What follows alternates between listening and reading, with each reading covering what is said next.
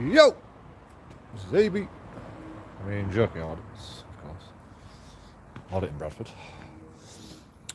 So... Yeah, I just wanted to... Can you see the back?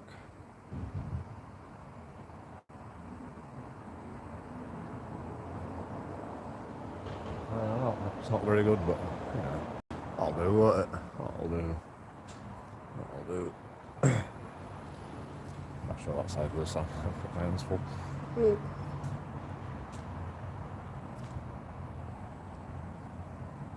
I'll wait until someone comes in, I suppose, before I ask nobody to check the back of my hair.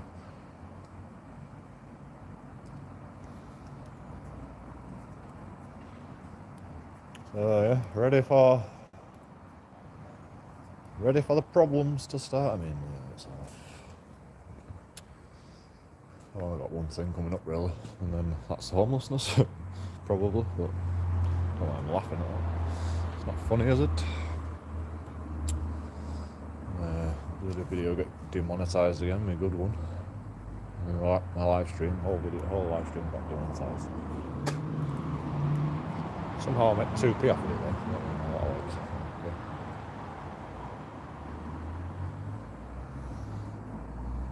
Okay. Yeah, back in. I should have just spotted my phone on, didn't I? Oops. Yeah, check me back of my hair. Is it any good? I obviously cut it myself. So I couldn't see the back. Oh, thanks. Thanks for your help. See you later.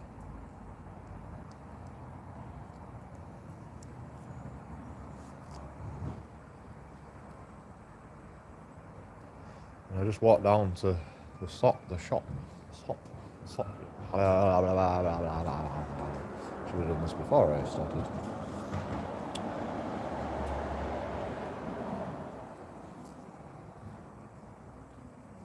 I walked down shop, took me 5 minutes today.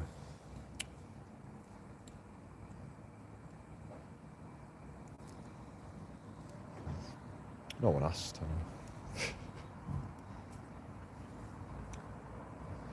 But I told you anyway.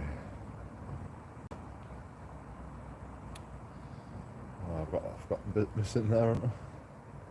Let's see, it's sticking out. What the heck is that? I've got to take my hair. I've had to take my hair clippers apart because it was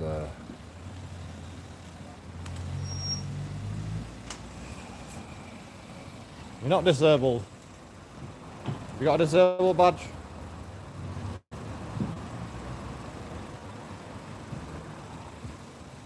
That's a negatory.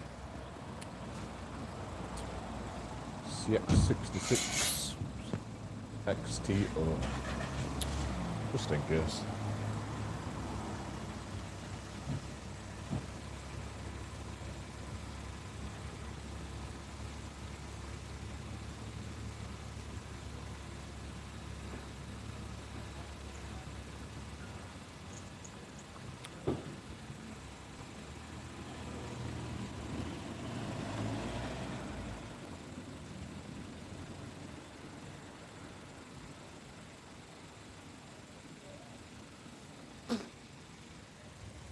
So yeah, a man and a woman. And another guy with accent is over. No disabled badges, 0 disabled badges. Yeah.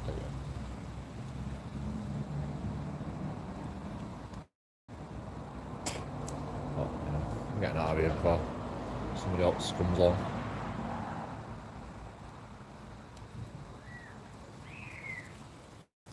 I mean, it is closing time, but you know. Still just, why park in a disabled space? With your headlights on, blinding everybody.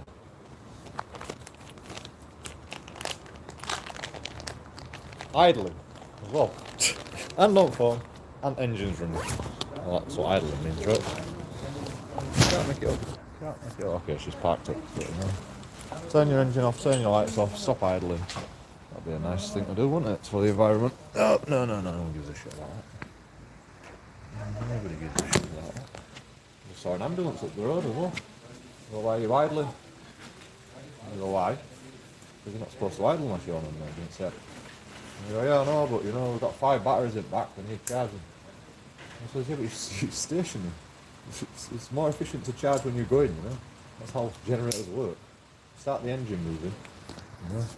And the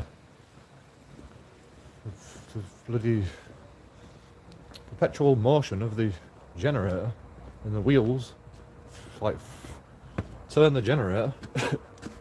It's more efficient when you're moving to charge your battery. In fact, you know, 5 batteries, you're not going to charge no lights just sat there, are you? Especially in an ambulance. All these bloody machines working away. And the lights are on. Probably air conditioning are on as well, and they've got the windows open.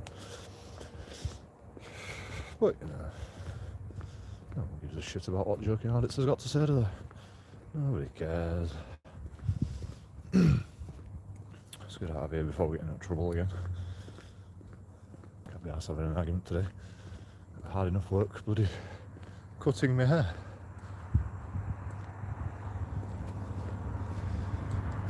Without no hot water, I had to bloody fill the bath up with kettle.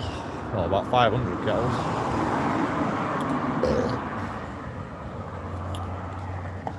Washed myself twice because I was filthy before, and I can't cut my hair with the greasy hair. It might have been better to cut my hair with greasy hair, to be honest, because it got a bit clogged up. So I had to take my hair clippers apart, clean them all out, and then it overheated, so it shut itself off. So I had to wait a bit for it to start up again, and then I just couldn't be arsed anymore. So I missed a bit over here, sticking up. Okay. It's only court. Do you have to cut your hair for court? I don't know. I mean, I didn't do it for court, but you know, I actually was just like waiting till my court date just to get a haircut, to be honest. Because you know, if I'd done it before, then I'd have to do it again, wouldn't I? When I go to court, I'd have to shave my beard again. So I just thought, I'll wait until I go to court. And I'm lazy. Live stream 24 hours a day. Well, not yesterday. Yesterday was my day off. Oops, squeaky shoes. Pardon me. Pardon me. I'm sorry. I don't want to go this way. I don't actually want to go this way. I don't want to go that way. Do I have to go back again? Fuck. I don't really want to go that way, to be honest. I'm just going to go for a walk. I'm alright about it. Let's slow down a bit.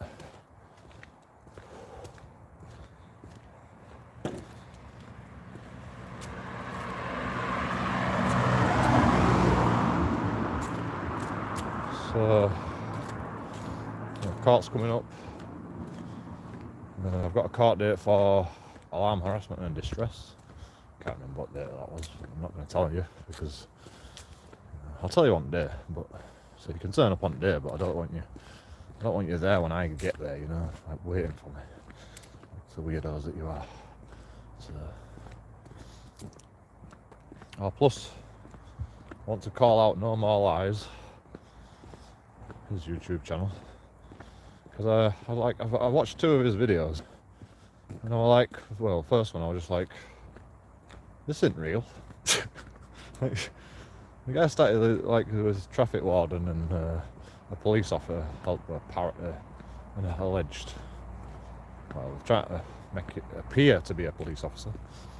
It wasn't a police officer. There were no epaulets on his shoulder. There was no identification. You know, if you're a traffic warden, you're going to identify the traffic warden, aren't you? I mean, you've got the number plate, I suppose, but it didn't take no number plate. It just once the camera started rolling, the clamp were already on his tyre, which that would never happen to a police car. Definitely not.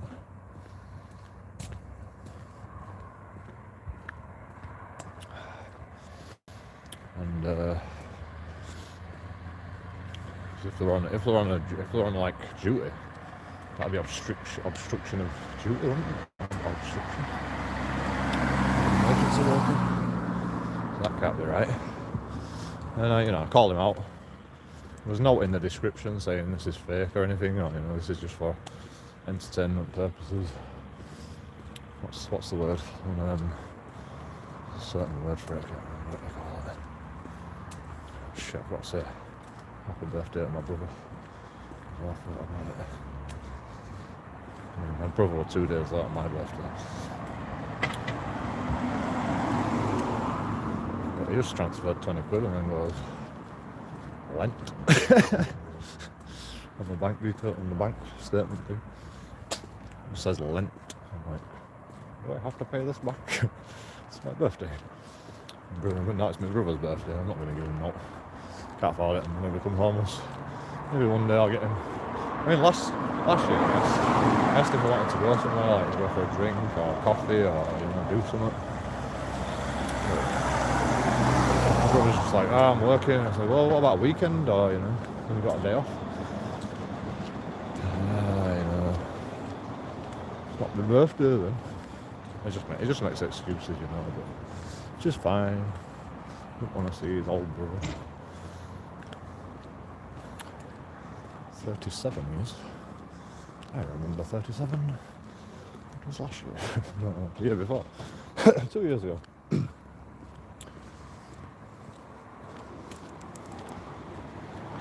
What time is it? It's like 10, but that supermarket, they let people in.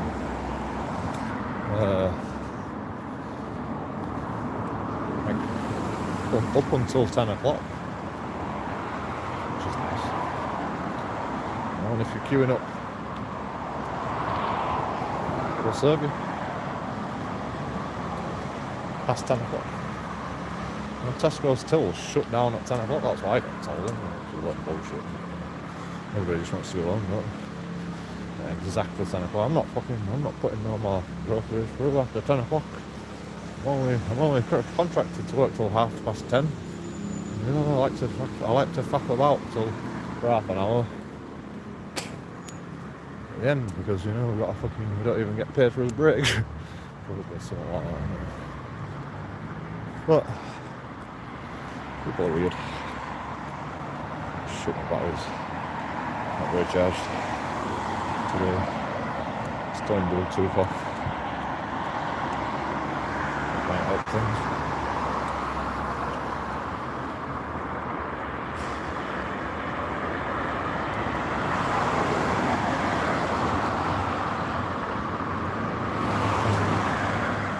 I hope we actually get some sort of closure on this homelessness situation. It's been fucking far too long.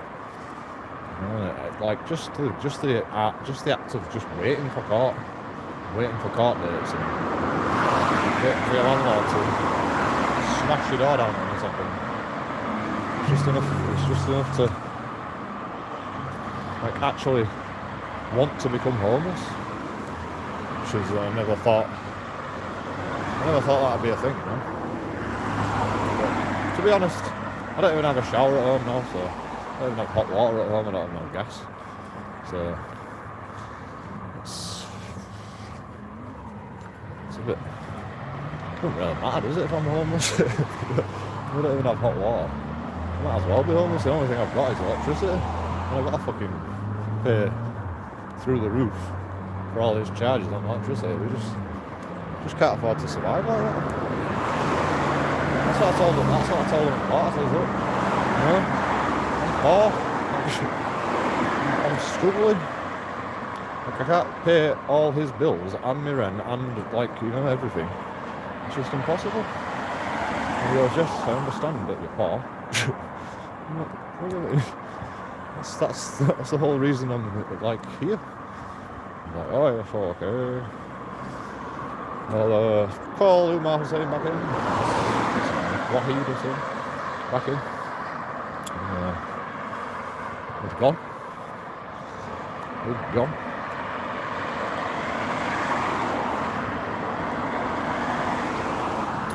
So I had to wait for him. And then because he just chipped, he wasn't supposed to.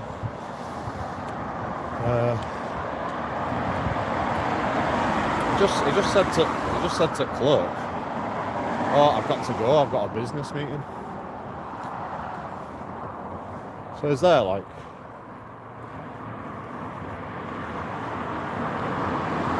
what's it called? Is there like, I want to get in my house, oh, but I've got a business meeting. More important than getting somebody out, If you're so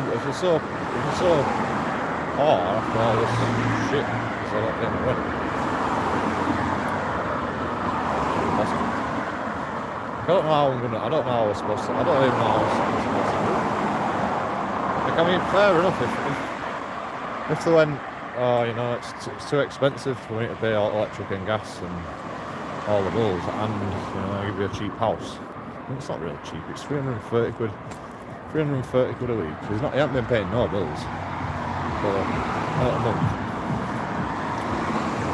There used to be 3 people at first. I was getting like 990 quid a month. Every month. So that was out there. Look.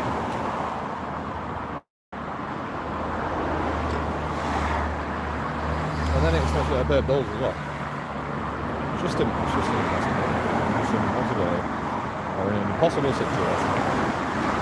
And tried to sort it out with my landlord. They stopped answering my calls because he came in and attacked me, and then he never answered me. And then he never answered my calls after that. Actually, he did answer one call. Because I said, oh no, he didn't. They were answering everything up until I said, I'm going to pay £120 on water bill out of your rent. And then he never got back to me. So I did it. Like, because I set up a direct debit for my water bill, for the water bills. Told him about it. He won't get back to me. So I'm there on phone back to electricity company. Just backwards and forwards, electricity company, he never answered. So I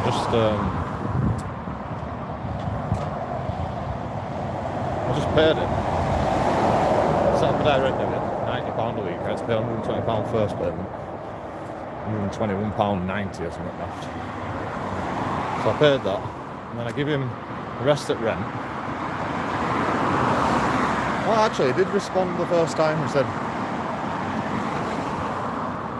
says, no, you've got to pay the rent. And I said, well, I'll pay the bill out of your rent because I can't have these debts on my bills. So I'm gonna have to start paying it off out of your rent. I was like, no. So I did it anyway. And I give him the rest of the money, and then he said I'm in rent arrears straight away. And came and says, I live at this house now, so you've got 2 weeks to get out of the house. He handed me this letter after fucking pissing about for a bit, sitting in my living room making business calls while everyone's watching TV. You only rent a room, go to your room if you don't like it. And I'm like, I would do, but you're in my house, I want you out. You don't live here.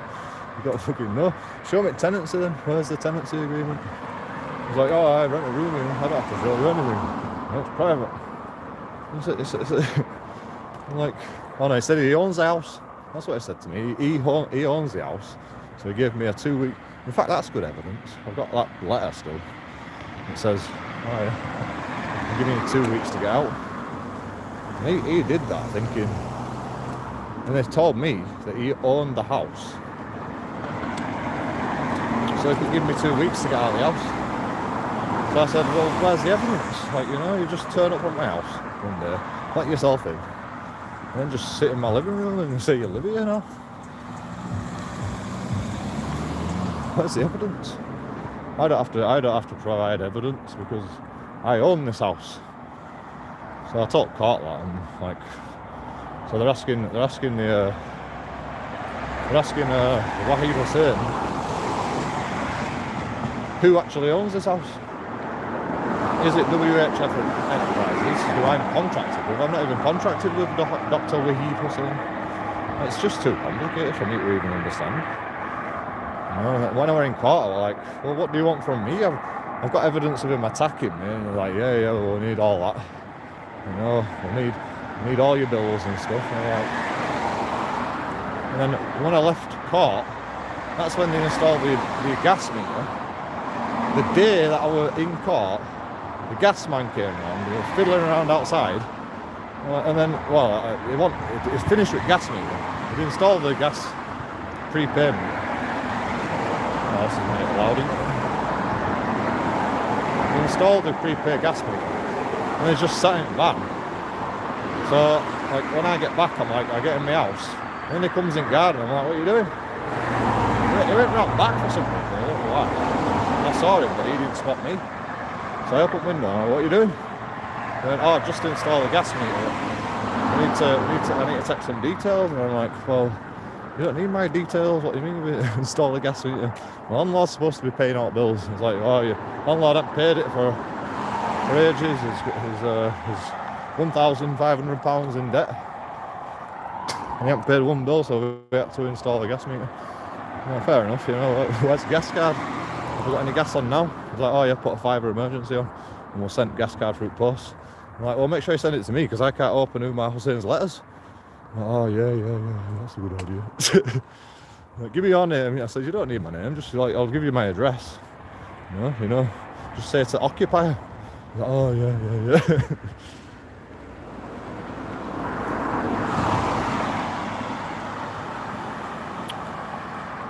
So I didn't want to be liable for his bills. But I am anyway, because I had to, you know, I was trying to ring the gas company up. And now they're like asking for my name, so I give them my name. Ridiculous. So now I'm not actually sure if I'm liable, but you know, I'm paying the electric bill. Because the electric guy came around after that, like a few days after, maybe one day after, I think. And then installed fucking electric meter, and I was just like, yeah, do what you want, do what you gotta do, man. I'm gonna be kicked out soon anyway. I don't really give a shit, but I didn't expect all the debts to go on the meter. All his debts to go on the meter. Thank you for all.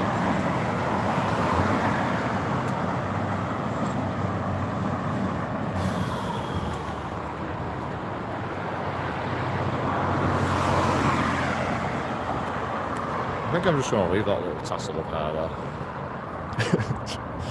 Just to make myself look as scruffy as I feel even though I've had a haircut.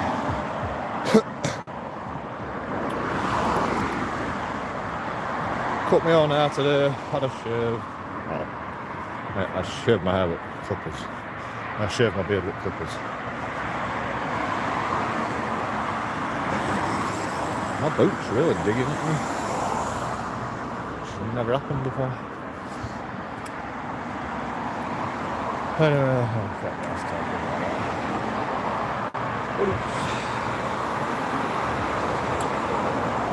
Got some shit on. Probably. Too wobbly with this camera.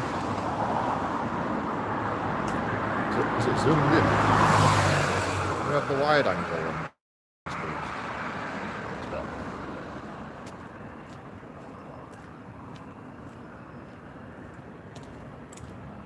Go towards the alarm. Can't tell which way it's coming from. That way.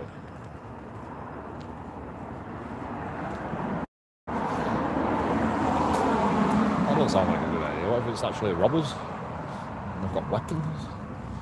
We don't want to be apprehending robbers. Murder me.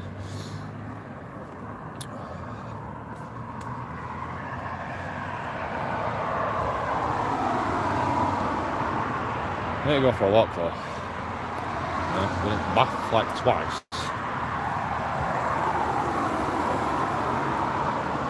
And then I was like, what time is it? Like, I fancy a beer now after all that. I don't want a coffee. I had a coffee at bathroom edit. I drank half of it. I'm like, fuck this. We'll get some beer. I had a hard day cutting my hair. Fuck it, it's not easy cutting your own hair. Pretty hard work. It's going faster than I thought.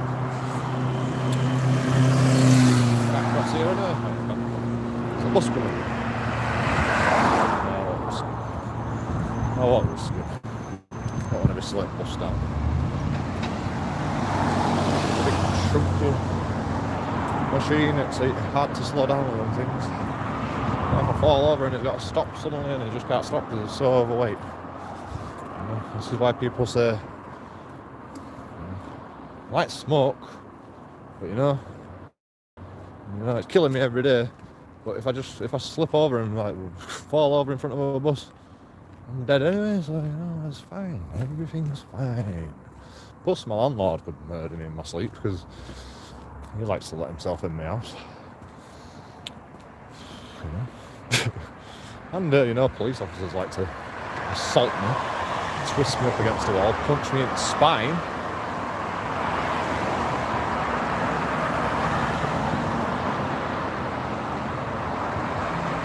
While I'm like, I'm not even resisting arrest. I never even resisted arrest. They didn't say I was under arrest, they just started pushing me about.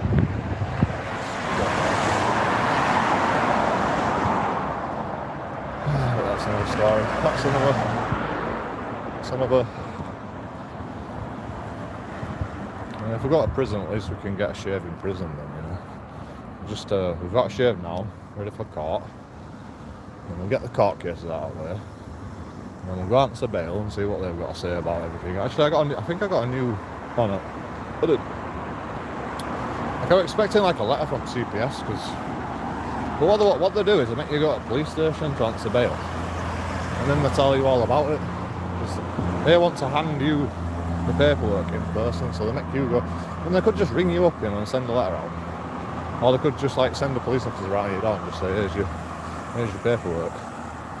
I'd still have to answer bail, but they could get you the information like soon. They don't do that.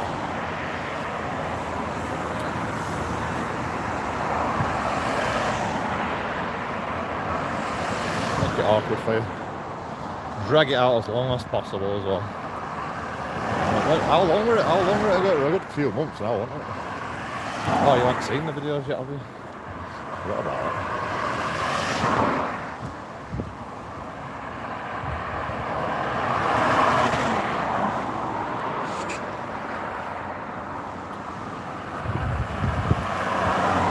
I don't know where I want to go. Just don't want to go home right now. I got nice and clean. And the room's a mess now. Well, it was a mess anyway, but now it's even more of a mess. Got fucking hair clippers out and all that shit.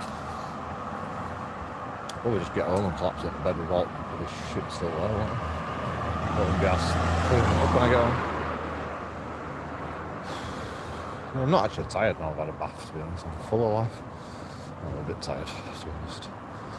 I'm just fucking knackered all the time, I just can't get a decent night's sleep. Maybe now I've had a shower. I've been sleeping in the bed so much. While I'm filthy because I can't get a shower. Now my bed's all greasy again. I washed my fucking quilt covers like a couple of weeks ago. I thought she had a cat in there.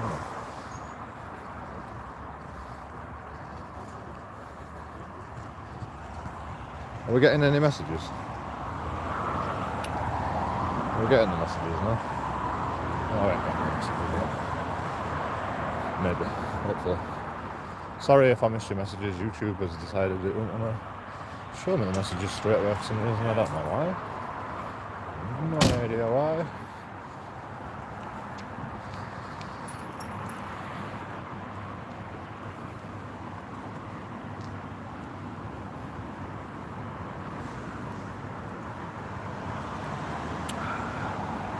That guy smiled at me.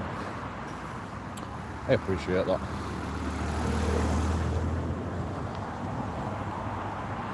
I didn't smile back. I didn't expect him to smile, to be honest. He just looked at me when I was looking at his girlfriend. She had a basket, and I was like, I was going to say, you're not supposed to take baskets. And I thought, no, I don't really give a shit, man. I've got to move that trolley back to the area anyway, so at least she's putting the trolley back in the actual, the basket back in the actual trolley area. Most people would just dump it on the floor. Bradford. I'm going to complain about her when she's taking basket back.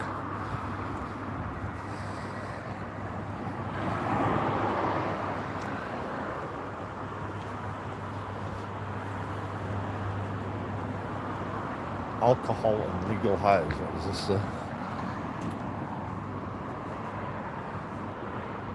A person must not, without reasonable excuse, consume or intake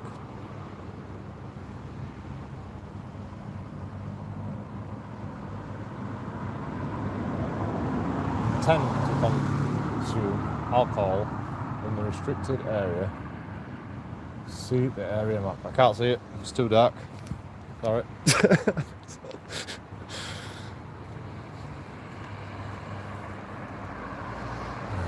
be alright.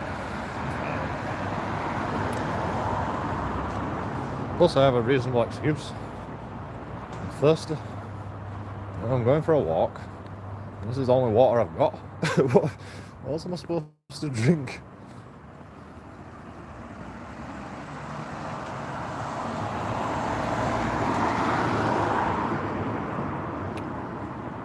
I suppose I could go to the shop. No, it's too late now. All shops are shut.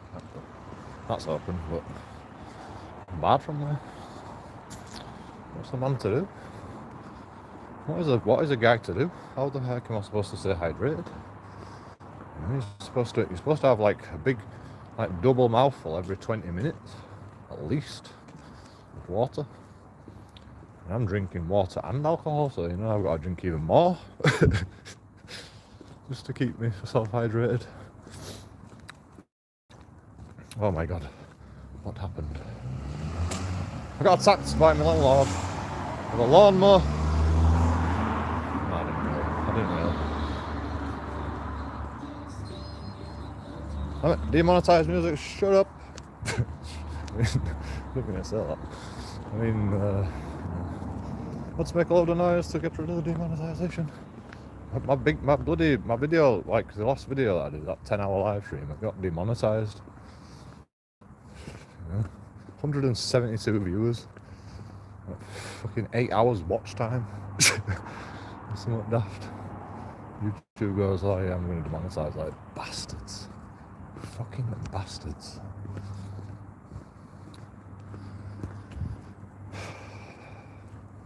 I were only listening to music in my headphones. I think what happened is I took my headphones off, left the music running, and put the headphones next to fucking mic. I just can't listen to music anymore. That's just it.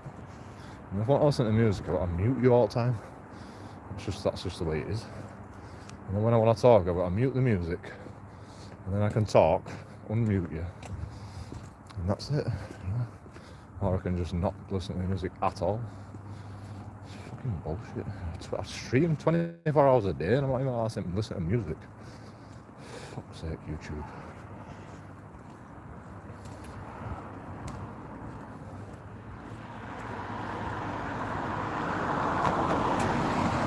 I mean, I can probably edit it all down, but you know, the damage is done now.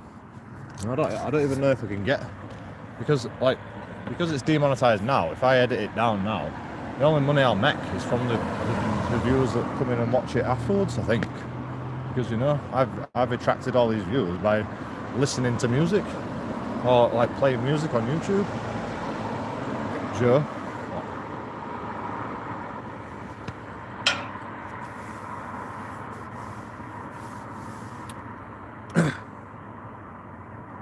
Simone.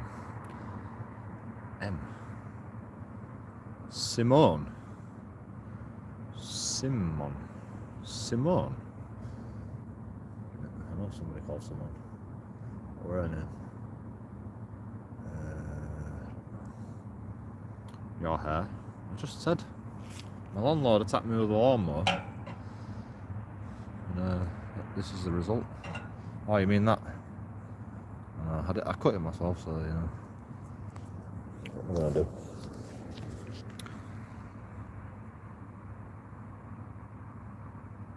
I missed a big tuft there, didn't I? It'll be fine. Who cares? It was worse before, wasn't it? At least it's a bit better now. I'll sort it out maybe if I can be asked. You know, cut my hair and I'm like, oh yeah, that'll make me feel better. Still feel as scruffy as always.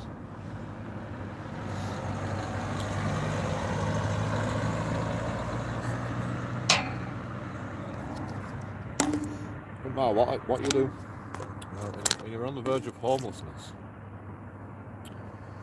being scruffy is just like, it's just part of the deal. It's just part of the deal.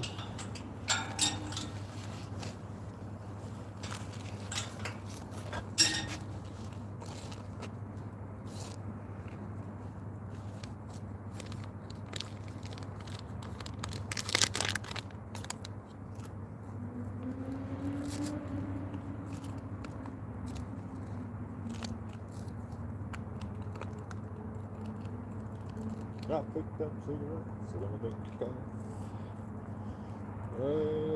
I took you at the sun and pissed you off. I take that back, I hope you're doing fine. If I had a dollar, I'd give you $1. But it means, ain't nobody gonna bow no more when you sound your gun. That's so hard to say that. What the fuck? How much baccy do I need to put in the cig? No, since I got paid, I've been like making proper fat cigs.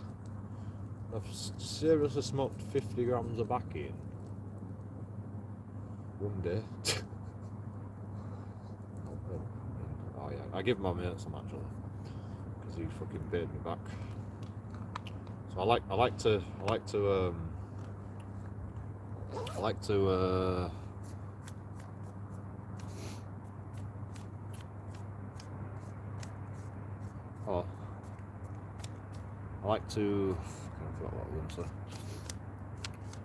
I like to reward people that fucking pay me back on time, you know?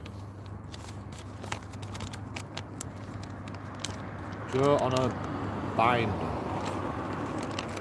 What's a binder? On a bender. It's a bender, isn't it? A binder. No, just having one bottle of beer, and then another bottle of beer, and then another bottle of beer. These are the jokes, folks. Etc. Etc. Etc. Etc.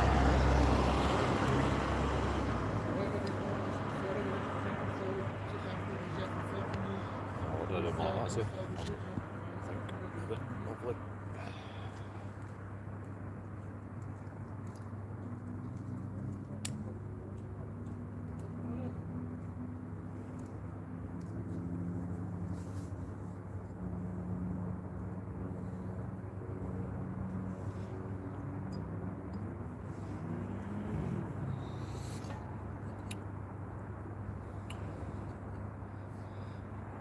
Bender, I think you mean. Ted Crooks.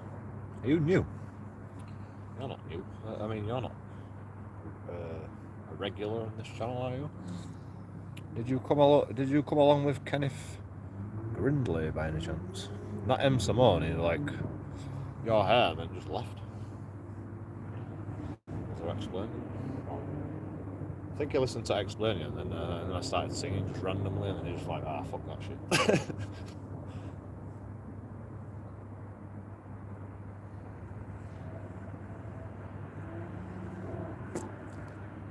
Now who else was left?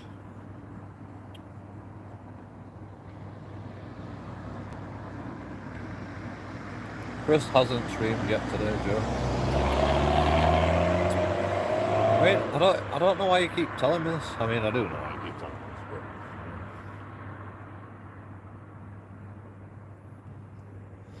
you're just doing your rounds, and you go around everyone's channel that's a live streamer and go, yo, come and join this live stream. I get it, you know, I get it.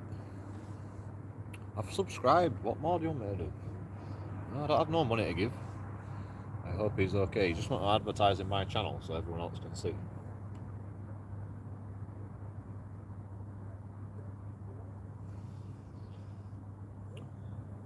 Why are you so bothered about a random disabled guy? Not that there's any problem with that, but like, you know, there's a lot of people that are struggling. That's not like probably more so than a disabled guy. I mean, you know, I get why it's fucking hard for a disabled guy, especially when he's disabled the way he is. But you know, like why are you just like why are you trying to? I just don't get it.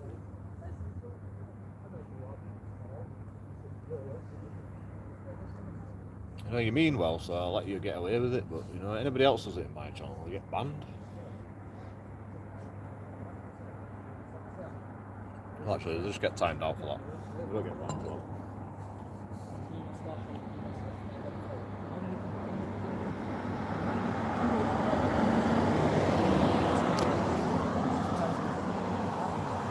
We have to help the disabled. I do my bit. How much more do you want me to do? You want to steal all my audience as well? You know, I audit disabled bears. I think I'm doing my part, you know.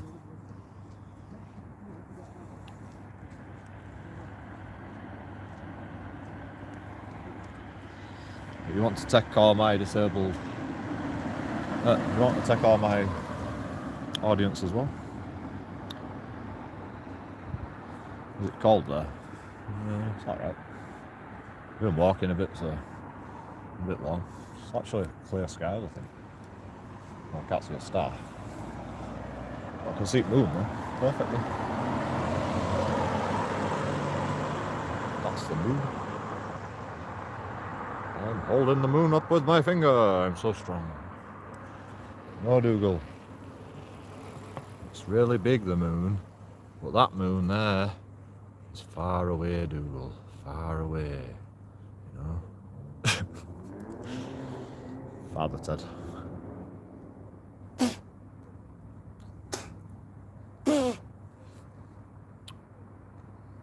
Yeah, smoke.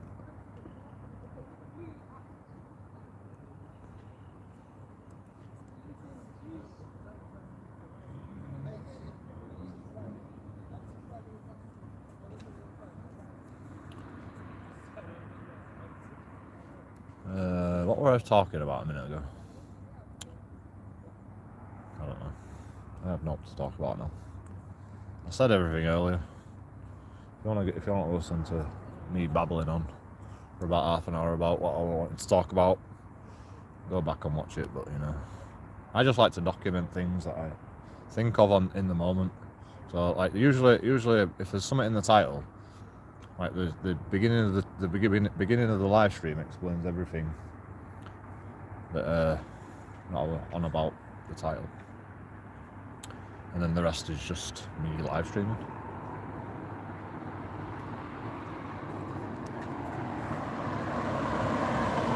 I'm doing my thing.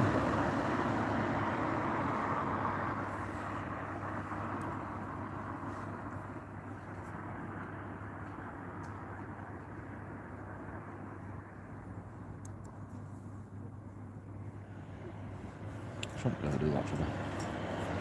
Like fucking putting my ash on the bench. And it's a bit wet. So people are just going to sit down on it and, you know, ash all over the ass. You know, so I wiped it off. Stop doing that now. Oh god. Got fucking serious indigestion.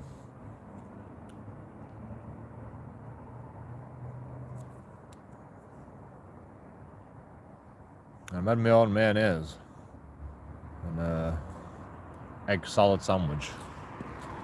So I just had eggs and eggs in the sandwich and salad. And yeah, my farts just stink of egg now, man. Proper bad. Proper bad. Yeah, I feel like taking them eggs back, so it's just so fucking bad. You're supposed to use old eggs though for hard-boiled eggs. I don't know why. I think it just makes them easy to peel, to be honest. But it's an old wives' tale probably. You're supposed to use old eggs for hard-boiled eggs, but fucking like proper chefs even say that.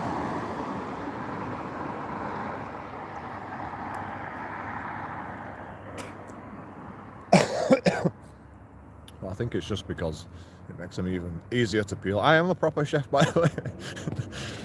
Sort of, you know, I'm not that good, but I try. That's another thing, you know, people don't appreciate about JoeKingAudits. I'm very self-deprecating. Well, I'm not really self-deprecating. I'm like, I just, you know, don't fucking. I mean, I think I'm a good chef, to be honest. I like to experiment, and you know, that's what a chef does, isn't it? It makes they make their own fucking, they make their own shit. Most of the time, it don't turn out that good. I've never like perfected a recipe yet. You know, one of my own recipes, but you know, I'm still fucking trying.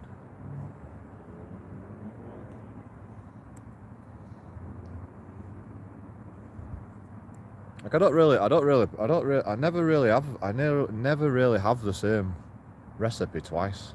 You know, when you're a chef, you never make the same recipe twice. You know, you don't measure out like a certain amount of spice. You just stick enough spice in what you think you need, have a taste of it, and you go, that tastes all right, and then you stop putting spice in. That's it.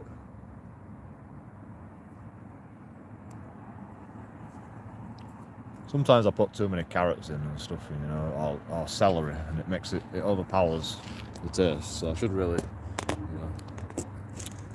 know, get a good understanding of how much of each ingredient gives off each flavour. And I do have a reasonable understanding in my head, but you know, I never fucking perfect the art, so I can't know to an exact science. I mean, it's like you should measure everything. You're a chef. I'm like, yeah, but we're at home. We don't have to measure at home, you know. We've got to measure because it costs money. If you put too much of some ingredients in your stuff, well, it costs you money. I've not been around here.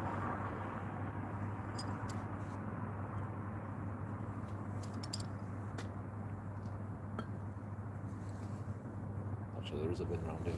Not like. There's a bin. I don't know where I want to go, to be honest. Where do you want to go? I don't really want to be here. I know where to go, actually. There's no bag wet. Did it rain? Is it leaking? Can't leak. It's upside down. Top's wet. Good.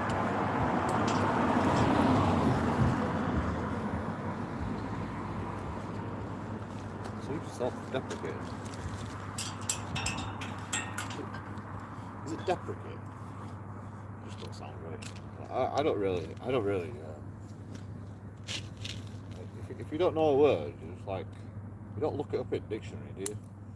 You just go, what's the context that people are using that word in, and you just like figure it out for yourself.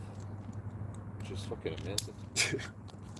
It's like that's like magic. That is magic, you know.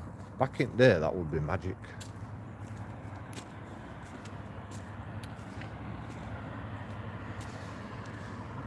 Possibly.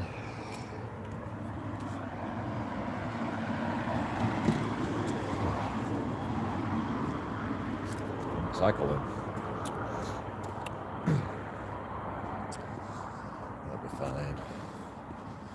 If a cyclist comes, I'm sure he'll let me know. So I do run me over. He's not paying attention. Of course he is, he's on a bicycle. The way you can stay balanced is if you pay attention. If you're just like looking in one direction, eventually your equilibrium is going to be all out sync, isn't it? So you're going to fall off your bike. You've got to pay attention all the time, you know. You've got to pay more attention than a person in a car. You know, you could just let go of your steering wheel and just like drive down the road and then like jump on a curb and then go, oh yeah, I need to get back on the road. But you know, a cyclist, if he hits a curb, is he gonna? One time I saw this guy actually just jump on a curb and then fucking pull it back round. Like I went, did he fall asleep or something? What the fuck? Like, I couldn't actually, like, I was, like, speechless, but my man was just like, I was paying attention because I fucking saw it straight away. I saw him doing it, and I was like, where are you going, bro? And he was, like, bumping up curb.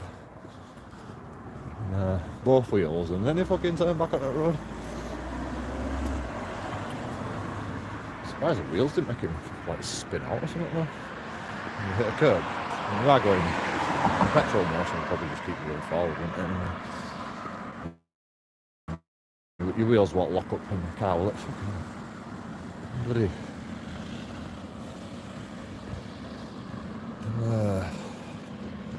Pedestrian crossing lights blind you. You can't actually see walking across the road. How do I get out of here though? That's the question. How do we get out of here? Without going to town? Into a no drinking area? I don't want to commit the crime, commit offences unnecessarily. And this is an unnecessary.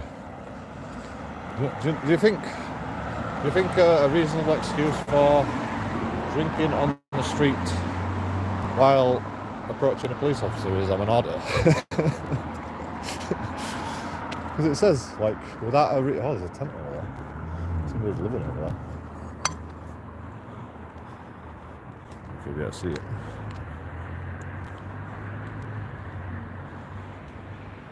Is that a tent? Probably.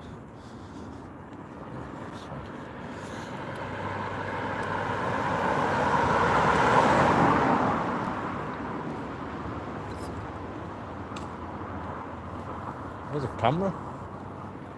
Why is that there? That's illegal. Oh, maybe because of this door. You can't see shit again. So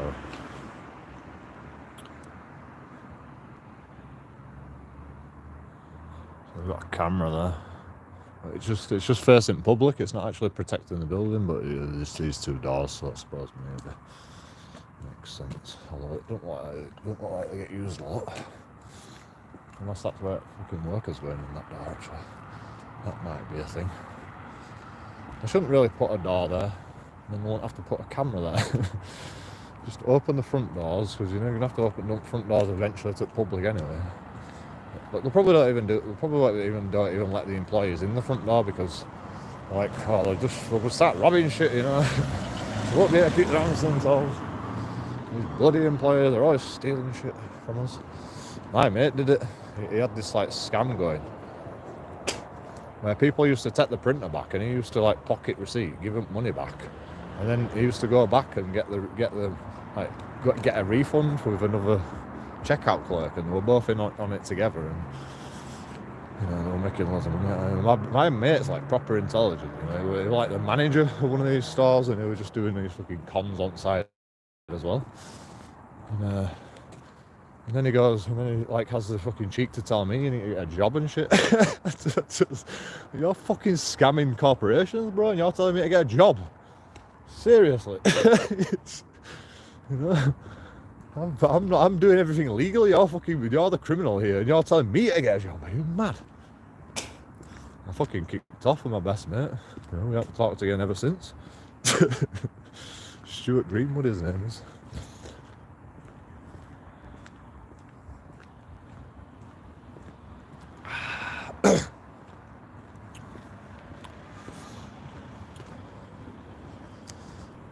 Fucking hell, I went the wrong way again. I want to go up there though. I don't think I want to go up there, it looks a bit dark.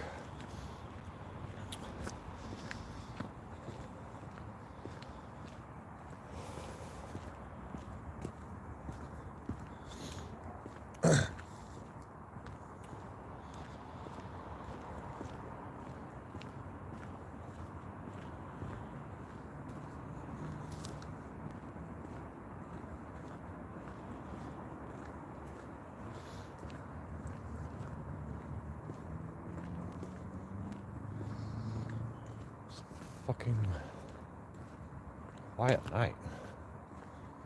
What time is it? It's only fucking 11 o'clock. Why is it so quiet? Has everyone got a job?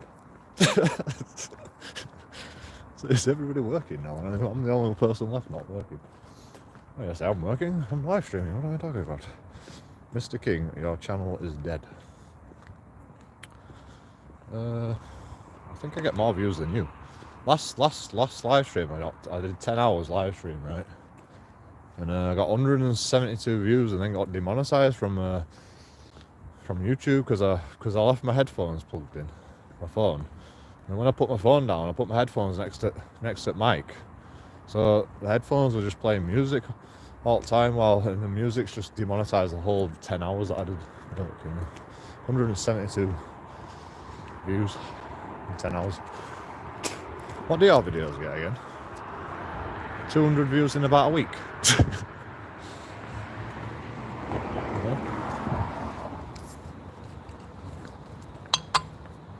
Yeah, we're probably on par really, aren't we? I just have to live stream for 10 hours and you just got to fucking make a video for 10 hours and then in a week you might get 200 and I get like 700, 1,000 views a week at least. But you know, yeah, whatever you say, bro. I thought you said no more lies. See, everything you do is a lie. Are they even your videos? Who makes them videos?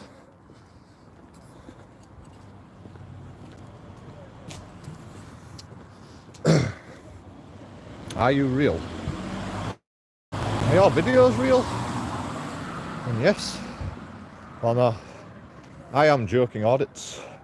This is a character I play on YouTube. But JoeKingAudits is exactly the same as Joe, so you know. I hold myself accountable for everything I do. I mean, I would anyway, you know, but. Right.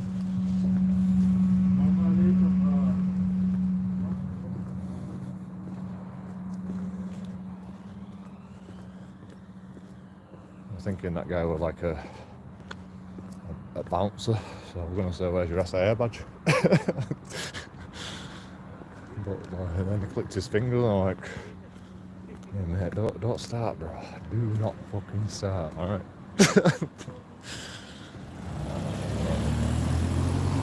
Can't believe he fucking cracked his fingers as I walked past him. Wanker. Knock him out.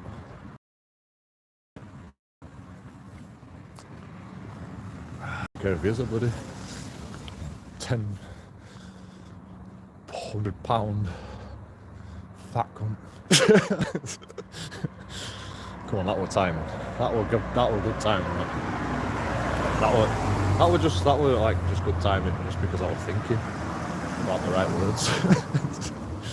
I think I nailed it.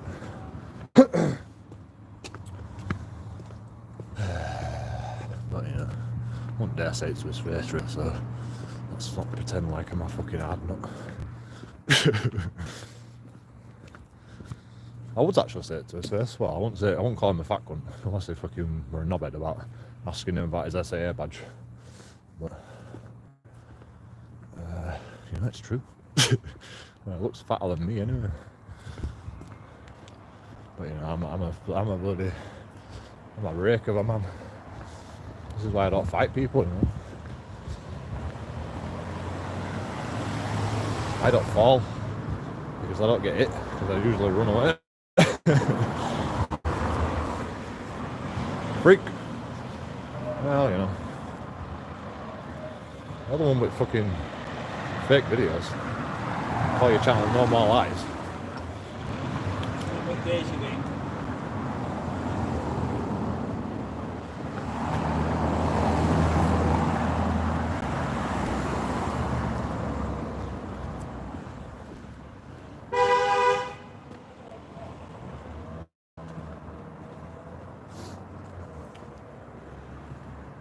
Burp. Watch out, Roy, you're getting knocked over.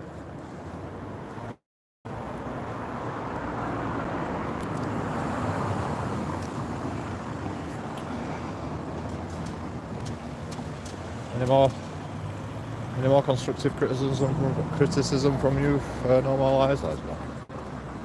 That's not right.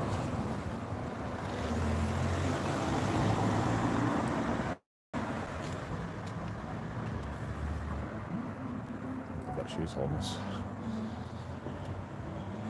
She stood there talking to herself. I'm sorry for her. Oh, she's just crazy. And foreign. Which is lovely, you know. Bring all over crazy foreign people. Oh, she's homeless. And she's like talking to herself because she's got no one else to talk to, and he's like, are we gonna say hello to her or something? She might be crazy. I just can't. I'm live streaming. Something needs to be done.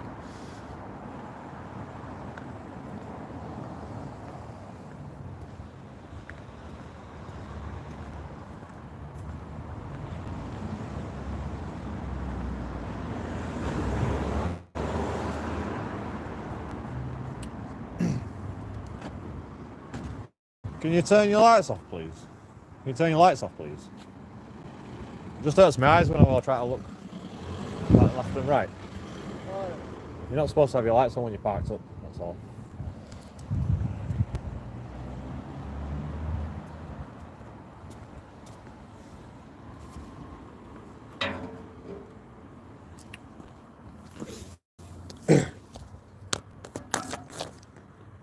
You actually fucking did it. You actually fucking did it. Thank you.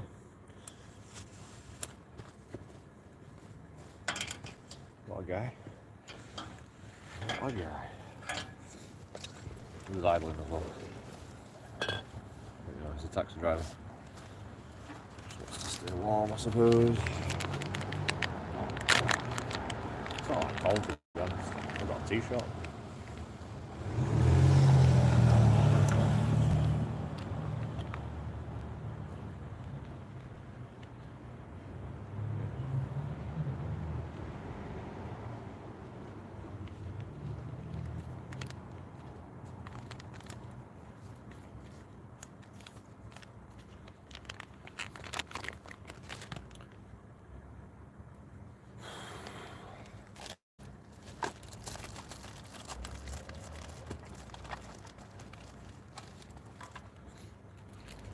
It's like people in cars don't actually think about this.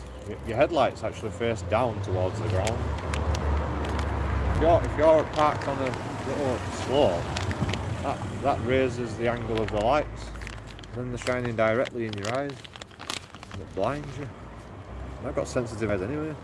Especially when I've been in dark for an hour or so. My eyes are getting used to dark, and then I've got fucking bloody lights everywhere.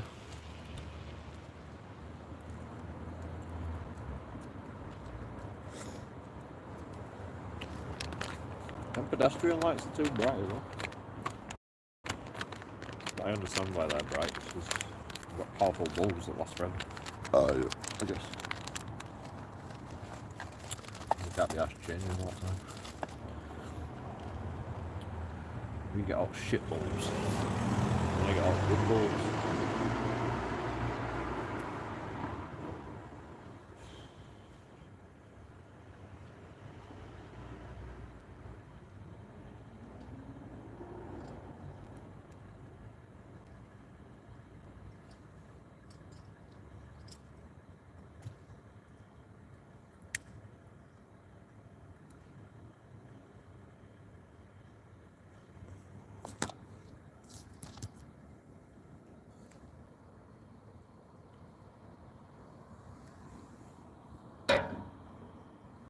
I can't believe that's got his lights off, but he's idling.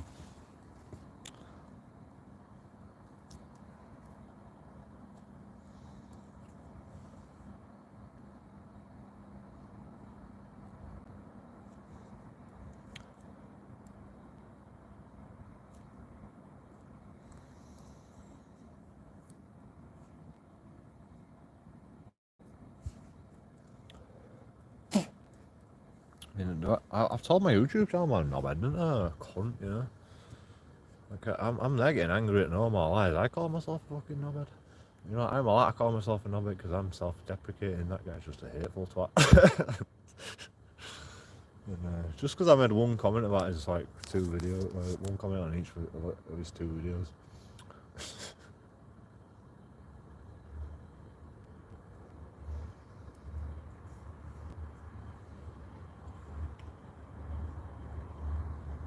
Your channel is dead. Where's the your channel is dead? Oh, there it is.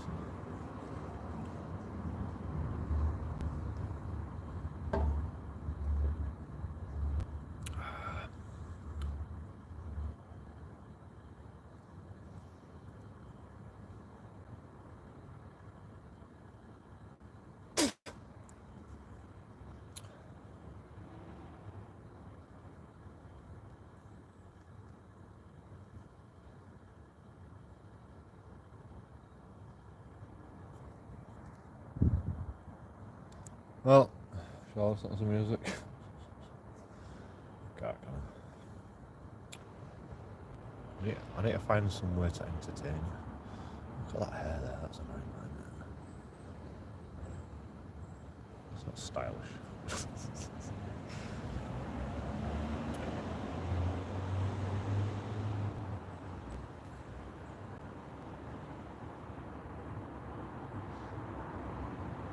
Why is there always like a light with like sun rays? I love it, but there's always a light under me, isn't there? This is what sends you bald. You sit under these lights. Sometimes. That's why they put park benches next to these lights. They're trying to make everyone go bald. They don't want you to have hair. Like, if we get rid of everyone's hair, then Hitler won't be able to find out where the Aryan race people are.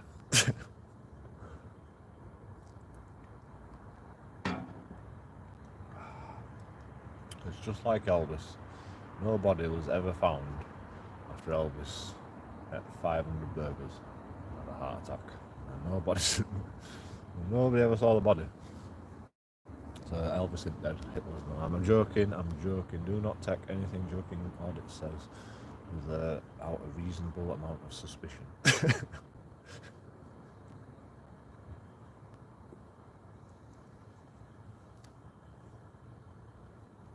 But Hitler, that's interesting. They think they'd get his body. I think they'd get his body back here. What do they do to him? The propaganda with Hitler. Nobody's going to do nice things to that guy. Jesus Christ. I think they're true or false. You said that about someone today. Russia will come for you. Say anything true about Russia. Russia will come for you. Nobody wanted to stop that. I think you're supposed to stop at these intersections. I mean, you don't have to go to a full stop, but you're supposed to like be in a position to stop behind the line if you need to.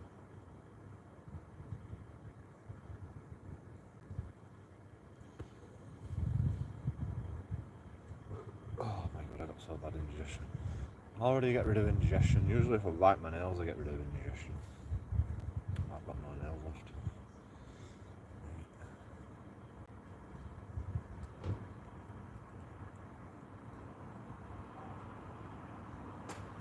Has anybody noticed that about like biting your fingernails? You always do it after eating, or if you're stressed. Usually, because I've got hardly any fingernails, I save it for after a meal.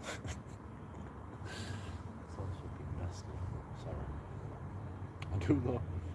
It's just habit, I suppose. But, you know, I think it's also a natural reaction.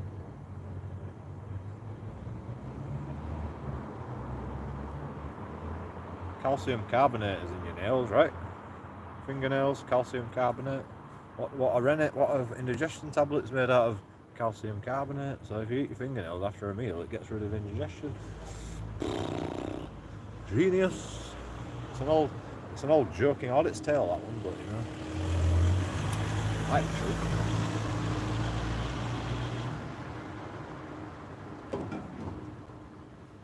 But like I say, don't hold anything without a reasonable amount of suspicion with JoeKingAudits. Anything JoeKingAudits says, always be suspicious of. Because, you know, I don't know shit, to be honest. I know what I know. That's what I need to know. If I tell you something that you should know as well, it's not necessarily true, but it's necessary to get a healthy understanding of the planet that we live on, and the world that we live in, and the society that we've built. Because the society is based on knowledge, science, infrastructure. It's not to do with like nature. God forbid.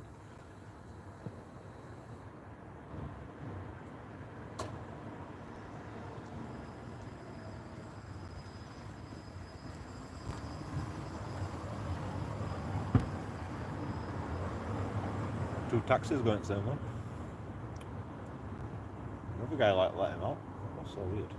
It's like he knew you were coming. Probably did. Probably rang each other. Like, yep, me and out.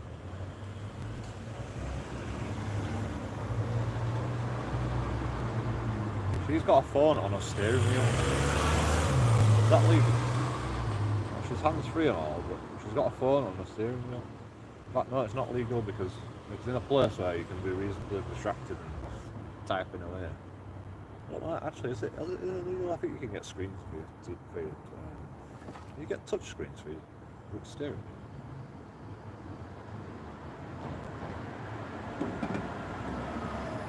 I mean, a touch screen won't be as bad, but that were a phone. Maybe a phone's touch screen.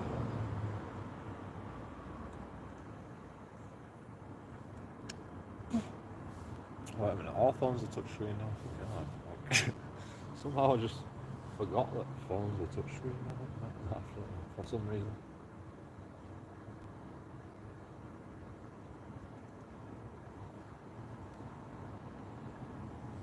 Why don't they make TVs touchscreen? I suppose might be a big touchscreen. That's probably why fucking phones are so expensive. They just get bigger and bigger, and like the touchscreens, just like you gotta have more bloody receptors on a bigger screen. So the more receptors you have, you've got to have more chips for every receptor. That's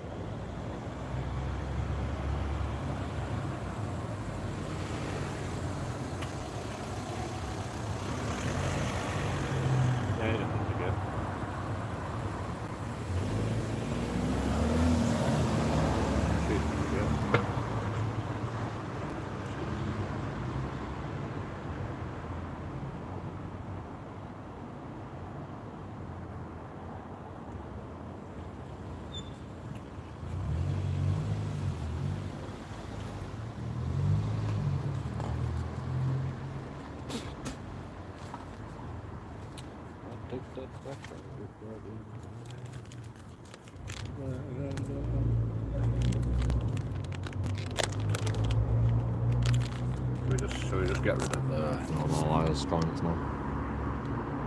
Yeah, let's do that. Let's get rid of all these comments.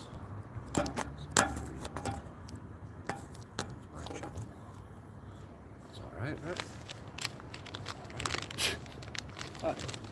We'll put him in a timeout, don't worry.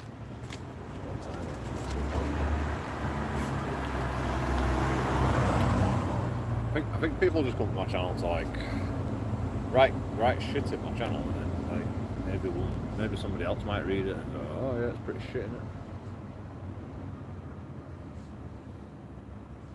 Because people are brainwashed. So if I just delete all that shit, I've only got good comments on. Seems like a good idea, right? Don't know why I've been doing that in the first place. Not that I get that many comments. It would be best to delete them all.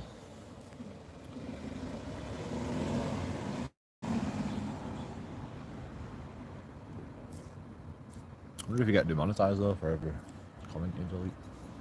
That'd be interesting. Like if you delete all comments the time he's been here, YouTube like get rid of that demonetization. I mean, I'm not really bothered to get demonetized anyway. It's another demonetization. Nothing, but it is. Fine. Yeah, this is going to be a short stream. I just started streaming because I had to go out, and stuff always happens when I go out. Just like today. Still have to talk to some disabled packers, Let's read a joking audits. Oh, yes, read a joke. Yeah, right. Joseph. What happened to No More Lies? What do you mean? What happened to him? Oh, he went. He deleted all his comments and just left. Weird one, that, isn't it? I timed him out. Well, you know, he left and then I timed him out. What's that?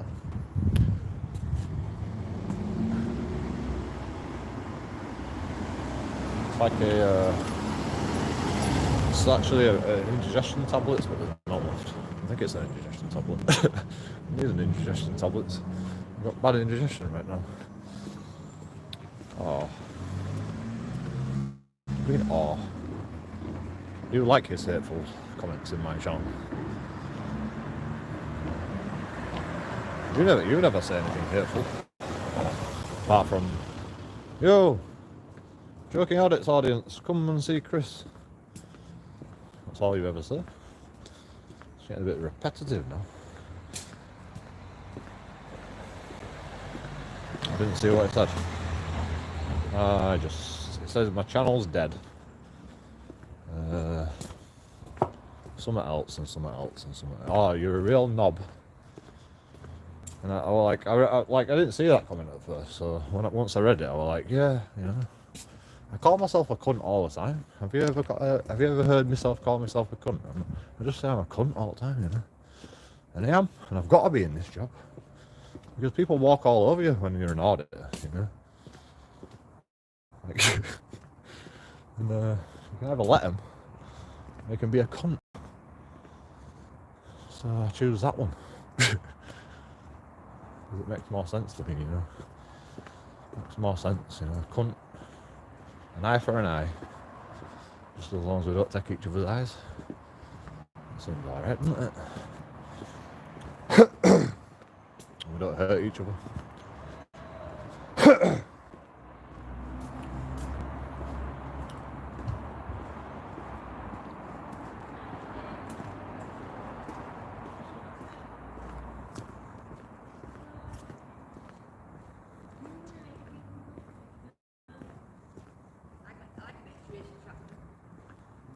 Probably.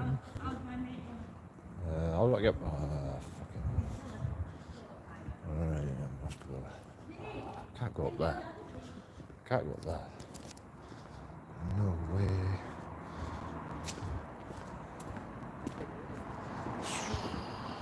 Like I've just walked everywhere in Bradford now. Just walked everywhere. This is why I like to go get lost. Because I've been everywhere. There's nowhere else I can go. And when I walk back to my house, I like to go a different route all the time because it gets a bit repetitive. So, yeah, you can.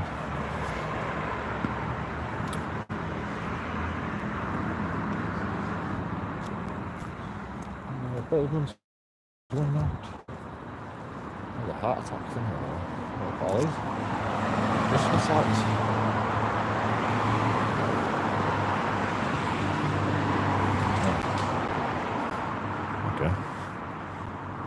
Oh, there's a camera up there as well. Is that a camera? Just a lot of Christmas lights are there. Is it Christmas? When was Christmas? Oh. Alright, they're all going right. Oh yeah, we can go up this way. Yeah, I forgot about this way. Oh, is that right? I've been this way before. Shit, the car's been. Fuck. I need a pee. Is it middle then? Thank you, sir. Time to get out.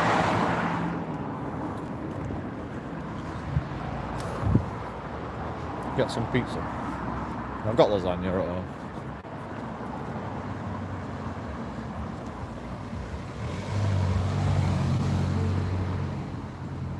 Okay, now it's cold. Now I'm getting a bit cold. T-shirt on, there's a peeler. Alright, that's taxi drivers here. Can you turn your lights out? Can you turn the lights off? Can you turn your lights off, please? Blinding me. They're blinding me when I'm walking down the street. And it's just like, someone else comes, turn your lights off, please.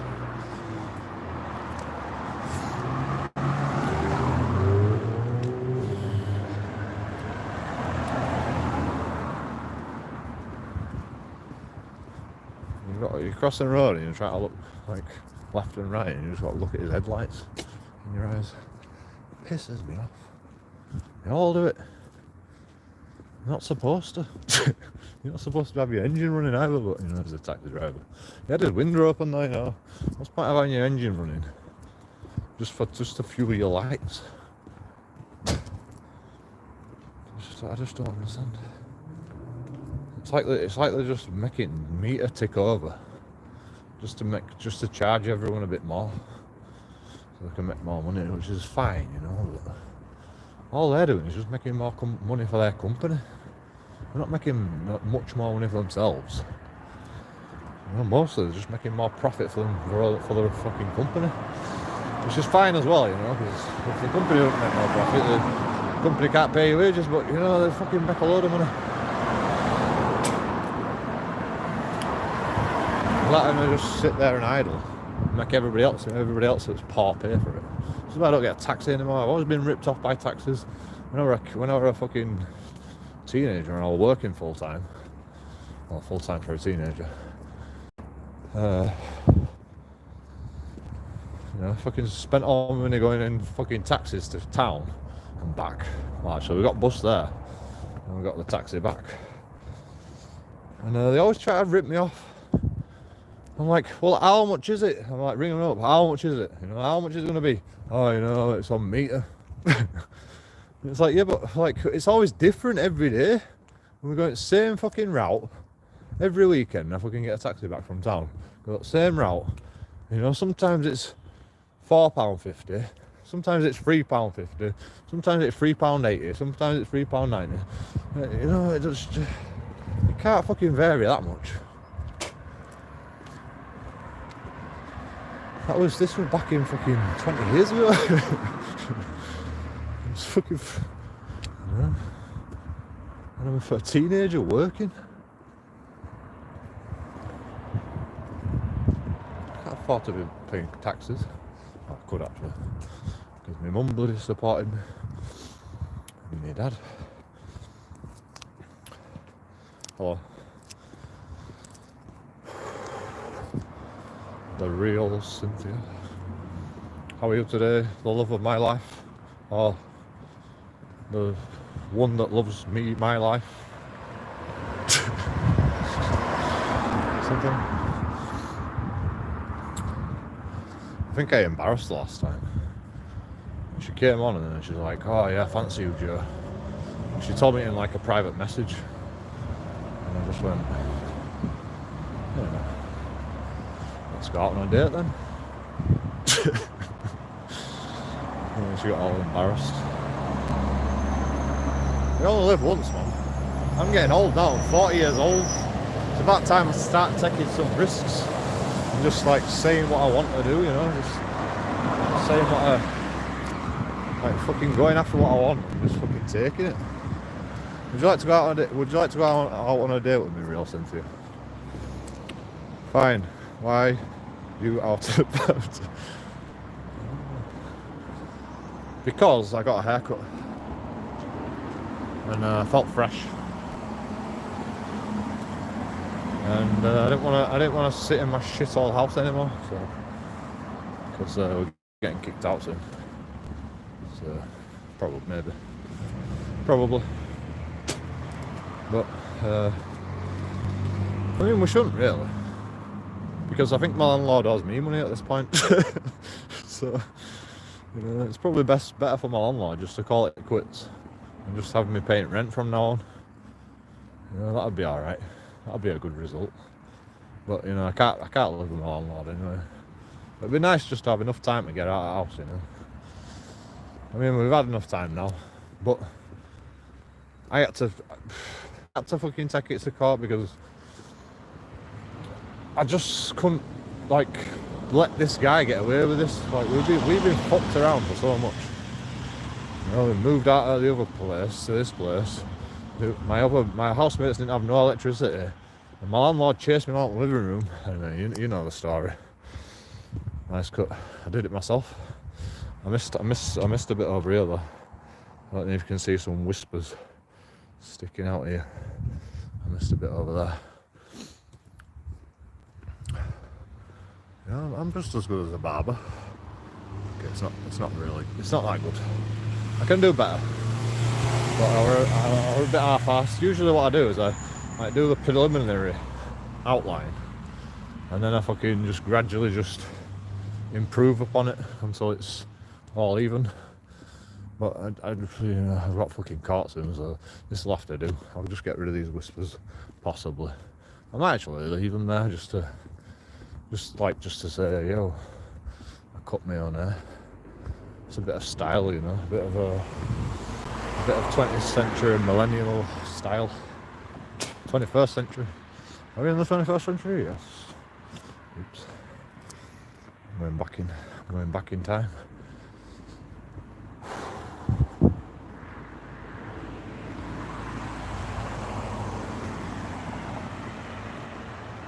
Oh yeah, I was supposed to be putting my jumper on and having a pee. I haven't found nowhere I can have a pee yet. Actually, I can have a pee over here. This looks alright.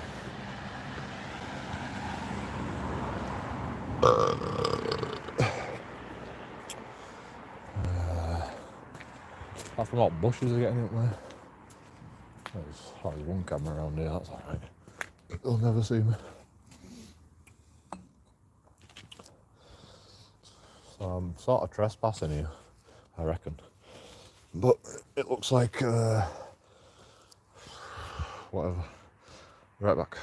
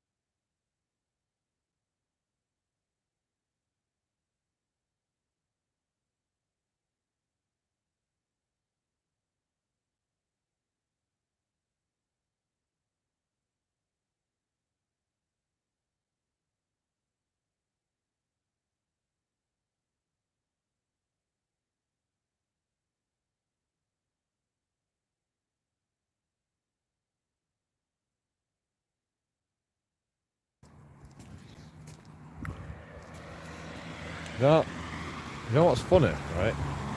You know, like these professional streamers like me.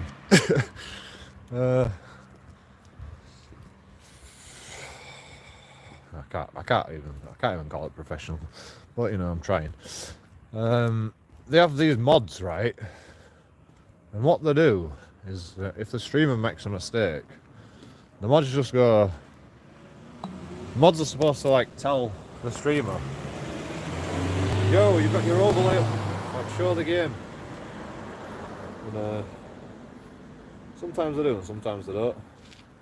And what mods do is like they sort of skim read everything and then they forget about their actual job. Because they're just obsessed with banning people in Twitch chat or whatever. But what I found is that when I'm muted, you know, somebody always comes in and goes, "Are you muted?" as soon as possible. So I figured out that the mods don't even have to do anything. You know, someone's always going to say something and go, "Yo, show the game." So the mods don't have to fuck it. That's one less thing for mods to worry about, which is cool. Because I saw myself doing it today. But that's because the guy was getting attacked by zombies and we could hear it. But I couldn't see it, so I was like, "Show the game." And then, because the running man's here, he doesn't really like me, but he tolerates me. So, because he knows I'm depressed and shit, you know, and I'm having a fucking hard time. He knows my life story. One of the mods talked to me once, because I was having a hard time. And, you know, I appreciate it. He said some nice things.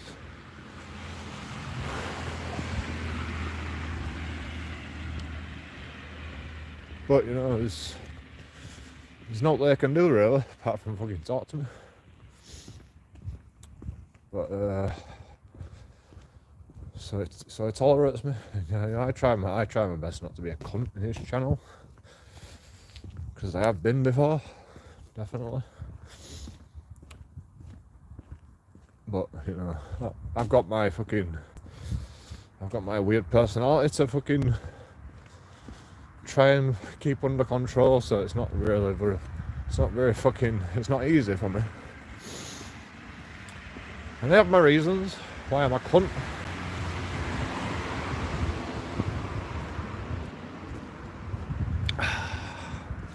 I'm not upset.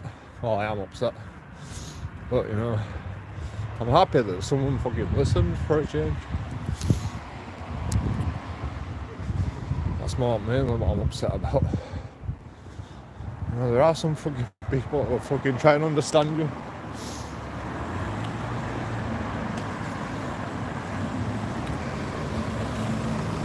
And then there are idiots like No More Lies that just come in your channel and say your channel's dead. I mean, you know, it's pretty fucking stale at the moment. But I keep a steady amount of views coming in, and I'm happy with that. You know, if I could make videos, I would be making videos, but I just can't fucking deal with it at the moment. I've got enough to deal with. But if anything else happens, I don't know if I'll be able to deal with it. So I just can't do it at the moment. I can't do no auditing. Even though I do when I'm live streaming. But you know, that's just the shit that I see as I walk around.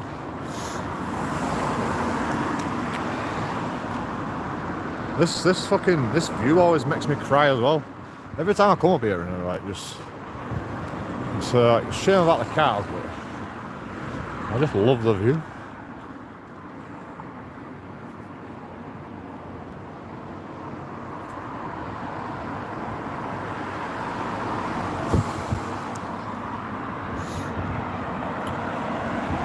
There's an even better viewpoint somewhere, but I'm trying to figure out how to get there. Oh, I passed it. Oh. It's down here. Let's go down this way.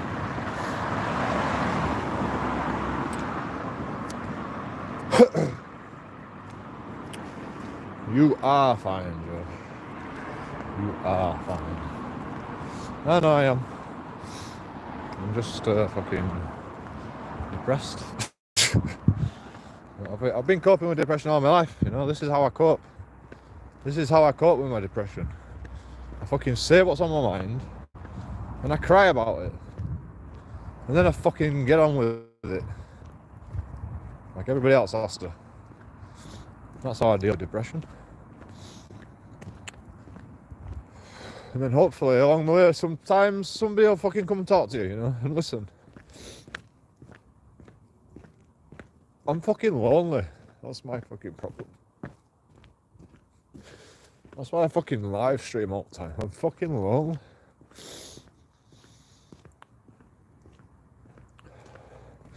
You know, I'm not doing myself no favours, and you know that, and I know that.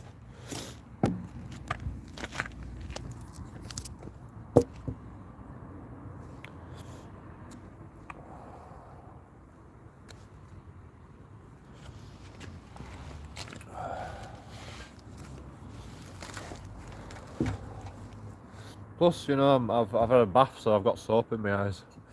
That's making me cry.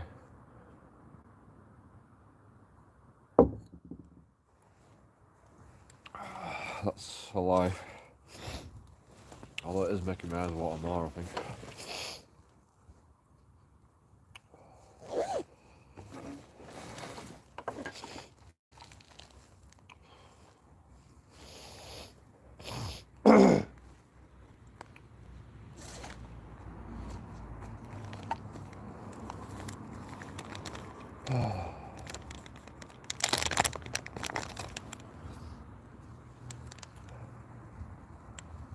Just take one day at a time. I know. I do. But then everyone says, oh, you can't just ignore everything, joking audits. But what do you want to fucking do?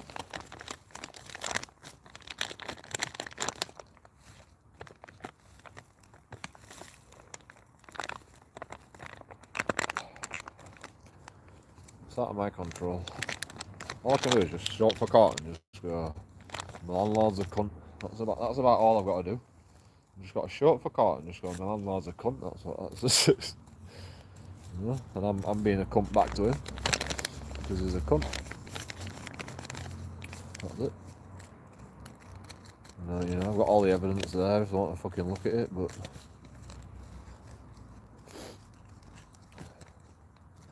I don't know what's going to happen. I don't really care, to be honest. I just want it fucking done. I just want to fucking move on with my life at this point. I mean, I could have moved out, you know, but I've still got to go to a court case. So I might as well just fucking just take the time to fucking like try and fucking sort my situation out a little bit while I fucking can get. I couldn't even save it even if I tried. If I wanted to move out and I like tried to save, I couldn't even save it even if I tried. I don't think. No, I can't. I'm not gonna stop drinking. I'm not gonna stop smoking. I'm not gonna stop doing other things. You know, living my life just because I've got to fucking move out. I'm not gonna starve myself to death. I'm not gonna fucking not eat chocolate because I need to find a place to live.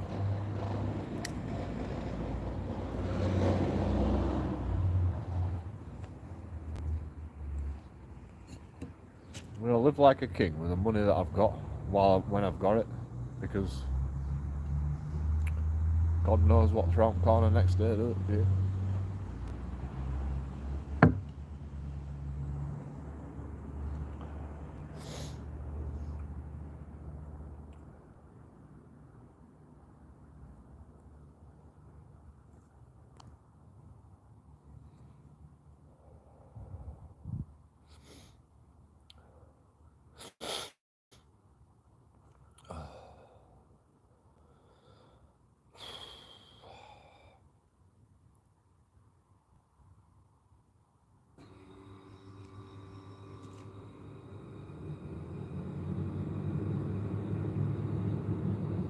That's where the beer is.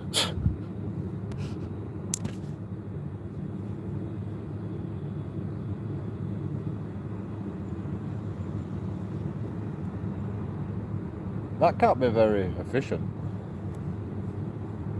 because it's just got a garage door for insulation to the fucking cooling cellar.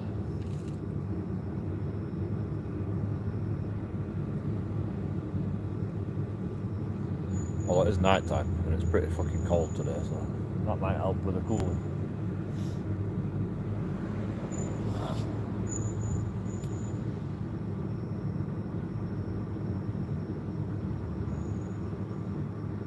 See what I mean? I just fucking notice shit.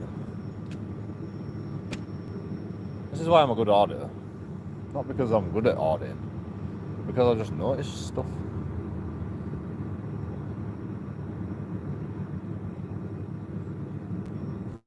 I seek out the problems.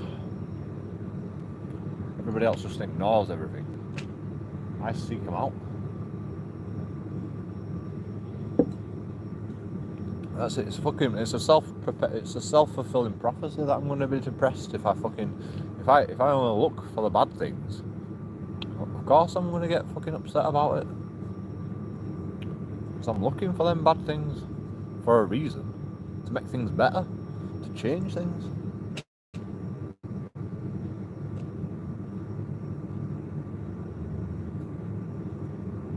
I'm trying to. Better for myself. You know, I'm a bit narcissistic like that, you know. I don't like something. So I go out and I fucking look for these things that I don't like. And then go, stop doing them things that I don't like. And then hopefully somebody might listen one day. And then it'll fucking make my life better. This is why I should be king of the world, you know. I look for the problems and I try and solve them. I'm a problem solver. Well, I'm not a problem solver. I'm just a leader. I'm a Leo, and you know, like the only thing that I believe in. Well, there's a few things that I believe in about the Leo star sign, and that's that I'm like a natural leader. I'm a born leader. So I go out and look for the bad things, and I go, that's a bad thing to do. Tell them to stop it, like a leader would do. You know? I've always been like that. Can't help it. That's my personality.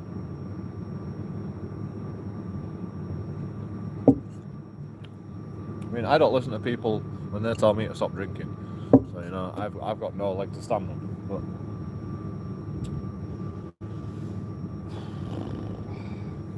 I don't want to stop drinking. I like the taste of beer. I know I drink too much. I should cut down. But don't tell me to stop.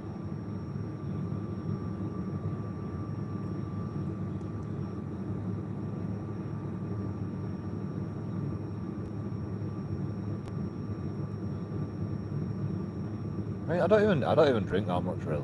You know, we're out here tonight. I'll do a 10-hour live stream. We'll have fucking 4 bottles of beer and like 4 cans. That's all I've got in my bag right now.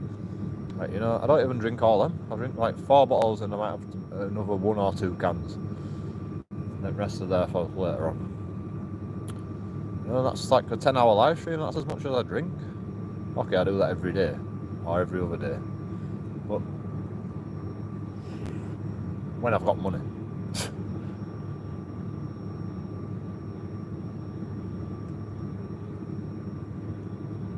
It's not that bad. It's not like I'm fucking getting up every day and fucking getting a bottle of beer, you know? I don't fucking buy that much, just so I don't do that.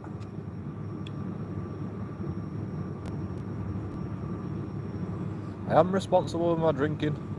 It's just lately I've been fucking so pissed off with everything. I've been taking it too far.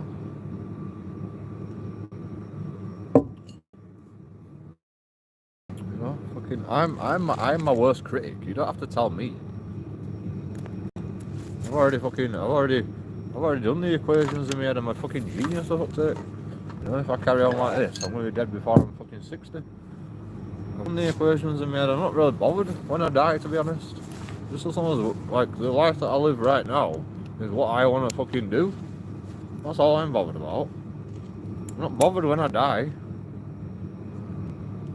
Obviously, I don't want to die a painful and slow, fucking horrible death. But you know, and I'll never give up. You know, I'll never go, yeah, pull the plug on me. I'll never do that. So, you know, I've got to fucking calm down, or else I'm dead. It's gonna be a slow, painful death. I mean, that's what I'm doing to myself right now. It's a slow and painful death. But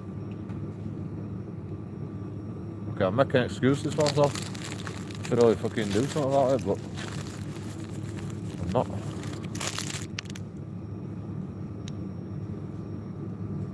Because I don't really care right now. I admit it. It's a problem. I've got the problem.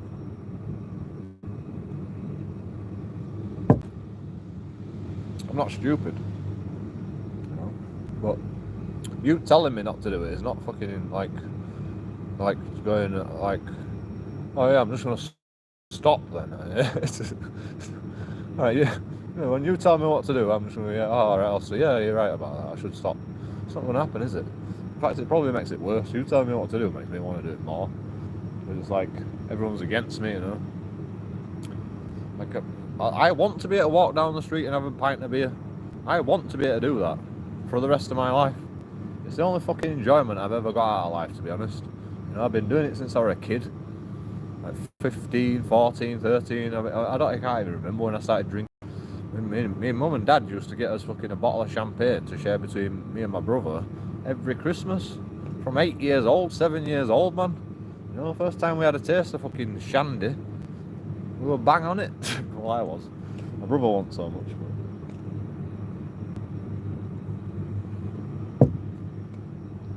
Well, actually, he always used to share it with me because, you know, he's got to go to houses with his brother.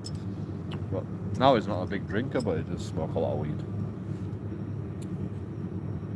It's my brother's birthday today. Happy birthday, little brother. 2 years younger than me.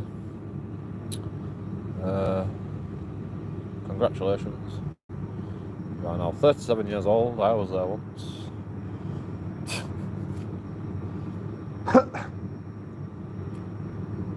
I don't know. Happy birthday. That's it. Happy birthday to you. Squash tomatoes and stew. I was a cheeky monkey to my brother when I was a kid. And I'm sorry. But you know, my brother knows I'm sorry. Fuck me. Start crying again.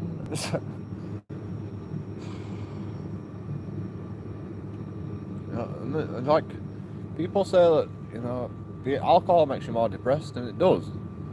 But, you know, it fucking releases a lot of emotions that have been building up as well. That's not a bad thing. In my opinion, it's not a bad thing.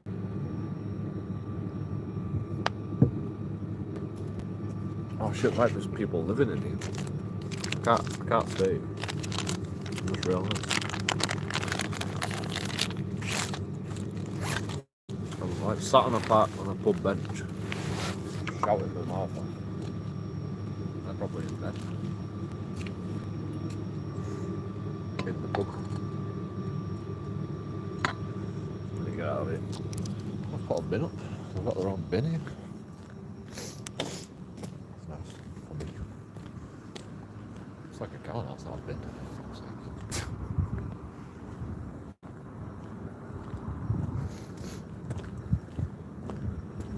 This is a general waste bin. I think I might have put a bottle in here.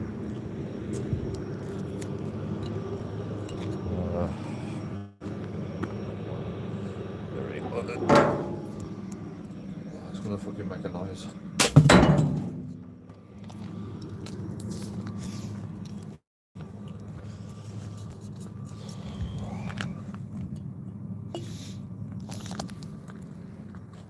Is this the way we go? Cold. Put my jumper on. It's too late now, I've put my bag on. Well, now the fucking fridge wants to turn off. Right. To put up with that bloody noisy fridge. And then it turns off as soon as we set off.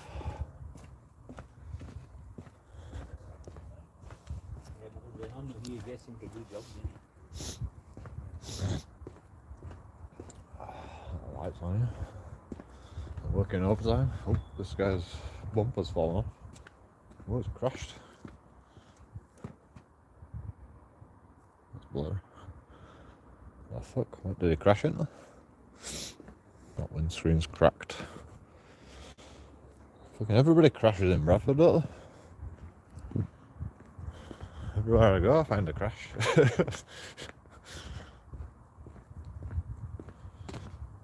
wonder what it crashed into. It must have been around here, right? It wasn't that bad, but it fucking put a right dent in it, didn't it? I mean, if you're going 30 mile an hour, you're gonna do quite a bit of damage to your car, right? And you're allowed to go 30 mile an hour in this car, so imagine if you hit a pedestrian at 30 mile an hour, you're fucked. All that damage there, if you hit a pedestrian like that, 30 mile an hour, you know, you could cause all that damage to that car. So imagine the damage involved on you.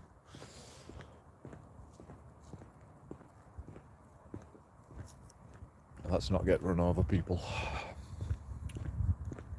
Ever. My girlfriend got run over. She was like fucking blah blah blah, run over. Yeah, we're not girlfriend and boyfriend anymore. You know, she fucking kicked me out. You want me to care about you because you got run over?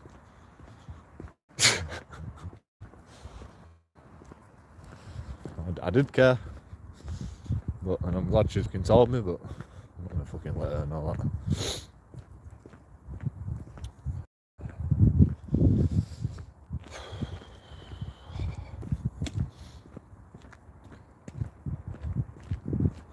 The thing is, she didn't actually call me and like tell me that she got run over.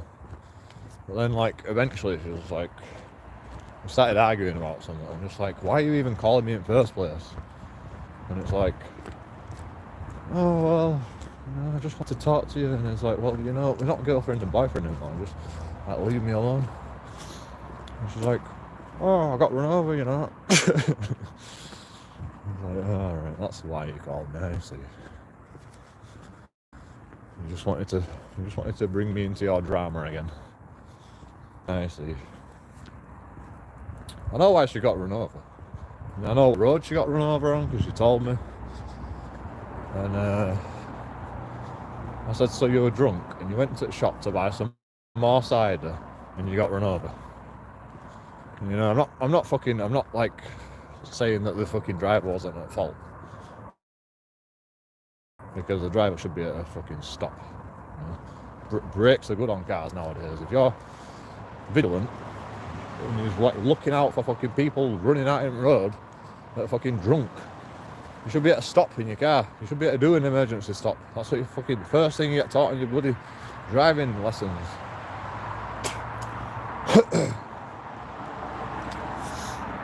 But this car ploughed right through. Didn't even stop until it hit her. She was that fucked up.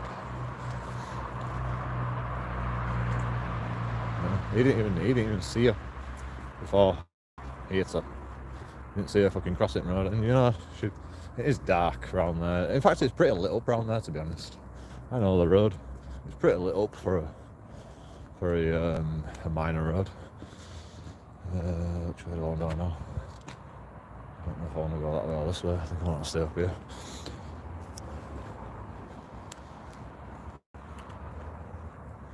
Fucking, it's freezing. Should I put a jumper on? We could chill out over here. I need to pee though first. Again. Didn't I just have a pee? Sure I did. I'll be right back.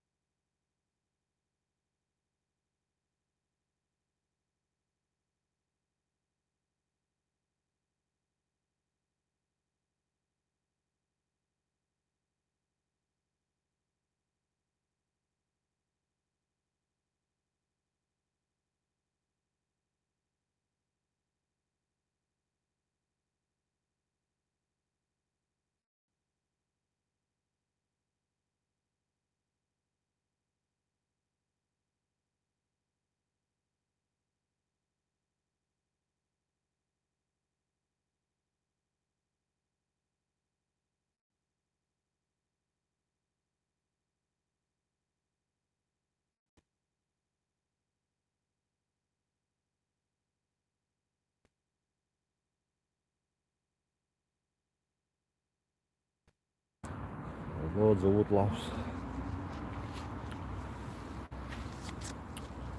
And I don't know why a woodlouse on a stone. So what kind of woodlouse lives on a stone? I don't think woodlouse actually has anything to do with where they live.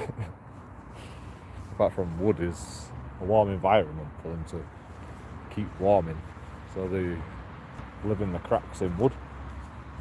That's why they're called a woodlouse, but they don't have to live in wood. Which is quite fun. So, you don't know that until you get older, you don't know stuff like that until you get older. You just pick up all this shit, and then you go, oh yeah. Then you realise that the world shouldn't be like this. You grow up in school and you go, this is acceptable. This is how fucking the world works, and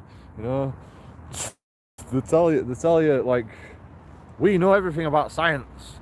So this is the society we built on science. So you just learn about it and you accept it.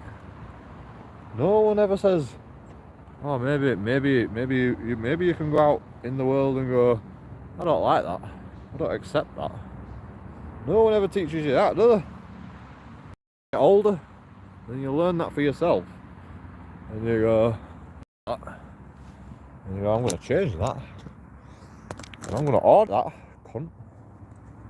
And I'm going to fucking audit the police. Because everybody else is auditing the police. There must be a reason why we're auditing the police. I mean, I know the reason. That's why I became an auditor. You know, does everybody else know? Does everybody else know why there's auditors? Does anybody actually know what an auditor does? Does anybody know why they do what they do? I mean, there's many reasons. But the main reason is because they don't like what they're doing. You know, and they're not doing it right. They're not doing what they should be doing. That's why. That's the basic principle of what an auditor is. Somebody's not doing what they're supposed to be doing. So we tell them, you're gonna start doing what you're supposed to be doing. Or we're gonna go around with a camera and go, you're not doing what you're supposed to be doing.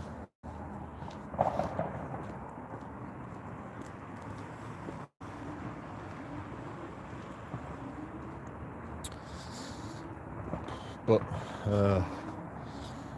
we've got any more comments? We're not getting many comments again. We've got all the comments. I get buy races. Should we go seek buy races? I'll tell them that they're not supposed to be doing that. You're not actually allowed to do shit like that nowadays. It's a carbon footprint, isn't it?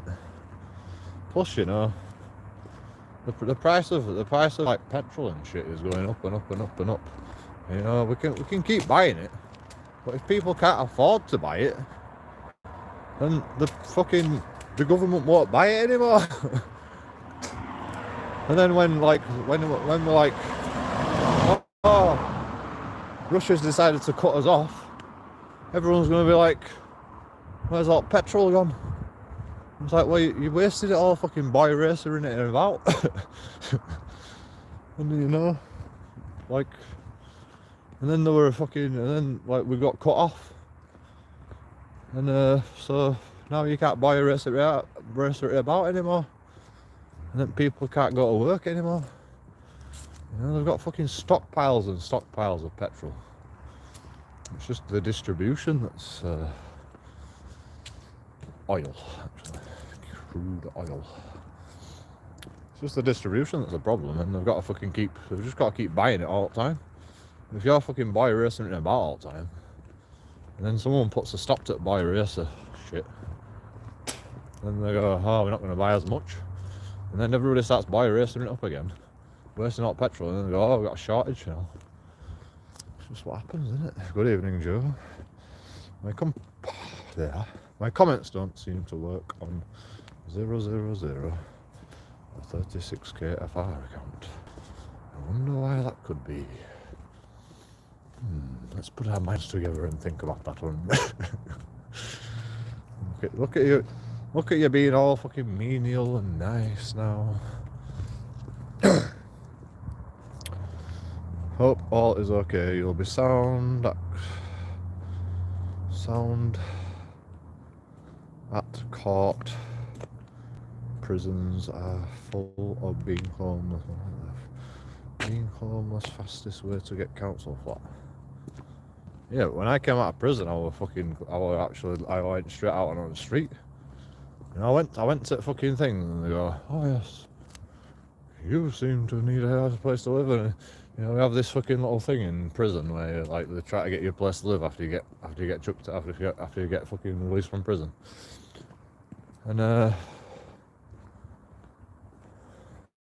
you get out of prison, they just, well, actually, all they tell you is just go, yes, well, you know, you'll have to go to the Bradford Council or wherever you want to, and you just like find a property where you want to live, and you have to bid on it.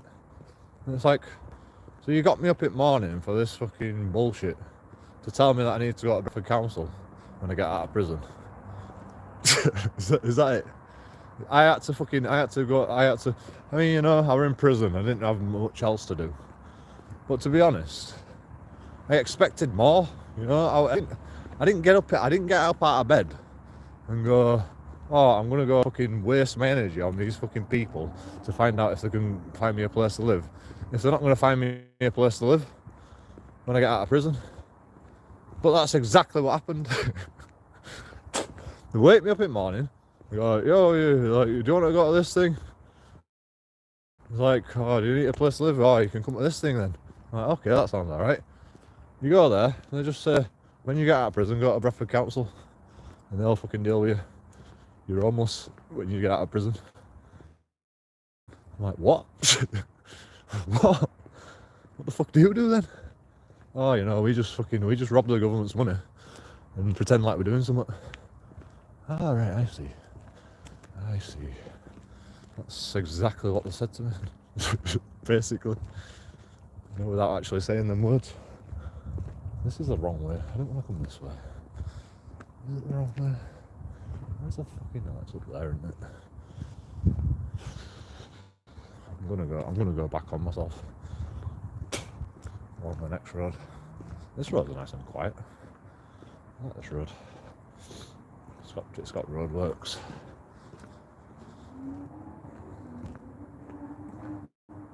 There's the Y racer.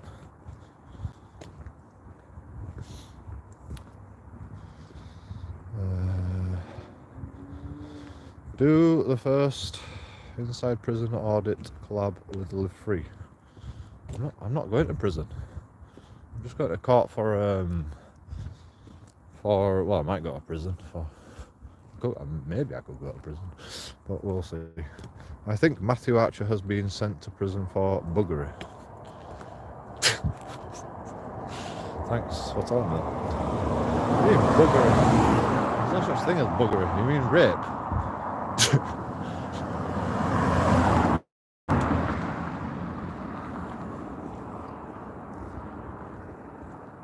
There's no such law as buggery. You meant rape. Maybe you're not allowed to say rape in the YouTube comments. Explore the Manningham streets. Yeah, last time I went to Manningham, they said it's Sharia law here. So yeah, we definitely need to audit that place. Definitely.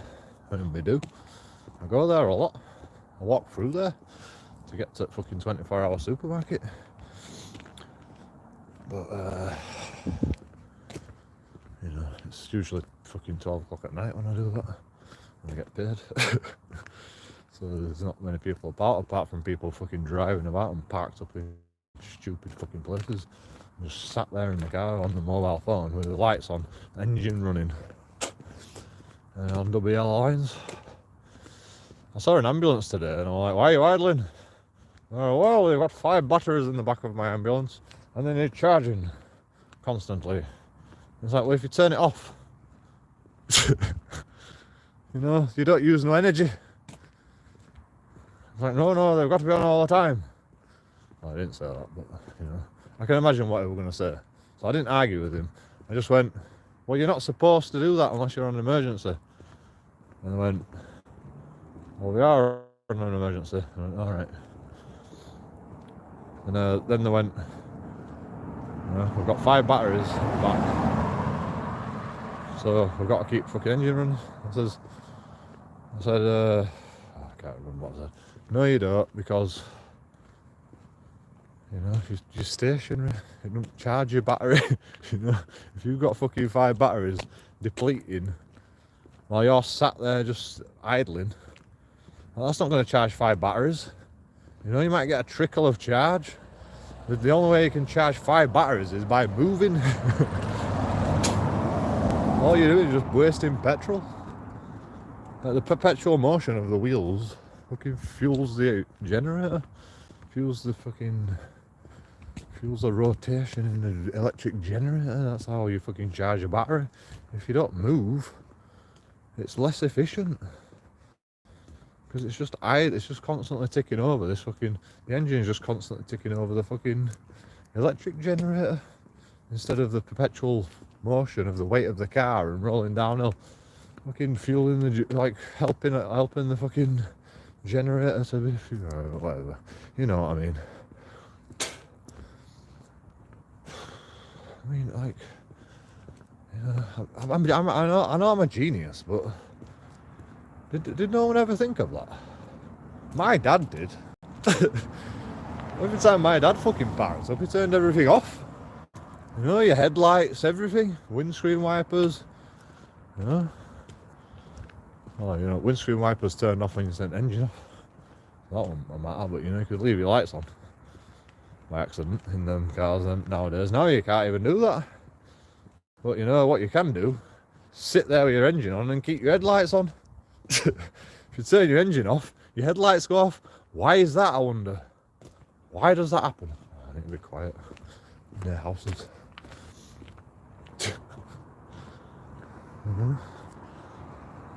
Nobody ever thinks of why it happens. They just go, oh, I can't leave my lights on when I turn my engine off. I know, I'll keep my engine on. Fucking hell.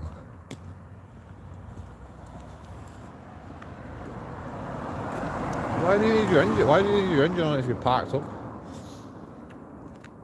I mean, why do you need your lights on if you're parked up? Why do you need your engine on if you're parked up? Especially in summer, you know? I mean, alright, there's a lot of Asians, so even if it's fucking not that cold for me, I mean, I put a jumper on now.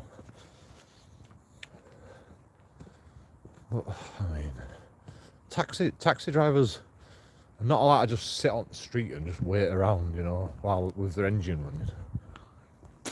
They're just not allowed to do that. But they do it all the time. And I'm like, you know, I don't really want to fucking impede on that.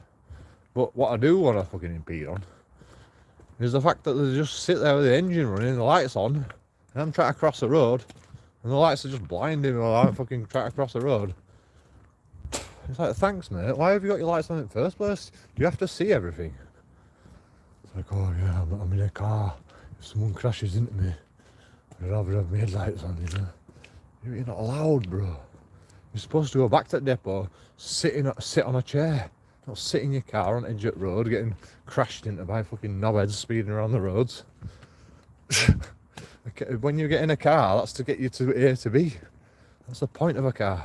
It's not to sit in there and have a fucking, you know, watch porn on your mobile.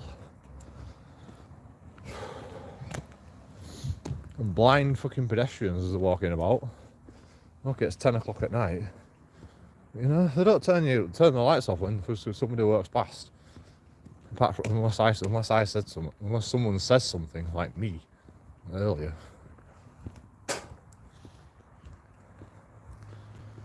It's just stupid. And the church clutch starts most modern cars.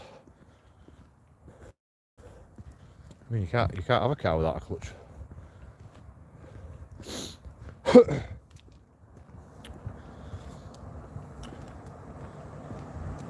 Even fucking automatic cars have clutch.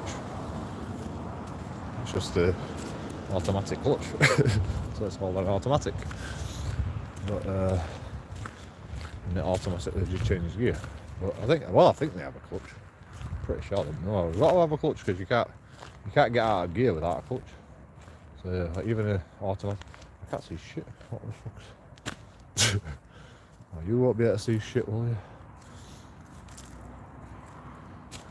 You can now. Dun, dun, dun, dun, dun, dun.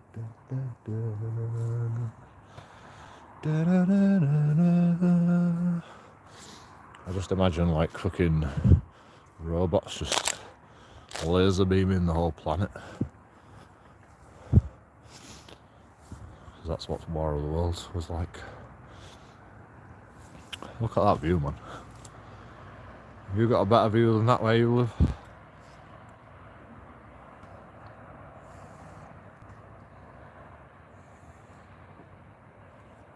I think you live where I live, so yes, you have. Well, you've got just as good a view as that as me, if you look.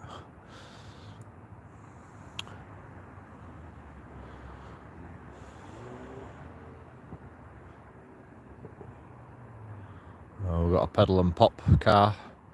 We've got one of them pedal and pop cars. You heard it? Just listen out. Oh, it's pedaling. Oh, it's popping. Pebble Dash. Oh, it's farting all over the place. What's this? It's a tree stump. Yep. Can't see anything. I know there's nothing here because I've been around here before, but I just don't trust it because I can't see anything. So how do we set the camera up so you've got a decent view of like me? You won't be able to see me, I don't think. But you might be able to see everything else. Oh, but I need to see comments. Oh, I forgot about that. I mean, you don't even fucking say much, do you? To be honest. You don't really say that much.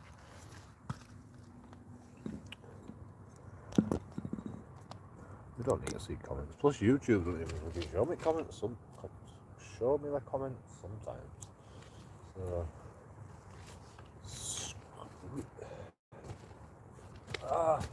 like, police. Is that police? Is that police car? It's fucking neon lights. Good way to keep thieves away. Put some blue lights that are the same colour as fucking police car. No, nobody will come near your house. Apart from JoeKingAudits. Okay, it's a police officer. Go, run, find him. Oh, yeah. This is the world that I have chosen. This is the world I have decided is correct for me. And, this is the world that I have decided to show you. Like and subscribe. If you want more. And I know you want more because you keep coming back, don't you? And the little audience that I have keep coming back. So for whatever reason. So you want more, whatever it is. You want more. Whatever it is. I don't know what you want. All I know is what I'm doing. What I like doing. I know I'm doing what I like doing. That's all I know. And you want it because you keep coming back. So I'll just keep doing what I'm doing, yeah? I mean, most of you tell me not to do it, but you keep coming back to tell me not to do it. You know? Like, it can't be that interesting for you. You know, you don't come back to my channel just to go, stop doing that, JoeKingAudits. You don't do that, you know, over and over again. You just won't do that. If you didn't like what I did, you won't come back. You just stop coming back after a while. You know, you can only tell people like so many times, stop doing that, before you just fucking give up on the person. And the people keep coming back, so that tells me something. That's why I want a like for every person that comes in my channel, because if I know what people are coming back, I know to keep carrying on, and I keep getting likes, so I've got to carry on. It's just as simple as that.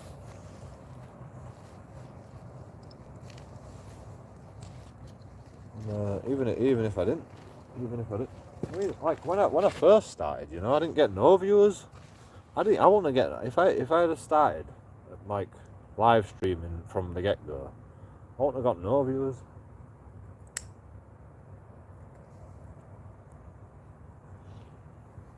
But I couldn't live stream from the get-go because you've got to get monetized before you can live stream.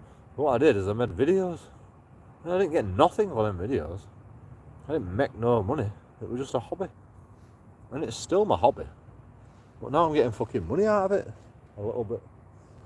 Well, I'm not really making no money out of it at the moment. Like, it's been fucking months, and I still haven't got over £60 threshold that fucking AdSense has to wait until they pay you.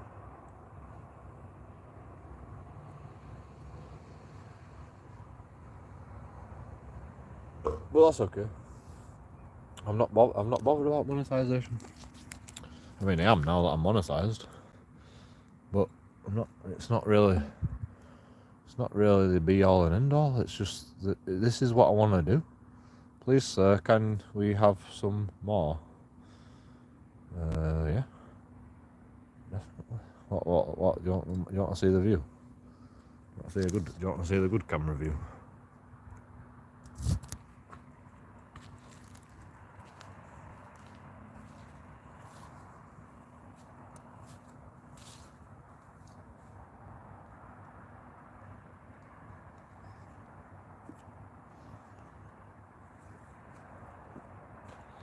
What more do you want?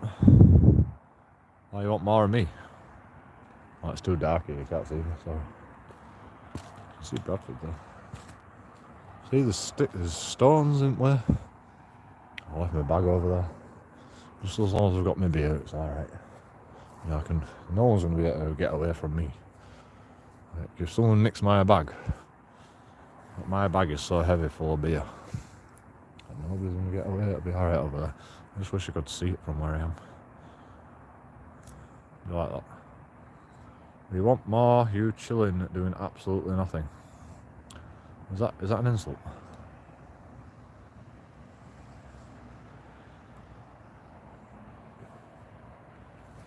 Ryan Watcher, you used to donate to me, and I appreciate it. And I will always appreciate it. And you can say anything in my channel, but at least be fucking constructive with what you say, you know. If you don't like me chilling doing nothing,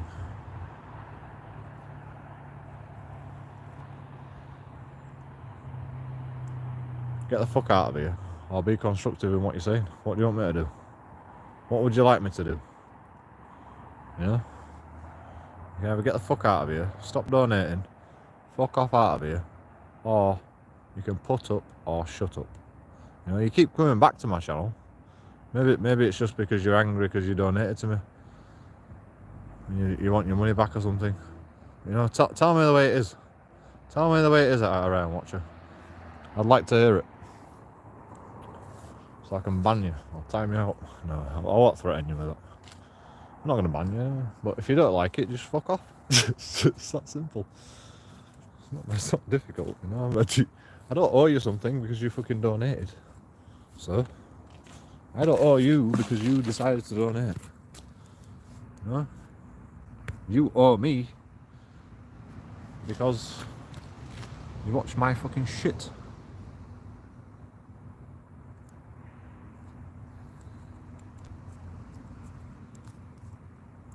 Why the hate, bro? I was giving you a compliment.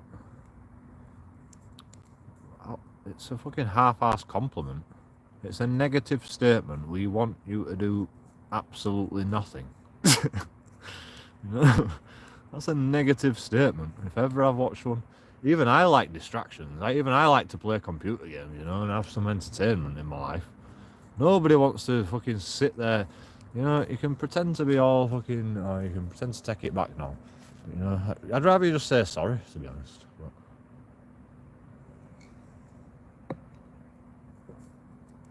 don't take it out on me. Don't become defensive. I'm not being hateful. I'm just saying if you don't like it, you can fuck off. If you don't want to, I mean, it just sounded like you were being sarcastic. Quarry. What about the quarry?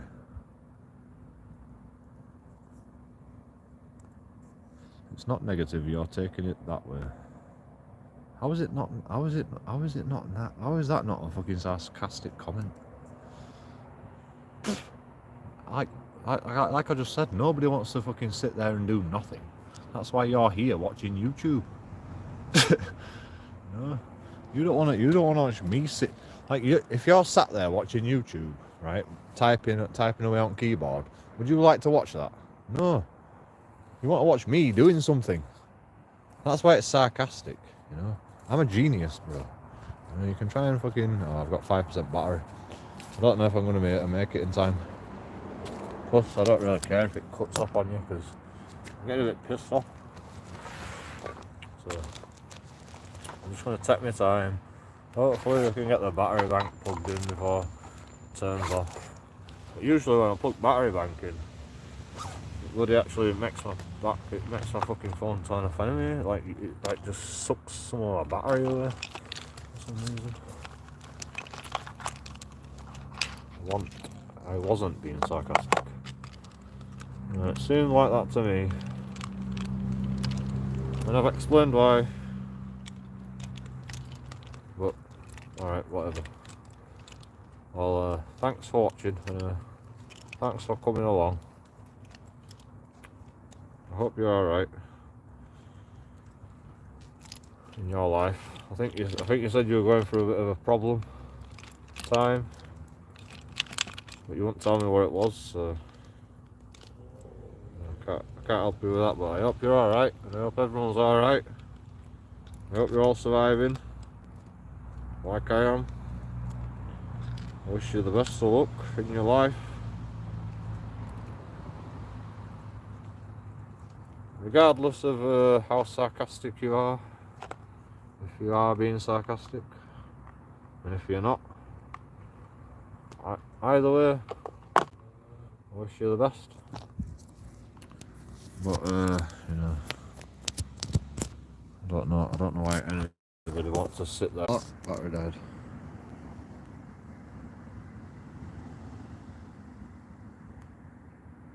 Ryan Watch has been watching you ages. Stop dissing your viewers, man. Well, it just seemed like you were being sarcastic. I was saying I don't mind watching you do nothing like playing games and all that. Honestly, bro, no beef. Sorry, you took it the wrong way. That's a half-assed apology if ever I heard one.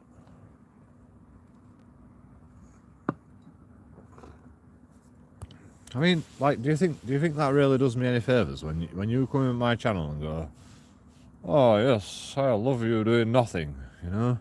If it seems sarcastic to me, it's going to seem sarcastic to anybody else in the channel. So, you know, apology not accepted.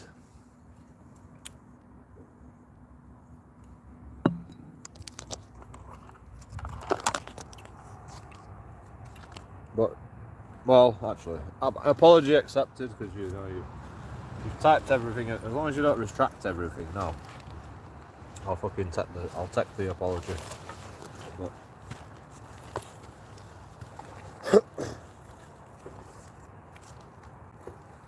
even though it was a half-assed apology.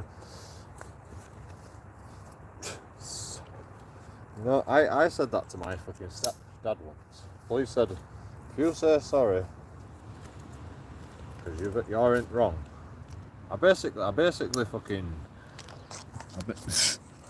They basically try to get a confession out of me by, like, the police try to get a confession out of me by going, if you apologise to your stepdad, we won't fucking charge you. So I went, yeah, alright, yeah, I'll apologise. And when he came in, I went, I'm sorry, you're a fucking cunt. You know, just like you've done there. And I still got charged with it. And I didn't even confess. But they blagged it somehow. The fucking police blagged it. Oh, he fucking confessed. And I still got charged.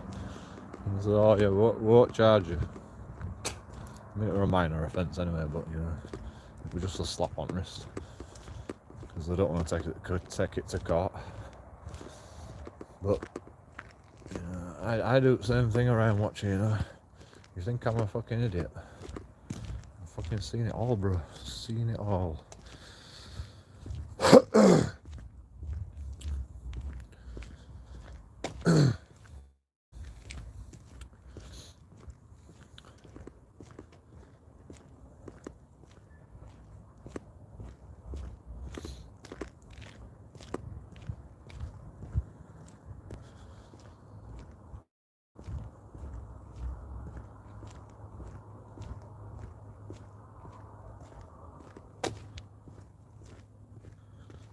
Just because you donate doesn't give you a pass.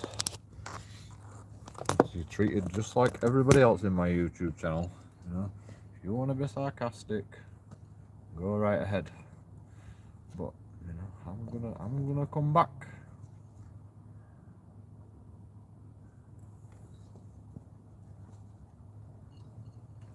And go. I'm defending myself. Am I doing nothing? I mean, I'm pretty much doing nothing at the moment, to be honest. You're actually right. You're actually right. But you know, you don't have to fucking say it out loud in my YouTube channel, even though I do. But, you know, this is the Joking Audits show, not the show Joking Audits up show.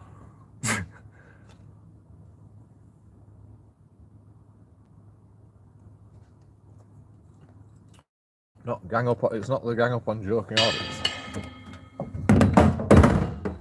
Sure. Oh, that was well too loud. Why is there kind of food on there?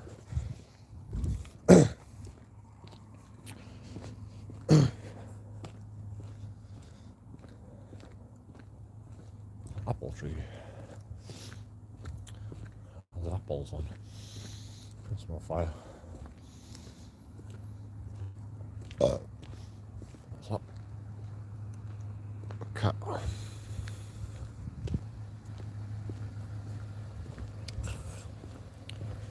I'm supposed to get another beer out. I need another beer. What time is it? Not perfect time. That's exactly what I wanted. That's exactly the time I wanted to go home at. 12 o'clock. It's a new day. It's a new day. It's a new day for me. And I'm feeling like it's full moon.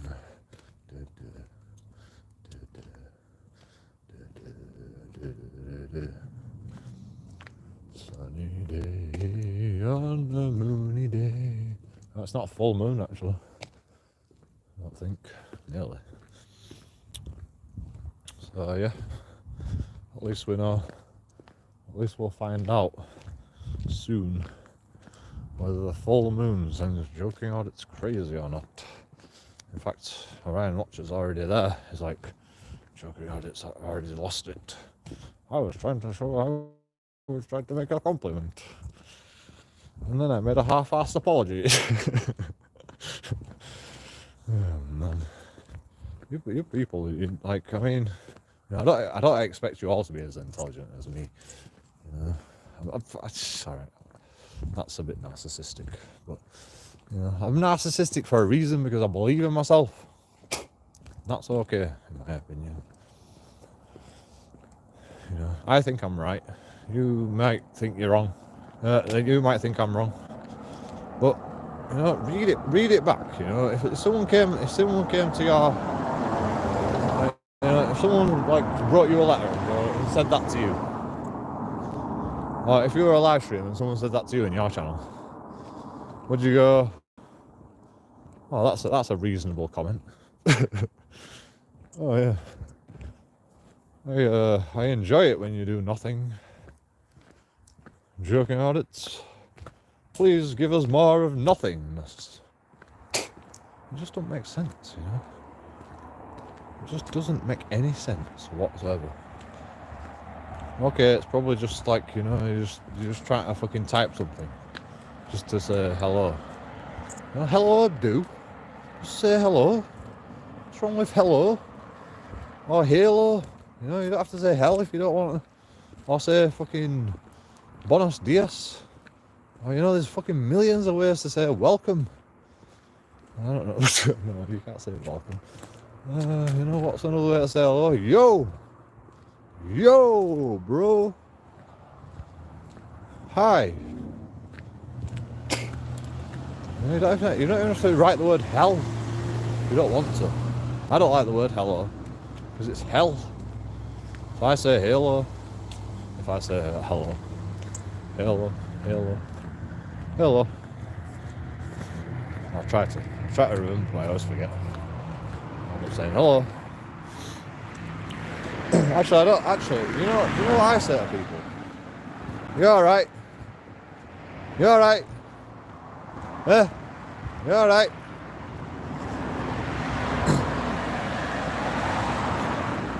You know when says, do you know when someone says that to me? You're alright. I go, no, I'm half left. Because I came to the conclusion that I was just saying, yeah, I'm alright. And I'm not alright. I've never been alright. And I just kept saying, yeah, I'm alright. Yeah. Yeah, I'm alright. Well, so, like, once upon a time I just used to say, you're alright back. But, you know, then I realised I'm going, yeah, you alright? Yeah, you alright?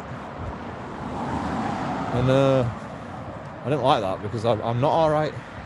And I kept saying, yes, I'm alright. But I'm not alright. I've never been alright. So I started saying, I'm half left instead. No, I'm half left. Because, you know, I could be positive, but I'm not alright. Why would I say yeah? You know? I could be positive and say, yeah, everything's alright, keep calm and carry on. You know, that's what everyone's fucking taught to say. That's how fucking social etiquette works, you know? Someone fucking says something nice to you, you say something nice back to them. But the meaning of the word is, are you okay? Are you, like, you know, are you happy? That's what you alright means. Are you right? Are you good? Are you right with yourself? Are you right with yourself? And you're healthy? And oh, look at this fucking cunt.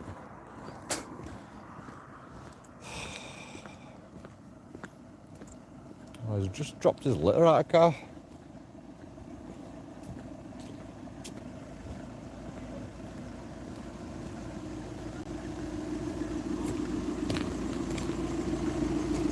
You're gonna drop your litter out of the car like that? You're gonna drop your litter out of the car like that? You know what, mate? That's disgusting, man. You know what, you're right. You wanna pick it up? No, I'm not touching that Why shit. not pick it up then? You pick it up. Why, lad? It's your fucking shit.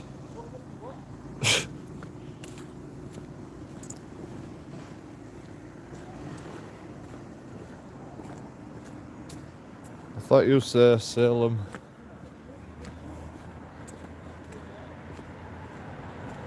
Did you hear that? I thought you said Salem. Alakalim. I don't know what you mean. No idea what that means. I thought you said Salam Alaikum. Oh, alright, okay.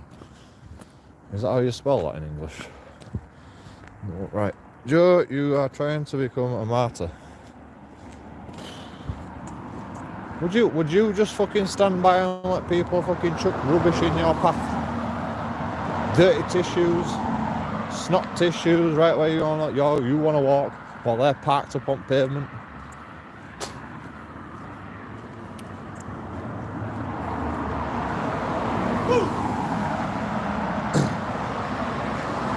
I hope you crash and die.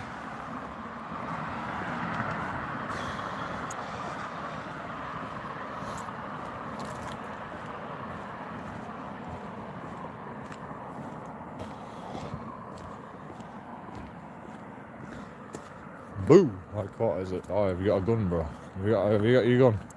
Have you got your gun out? Have you got your gun out, bro? Because I told you to pick your tissue up.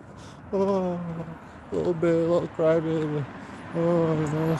Oh, I can't believe someone would fucking dare talk back to a guy that fucking drops shit everywhere on my fucking land, where I fucking walk all the time. Thanks a lot, bro. And that's a Muslim for you. That's why, you know. That's why I say Muslim religion is a problem. I don't even know if it's because of religion, to be honest. But whatever that guy's problem is definitely from the Muslim religion at some point in his life, and he's still fucking a cunt. You're either a cunt or a Muslim. I don't like the religion Muslim. I don't like the religion. Muslim religion.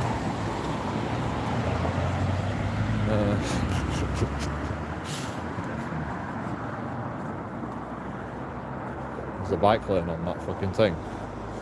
And I was like making sure that guy could see that I was looking if we were going to stop before the bike lane. And then he fucking stopped extra fucking fast. Even though I didn't really care, I just wanted to make a point, to be honest. Because it's fucking late at night, there's going to be no cyclists at this time. Well, actually there might be. You should never fucking park in it. You should never like stop at traffic lights in a bike lane.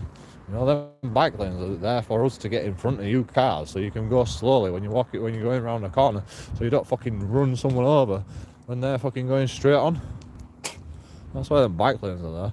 But no, you don't appreciate them fucking bike lane boxes, and you don't appreciate the fucking rules of the land. So yes, I'm gonna fucking martyr myself for what I believe in. It means peace be upon you in Arabic. Well, that's funny. Almost that fucking young Muslims don't fucking say that when you're walking down the street to an English guy, do they? Yeah. They don't say peace be among you in English, even though they know English. They don't go, yo, peace be among you, sir. Hello. No, they don't say that, do they? But you know, all fucking Muslims, they all walk past each other. Assalamu alaikum. See the problem? That's a highlight.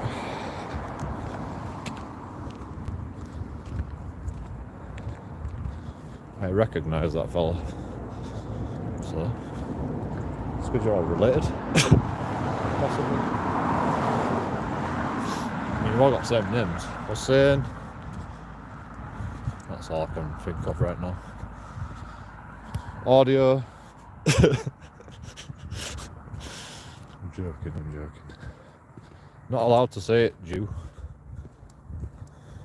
What, Muslim? Islam? Pakistani? Afghanistani? Can I say Afghanistani? I'm sure I just did.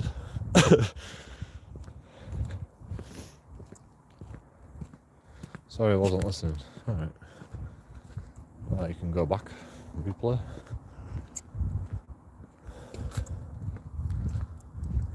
You heard, bro. You heard. You think I'm a fucking idiot? Yeah, do you want me to fucking blow your mind again? I will explode your mind right in front of your own eyes. You know, I can mentalize your brain so bad. What the fuck just happened? Because I think I did it to you before, didn't I?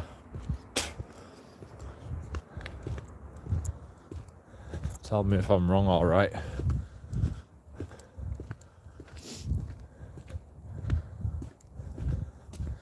I remember these little chats we used to have. And then you went, oh yeah, come meet me at the vape shop. And I went, nah, I'll just mentalise you. And you got mentalised. Didn't you? Matthew, actually.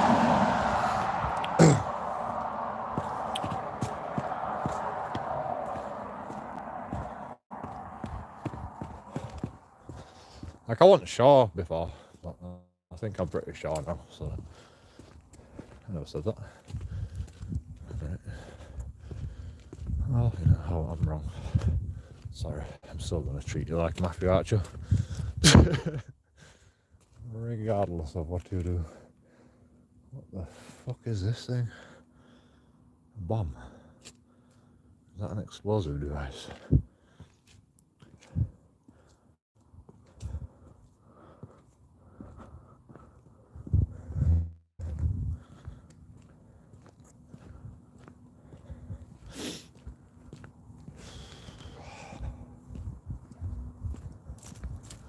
I don't know. I'm not touching it.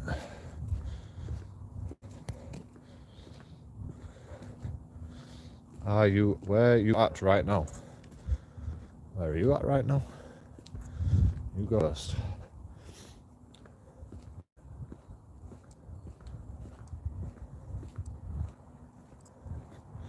There's a guy packed up over here.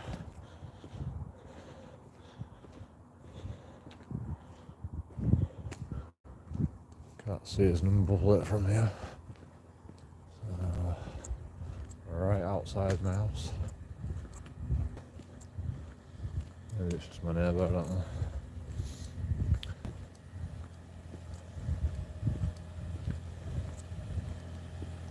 MT68KXF.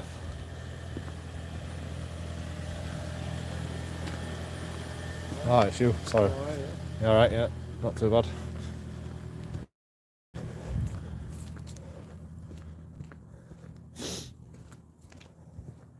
Damn it, I said fucking yeah, I'm alright. Again. The guy fucking like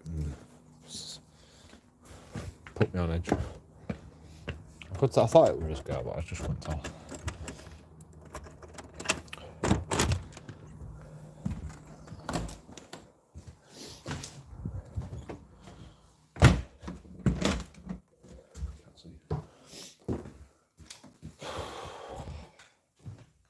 Stranger danger.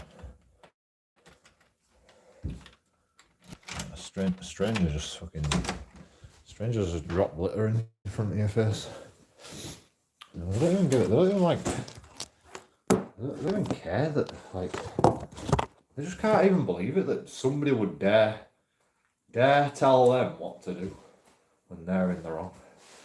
That's the thing, isn't it? You know, white people just aren't allowed to say anymore because it's Sharia law. It's Sharia law now. That's the only reasonable explanation to what just happened out there. You know, that guy chucked some litter on the floor. I told him to pick it up. He told me to pick it up for him. I'm like, I'm not touching that. It's your fucking dirty tissue. And then he's like swearing at me. Well, actually, I swore at him first. But, you know, he's like, whatever. He started swearing at me for wrong reasons. He's telling me what to do, and I'm telling him what to do. What's the world coming to? I mean, okay, it was a fair exchange, but you know, he had no right to treat me like that. I was just asking him to fucking pick his shit up, and then he's like, then he gets all defensive and blames me.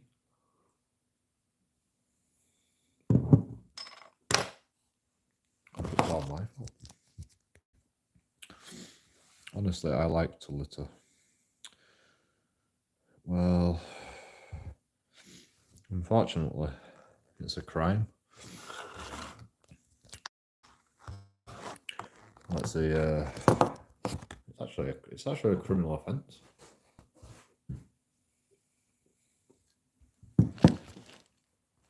So, do you like to be a criminal, or do you just like to? Why do you like to litter? Why do you like to litter? Was that your deal? No, we're a taxi driver. Well, actually, it's off duty, but he just sits in his car idling outside my house for some reason with his friend. Because he's not allowed to smoke in the house. So they sit in the car and just drain the battery idling. Which I'm not really bothered about, because, you know, I don't like cars. The faster you guys run out of petrol, the better it is for me. Because I don't like cars. I don't need to go nowhere. I'm fucking trying to sort Bradford. You guys like to fucking travel the world and shit. So, you know, if you're sat there idling in your car wasting petrol, that's your problem. It don't fucking affect me. I walk everywhere. I don't need cars. I mean, I'd like to get an aeroplane every now and again to go see my mum and dad. That's about it. Yeah. And one day we're gonna have fucking electric fucking planes and shit.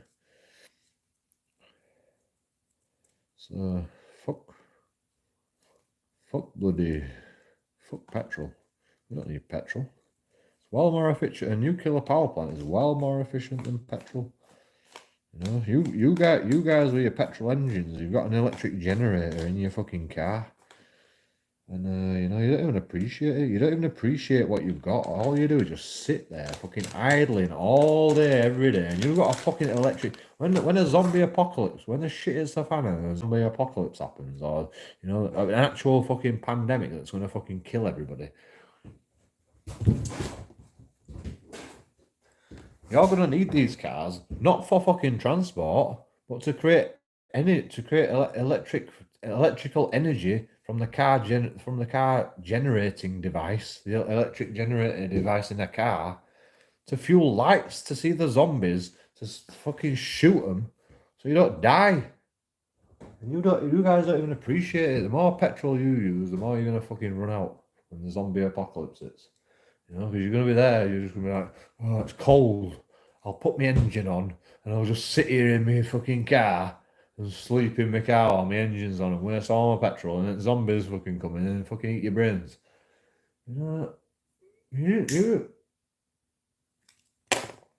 okay, it's not happening now, but you know, Russia's going to war because of your fucking petrol and other things, but because of your petrol consumption. Like everyone's like, oh, the poor Ukrainians. Oh, let's drive this car.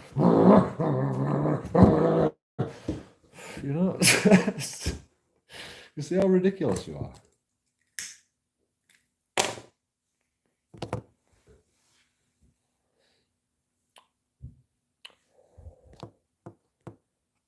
It's dark. Where are you right now? You misconstrue everything. Well, you know, all you do is write one line. How else do you expect me to construe it? You know, all you're saying is, Salam alaikum. Sorry, won't listening. What car? Not allowed to say it to Jews. Demonetized. I mean, what you aren't really like. Oh, like, I mean, no, I'm just giving you my opinion. I'm not fucking. I'm not. You haven't asked me a question. All you've asked me is, was that your dealer? That's the only question you've asked me. And then you're saying, oh, misconstrue everything. I don't know, where are you right now? I mean, I didn't misconstrue that. I'm just not telling you. Oh no, we're Adam's family that fucking said that. Adam's family. Where are you at right now? It's dark, stranger danger. Was like, oh, it was CTS that says was like the dealer. You know, you've only asked 2 questions, and you're like, I haven't misconstrued everything. Because you've only asked 1 question, and I'm not answering it. What did I misconstrue? I was just giving you my opinion. I just flow like a fucking artist. I just make words up come out of my mouth like an artist that fucking brings in 7 people and 2 likes. It's pathetic, I know, but you know, why don't people like shit? Just press the like button as soon as you go into our channel. Just press the like button. Then I know how many fucking people have actually watched. You know, and then I know how many individual views I've got, and then I can go, is this worth carrying on? I don't really care, to be honest. I'm going to carry on regardless.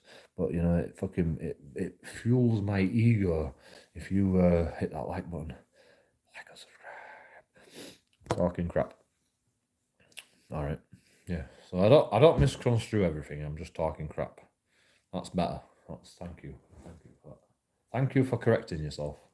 You know, can you retract that misconstrued bit, please?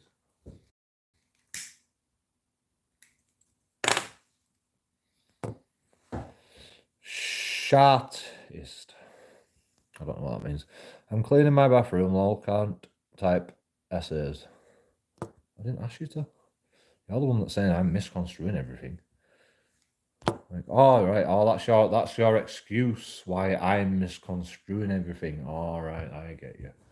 So because you can't be asked typing shit because you're cleaning your bathroom. Like it's my fault because I'm misconstruing shit. I see. Well, thanks for clarifying that, bro. Thank you for clarifying. Oh, he owned me. All right, did it? I think I just owned you, bro. Yeah, that's about it. We're caught up now. What's up? The sky, the universe. I mean, how can a telescope go point in any direction on a globe, right? You know, point upwards, any part of the globe. If you point upwards on a globe, if you point a telescope in any direction, you see the center of the Big Bang. How is that possible? You know, you think the Big Bang would go like from here, right? And like implode out, and then you'd be over here somewhere. So the only way you can see to the center of the Big Bang is by looking in that direction, back where the Big Bang was. But you know, you look any direction on a globe, and you see the center of the universe. Guess what? The Big Bang theory was wrong. I just thought, well, I think the James Webb Telescope has found out recently. Well, it were a YouTube video. I didn't watch the YouTube video, but that was the title. So I like that. I knew they were wrong. I fucking said it ages ago. Your friend from Cineworld has many trolls. No, not trolls. What do you mean by trolls? He's only got about 200 subscribers. not that I'm dissing him for like 5 and 200. I had 200 subscribers once upon a time, you know. It's like saying, you know, that guy's only 20. He don't know shit. You know, I was 20 once upon a time.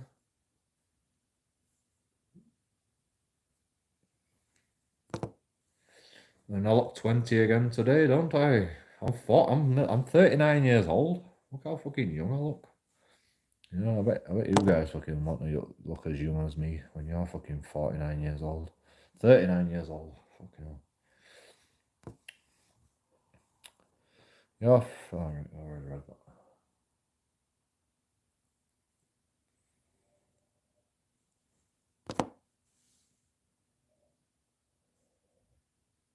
He is bench pressing Becky right now.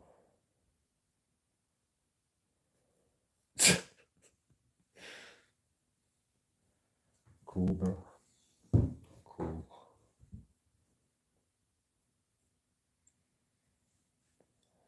Becky was my ex-girlfriend.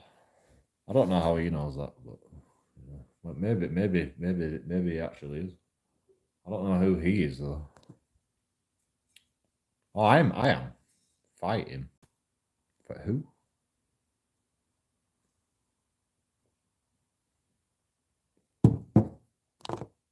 Who are you talking about? And there's no fighting in my channel. And there's no inciting violence against JoeKingAudits. They're drinking cider out of a champagne glass. That sounds like Becky.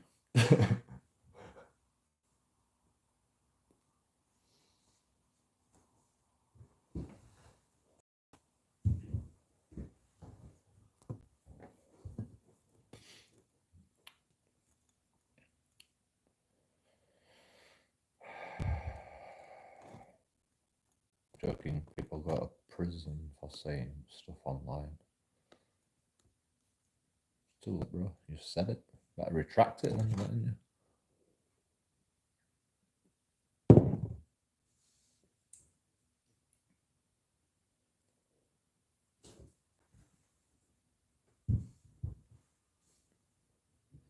One guy from York got 2 years for Islamophobia. So I'm scared of fucking Muslims, to be honest.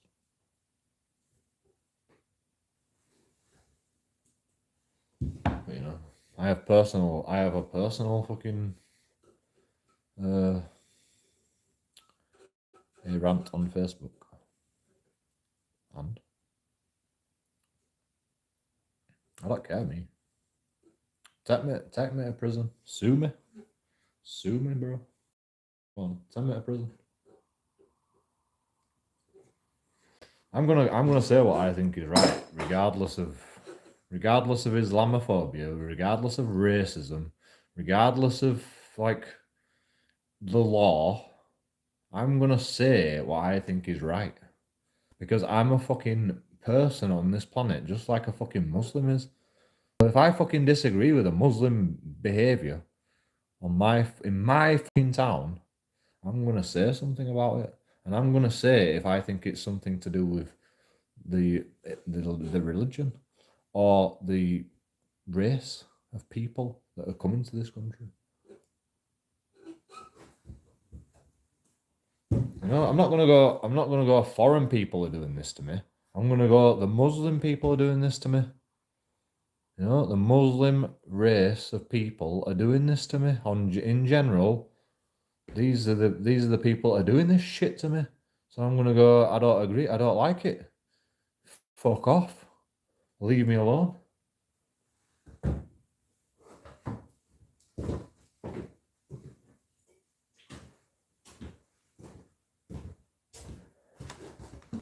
You know, if you can't walk down the street as a Muslim guy and say Assalamu alaikum to a white guy, and you only say it to Muslim guys, what are you gonna think?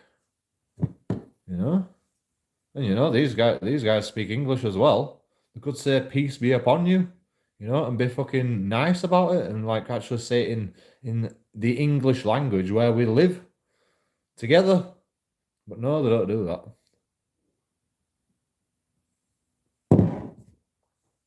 They only say Assalamu alaikum to their own kind.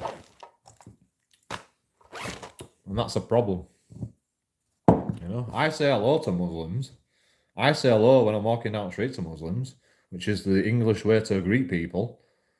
You know, if you've got a different way to greet people, fine. Like, you know, I'm not going to fucking sue you for translating Assalamu alaikum into English and like say the words peace be upon you. Like I'm not gonna fucking sue you. I'd appreciate that. I'd appreciate a Muslim guy walking down the street and going peace be upon you. I'll be like, where does that come from? Oh, it comes from Assalamu alaikum. You know? But they don't do that, do they?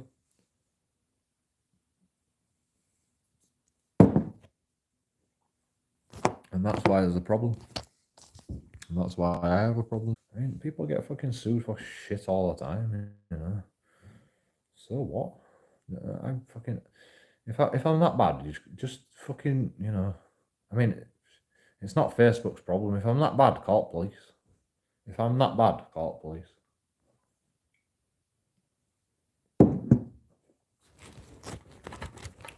Because if it's a crime, call the police. I don't give a shit what I say. You know, I have reasons for saying what I say. And, I've told you my reasons. And, I'm not gonna pussyfoot around anymore. I'm gonna say what I believe in, and if you don't like it, police or whatever you gotta do, you know, tell YouTube. Talk to someone who cares, because I don't. That's why I say what I say, without like prejudice against anybody in particular. But there's a problem. There's a problem, and there's always been a problem. And Bradford has actually like come to some sort of stalemate where the last of the white people just fucking put up with it. And the Muslims go, oh well, that's all right then. You know, if you're gonna put up with it, then I suppose we'll put up with you as well. Even though it should be the other way around. But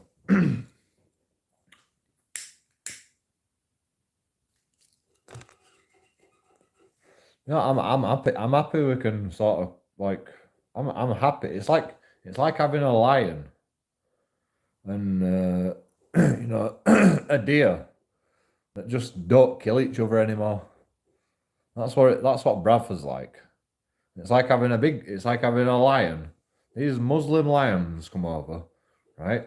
And the white people are just this little deer that's been fucking galloping around on their land for God knows how long. And then this lion comes along and goes, oh, I wish I could just eat, I just wish I could rip your head off and fucking feast on your fucking bones. Metaphorically speaking. And it's like that in Bradford, unfortunately. And you know, I'm bigging up the Muslim religion here. But you know, it shouldn't be like that. We should be the lions. And the Muslim people that have come to our country and the foreign people, the immigrants that come to this country, they should be the deer. They should be the deer, just like trying to find their fucking little place in the world where, you know, other people aren't going to get pissed off with them and start ripping their head off. But no, it's the other way around. The Muslims come over as the lion and go, oh, we're the lion now.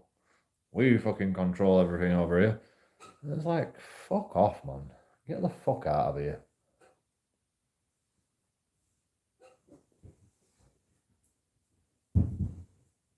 No, tell me I'm wrong.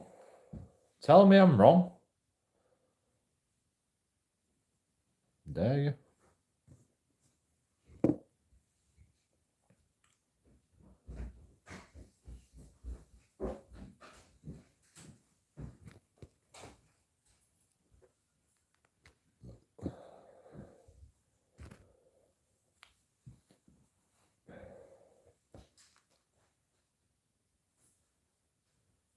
That'd be heartburn, wouldn't it? It wouldn't be indigestion.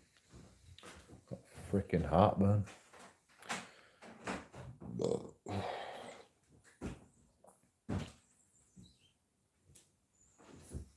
Du går spela fan.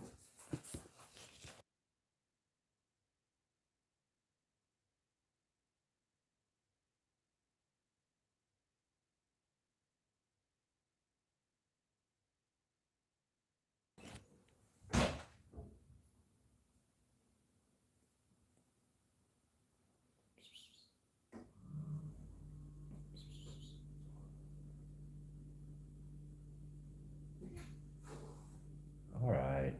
Calm down. Shush your tail. Shush your tail. Shush your tail.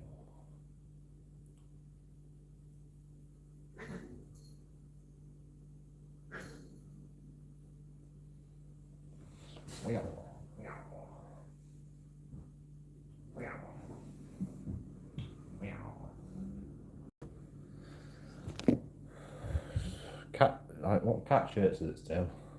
Does anyone's cat chase its tail? And growl at it like that?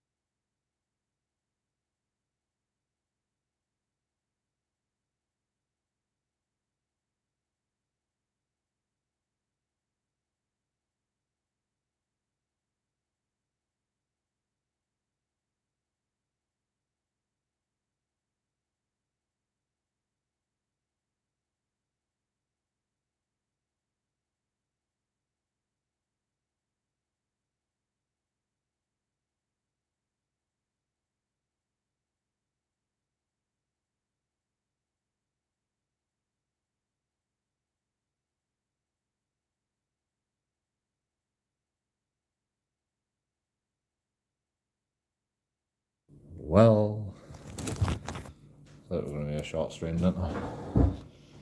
Well, I can't resist. I've got one viewer. It's probably CVRTS radio. But, you know.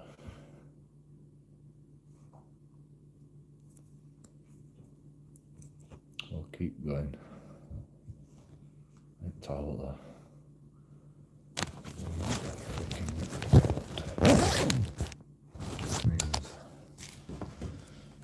You're gonna have to come with me.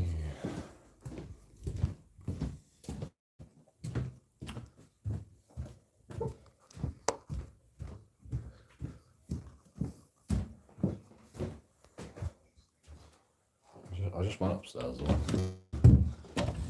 Toilet when I went upstairs. But not that much of a genius, unfortunately. I'll be right back.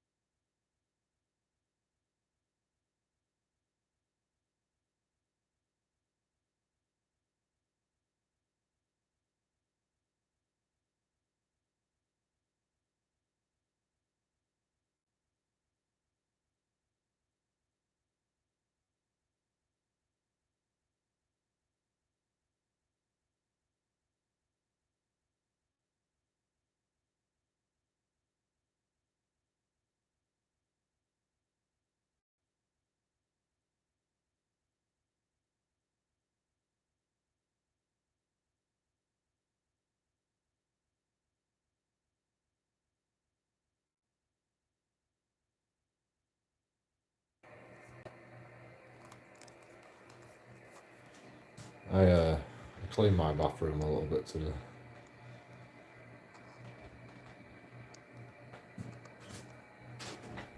My bathroom. Even though we're getting kicked out in a few days, I still fucking clean it anyway.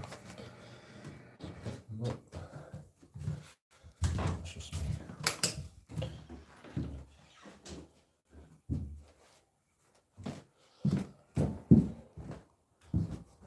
My landlord sent some goons round, knocked my door down, then just said they want to check the property. I was like, well, you know, give us some reasonable notice and I'll fucking let you in to check the property, but no. Just like, let's just knock your door down. You can't make it up, can you? You just can't make it up. Maybe I could make it up, but if I was making it up, that'd be fucking... It'd be pretty imaginative to come up with these stories every day. Even if I was making it up. Like, to make up something like that every fucking other day, you know? To make up these stories. That's got to be quite impressive, just in...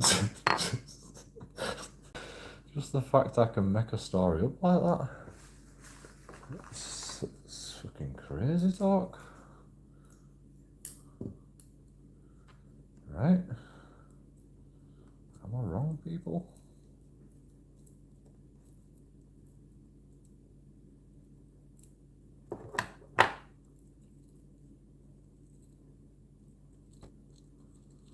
I mean, I'm not making it up, obviously. No one said I'm making it up. But I do like the saying,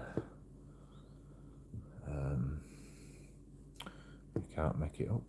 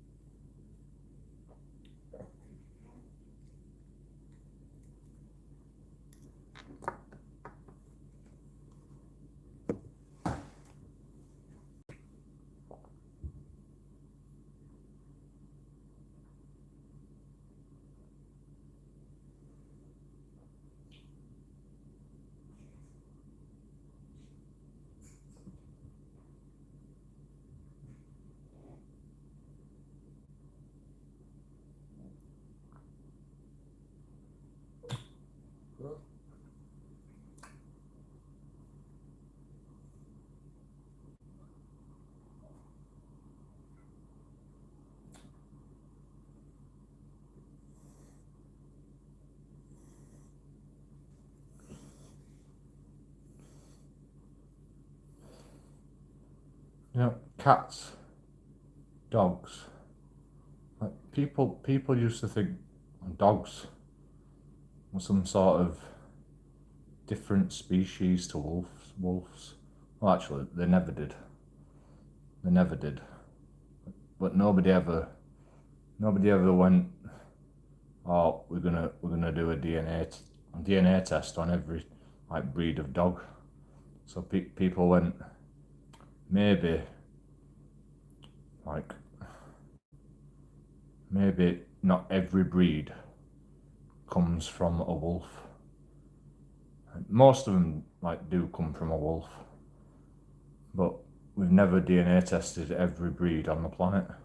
So people used to go, dogs can't be wolves.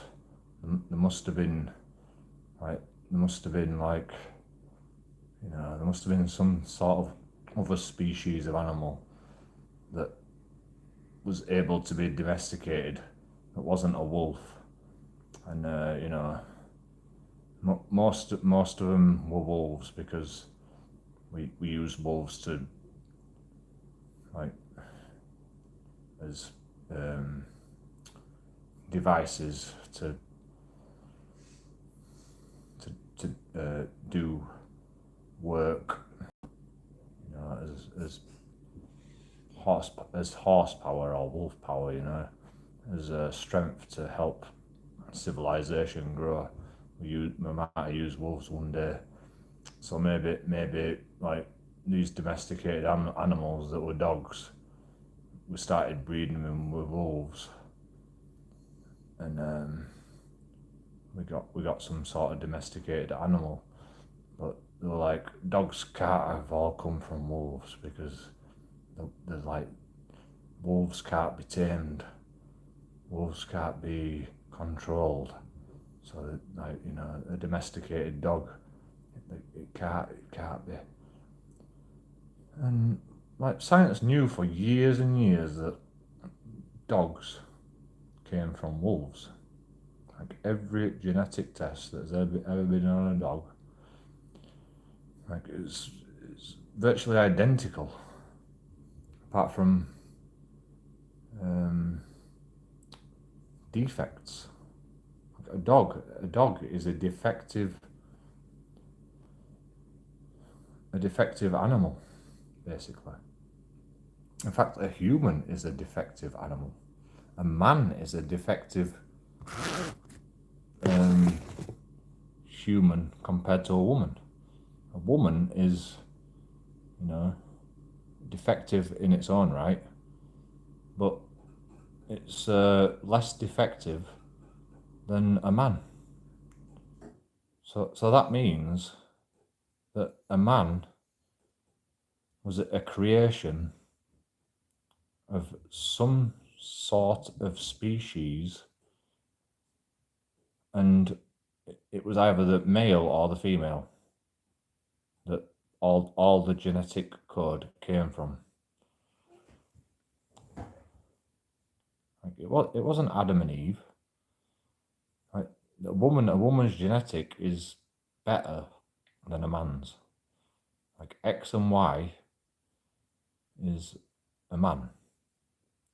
X is a female. X is like a base genetic code. X and Y is a mixture of two strains of genetics that mix together and create a balance of X and Y. It's like a weighing scale, X and Y. Every genetic sequence in the DNA is X and Y. You know, it's a balance. It's like a positive and negative, like push on every genetic like string, and it's it's not like you put bloody two elements together and create a compound. That's just creating a whole new thing. That's just creating a whole new load of different chemicals. You know, it's like if you put hydrogen and oxygen together, you create H2O, which is a compound. Like, you know, like when you bind hydrogen and oxygen together, you lose atoms and like other things in the process of binding this compound together. The genetic code is X and Y just constantly battling each other, like for dominance, basically. For dominance. Like,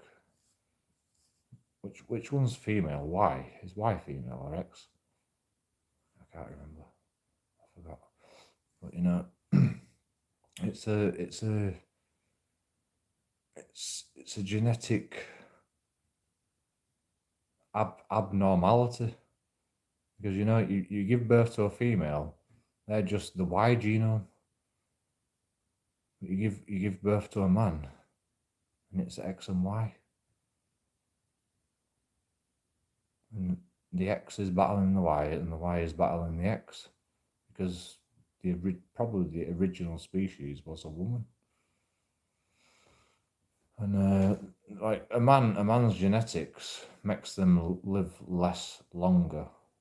Well, actually, there's a lot of things that make men live less longer, but if it were just down to genetics, a man would live less longer anyway. I mean, it won't be a lot by a lot, but like the reason that a man lives less longer is not just because of genetics. It's because a man works on, in general, more of his life. You know, some women fucking they work a lot and they fucking die faster as well. You know, but you know, like if a woman and a man work the same job and work just as hard as each other and stressed out about it exactly the same amount, you know, had the same fucking experiences, like throughout all life, a woman would still live longer than a man doing the same job. A woman would be able to work longer, like, than a man in its whole life. If they both fucking started working at the same time, a woman would be able to work longer than a man doing the same job in the same environment under the same like circumstances. That's how science works. That's why science never like acknowledges this stuff, because like if you can't control the environment and have everything like tested the same on more than one occasion, then you can't say you can't fucking prove it. You can't prove it in science. You can't say, a man lives longer than a woman. You just can't do that.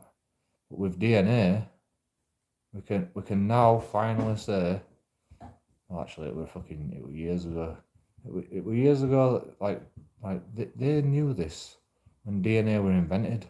And when they first started dabbling with DNA, they were like, oh, the male genome X and Y. I mean, they knew it were X. They knew the genetic code because you can see it in a microscope, but they didn't know what DNA was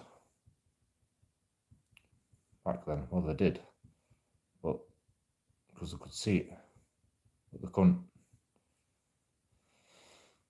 They couldn't record everything. Like it took computers to be able to record everything, and then it's not even fucking accurate.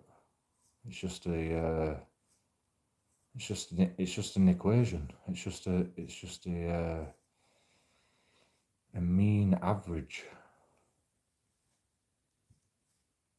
It's a mean approximation of what the genetics can produce, or whatever. And so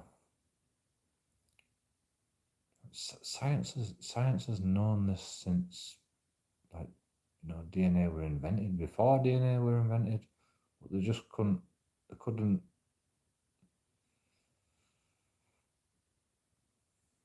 couldn't say beyond a reasonable doubt that a woman lives longer than a man, and they didn't want to tell the men that they had a genomic defect. It's not a genetic defect. It's a genomic defect, I think.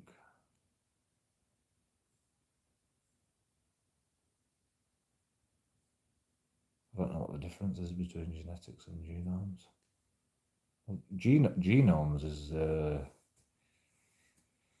the structure in which DNA exists, isn't it? A genome is like the sequence in which DNA is created, or the sequence in which what would you say? Created.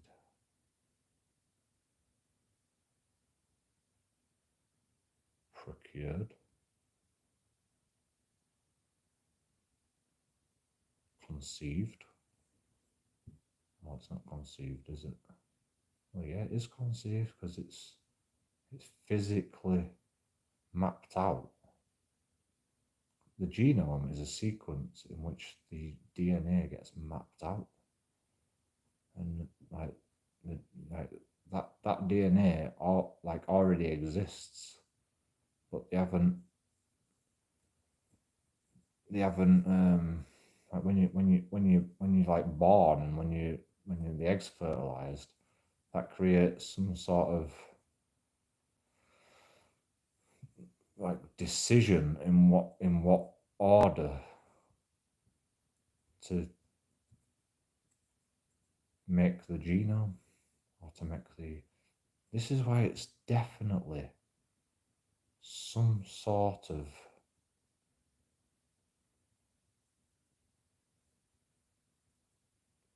the human race is some sort of creation. We are not an evolution.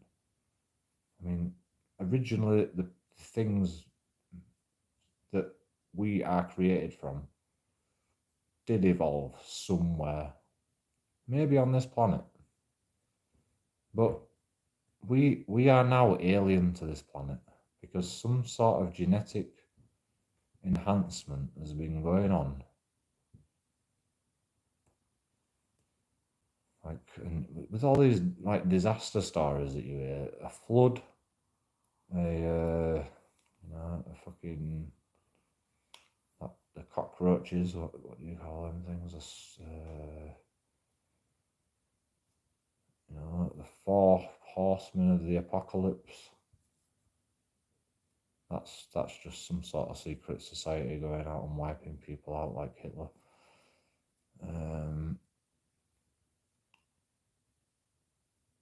What else you got?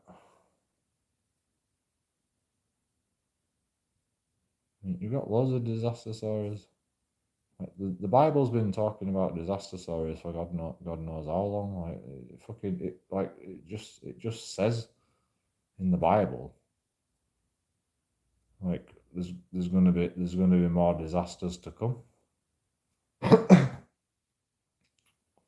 It's like the Bible saying, we know there's going to be more disasters to come because we can't write them all down in the Bible, because then you'd be like, God, why do you keep doing this to us? But it probably is written down. It's probably written down. Every disaster story is probably written down, recorded in history. We either haven't dug it up, or it's secret knowledge in the Vatican, or it's it's bloody spread across multiple religions, because like people go, I don't want to live here. I don't want to be part of this society anymore. You're experimenting in human beings, so they fuck off and like create their own fucking rule in Australia, like like the English people did. Well, actually, that's not the way it happened, is it? It's we just sent a lot of. We just sent the people, like that's what Australia was. It wasn't convicts. It wasn't criminals. Like, we call them criminals. Back then, we're living in dark ages. We said that they were criminals. They were outcasts. They didn't want to be part of society. That don't make you a criminal. It makes you a criminal in the society that you're in right there, because that's what the law was back then. If the Queen said, if you don't pay your taxes, that's a criminal offence. That's not a crime. What kind of crime is that?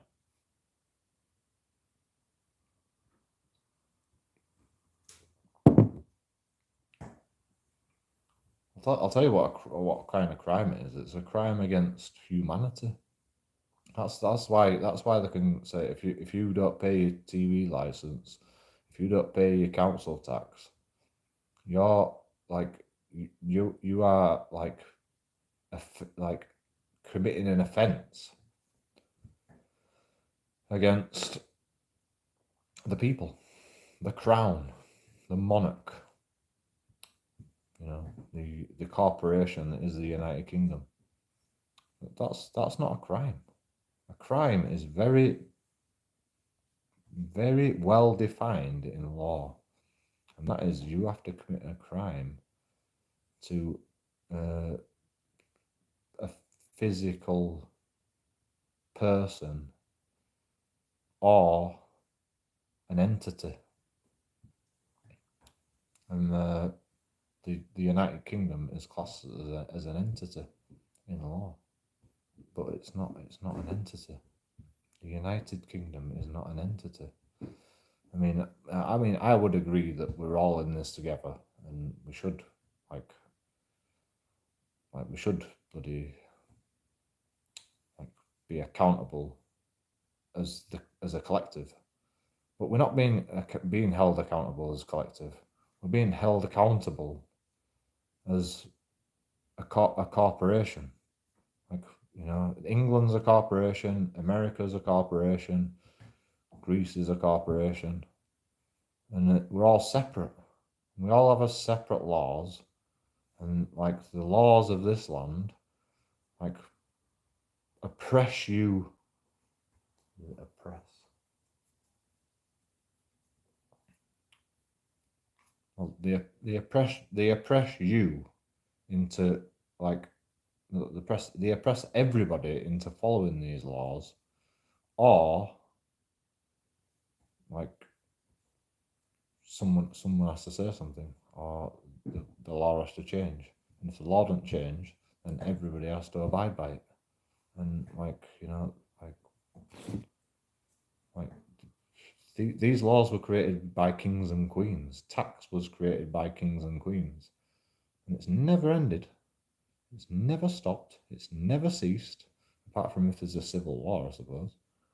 But you know, it's and then it comes back again, around again, and then they go, right, well, you know, we want a democracy now, and they go, what we're going to do with monarch? Well, the monarch can be there, but they're not allowed any power anymore.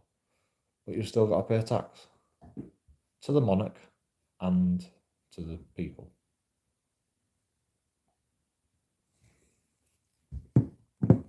Which is fine, but nobody ever consented to that. It's always been that way, and they carried it on, and everybody accepted it by like not well, they didn't they did consent to it. People consent to paying tax. You listen to this, right? Kings and queens designed the tax system, and there was there were probably civil wars along the time, and kings and queens were battling all over the place. And then one day we went, oh, we'd like a democracy now. So we got a democracy, and they carried on the tax system. 33333. And they carried on the tax system. So the tax system is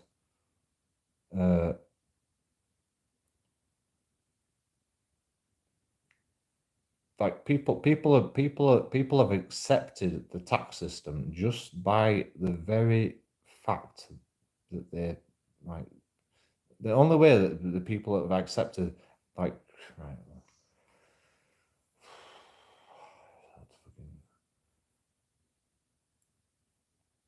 Explain this.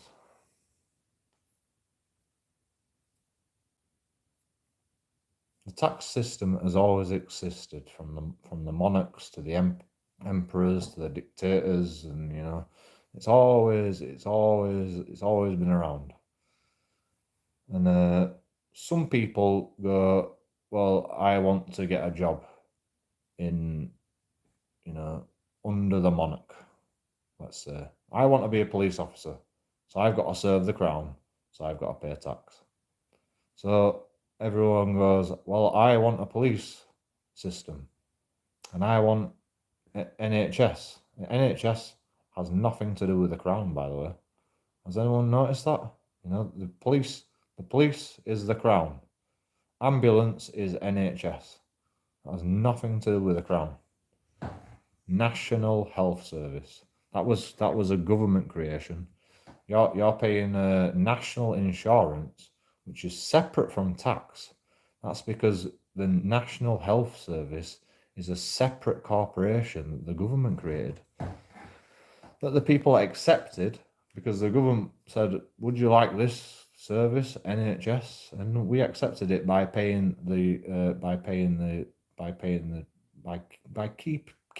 we keep paying national insurance, so they keep the NHS around. If the government don't make no money out of the NHS when it's created, or whenever, if we stop paying the national insurance, the NHS fails. It's that simple. I mean, it might not even fail. Like, you know, people aren't paying national health insurance anymore. Like, I'm on benefits. National health insurance gets waived. I don't pay national. Well, I don't think I do, unless it gets paid out of my benefits. I don't know.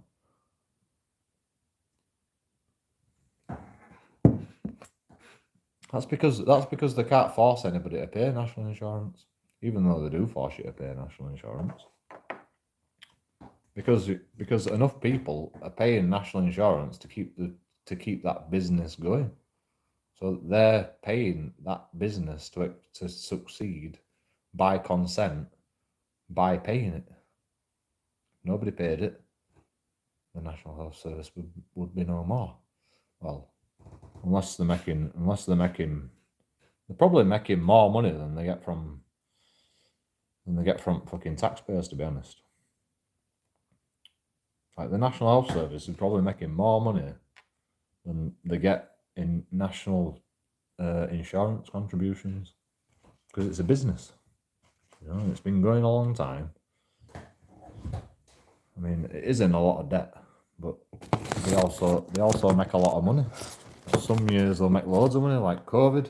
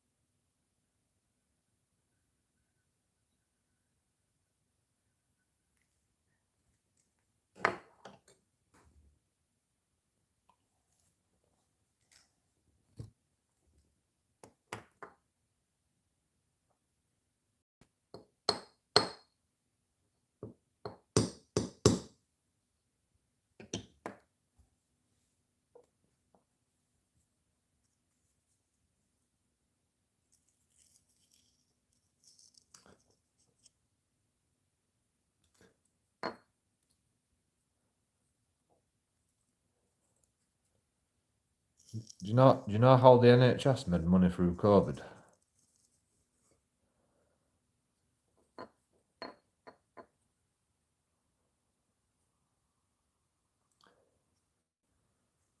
The government said, you need all this stuff. You need to create all this infrastructure to deal with COVID. All the nurses are all still going to be employed, and we're gonna dip into the emergency pandemic disaster fund. We're gonna dip into the emergency disaster fund, which doesn't exist. Well, it does exist. You know, they go, I'm gonna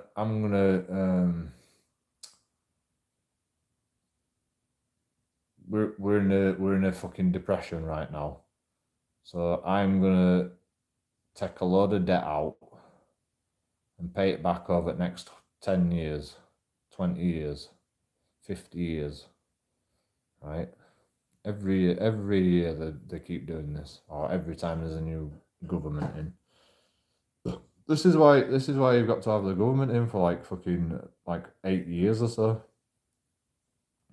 Because every time a new fucking this is why fucking, you know, sacking Boris Johnson does not help. It doesn't help. You've got to get a new person in, and then the new person is going to make new policies that are going to fucking put the country into debt for another 20 years after Boris Johnson has just put the country into debt for another 20 years. And the stuff that Boris Johnson has done is still going on.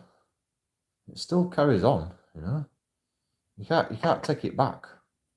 Once you're president, once you're prime minister, and you go, I want to do this and I want to do that, and people put you in charge, and you do that and you do this, and you spend a load of money on it.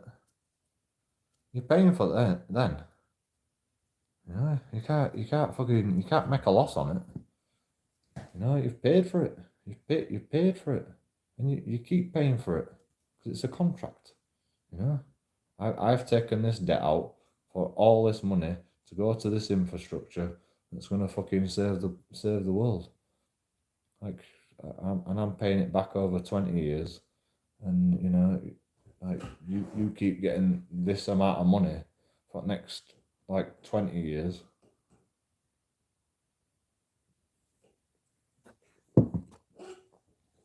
And then inflation goes up, and you go, oh, we need more money now.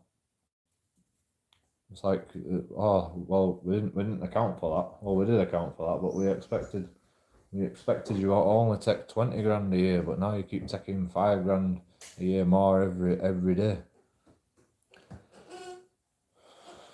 So, like, and then they go, oh, we run out of money, so they have to go into debt again to keep it going. No, and nobody goes, oh, it's failed.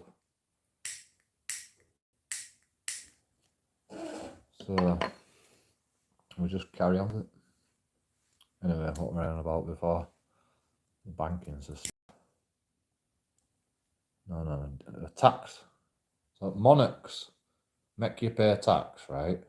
And then we go, we want a democracy now. And the democracy goes, well, you should still pay tax. You should pay us to look after the country. And then we'll spend the money from the tax on the country because you put us in charge of the country. And, it never ended. The tax system never had a break. Like the kings and queens used to get all the tax. And then democracy happened. Like the civilians woke up and went, this isn't fair. Why is the kings and queens getting all this money? Like, they don't create no jobs for us. They don't fucking help us. We can't do that anymore. So we put a stop to it, but the tax system carries on. We put a stop to democracy, to the monarchy, but we didn't put a stop to the tax. Even though that was the problem in the first place. That's why we went into a democracy, because the kings and queens were just taking out money. But we didn't put a stop to it. We didn't actually put a stop. We didn't solve the problem of like everybody paying too much tax to a system that doesn't fucking help people.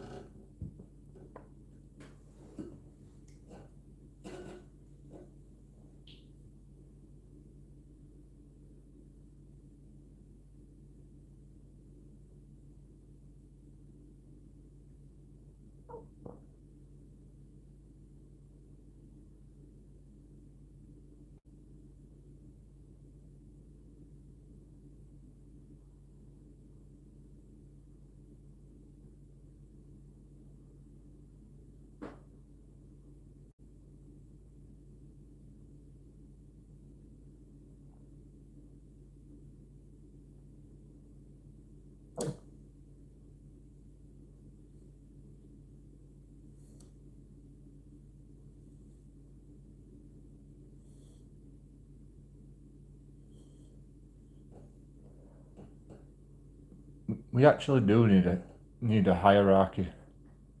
We actually do need a hierarchy. We're not going to call people elite. We're not going to call people middle class. We're not going to call people poor. We're going to call people you know, like if you're Elon Musk and you work fucking 18 hours a day and you create rocket ships and you have a company that's running 24 hours a day with, you know, a thousand employees, you know, working 12 hours a day, and another 1,000 employees working another 12 hours a day. So you have 2,000 employees working every day. You go, this guy's a fucking what would you call him?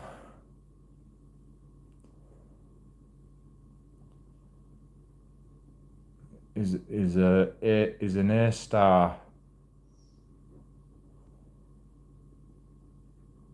an A star contributor, you know, and then JoeKingAudits that like works 12 hours a day streaming, and it produces entertainment for, you know, hundreds of people a day. We call him a minus, you know, Z class, a minus Z class part of society, and everybody has a class, and based on your class depends on how much like influence you should have, like decision making skills. Like if the collective wants to go to space, Elon Musk should be an A star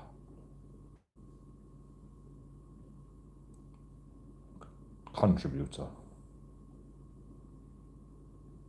Like we should have a fucking, what's the word? Credit score. I mean, it's not a credit score. You know, you don't get paid. You don't get paid in my system. Nobody gets paid. You get a class. You get a class, and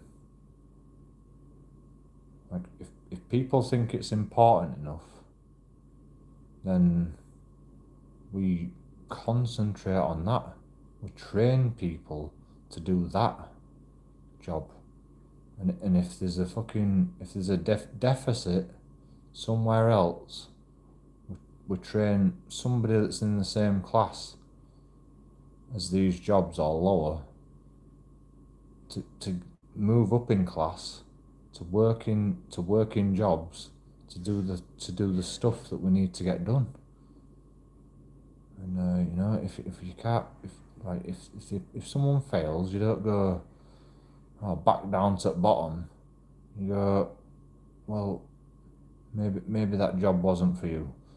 Maybe we can get maybe we can train you up to, because like if you try to do a job, and you try your best and you fucking turn up every day and like people are training you, and like, you know, you throw everything at a problem.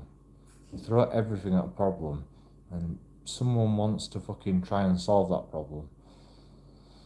And you know, if it's like you fail, like some people just fail. You know, some people just do not have the capability of being Elon Musk, for instance. Some people do not have the ability to like just watch the stock market. You know, I mean, there won't be no stock market in my system, but actually there would be a stock market in my system, but it'd be based on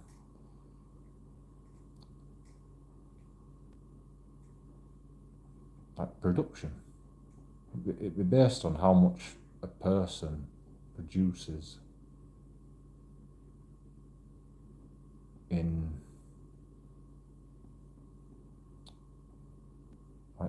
valued contributions. Like, you can't go up in rank. You can't go up in rank once you get to your rank in the job that you're doing. You just stay at that rank, you know.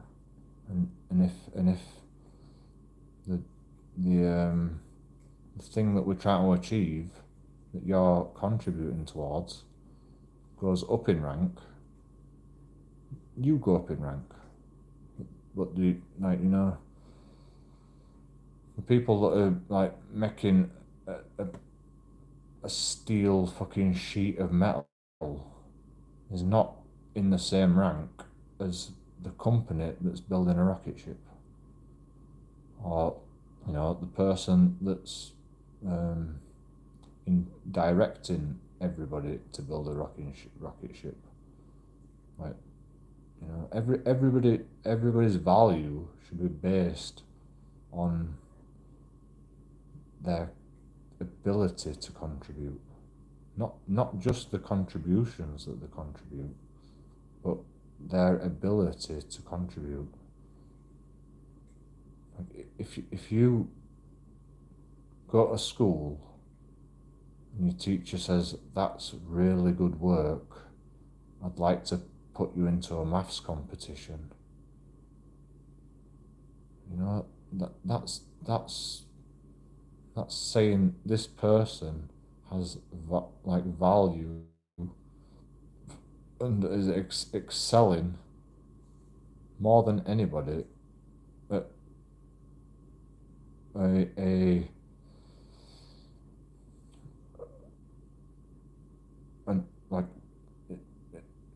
they're excelling at a knowledge that is valuable. You don't just teach someone about Shakespeare if it doesn't have any value in society.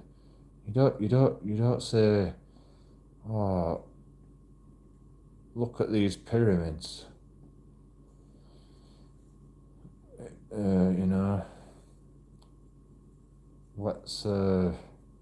Let's try and come up with a new theory about how important these pyramids are." It has no value. It has some value, because we find out new stuff all the time about the pyramids, but it has like little value to the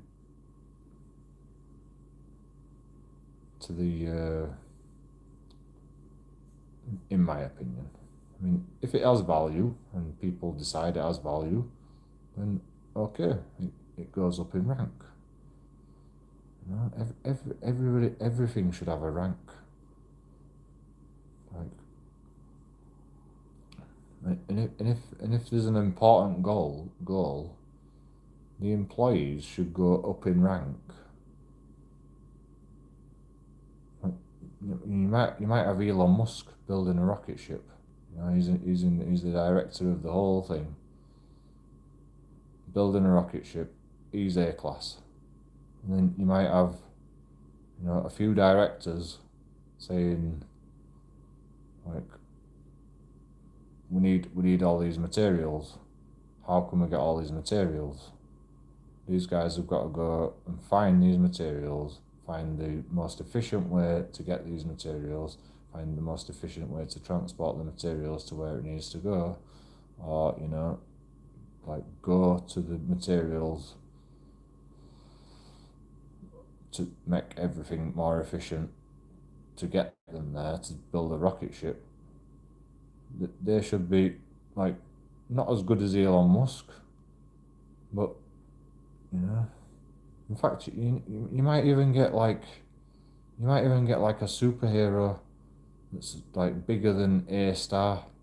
You've got Elon Musk building this rocket ship, but you might have an employee down the line that's come up with an idea so great that it just makes everything 10 times more efficient than even Elon Musk thought of. And, you don't go up in rank yourself, but the people that are in the same job as you They all go up in rank because it's more important. That job is more important to the whole society. That job is more important than Elon Musk, like, directing everybody to build a rocket ship, because it makes everything more efficient than what Elon Musk said.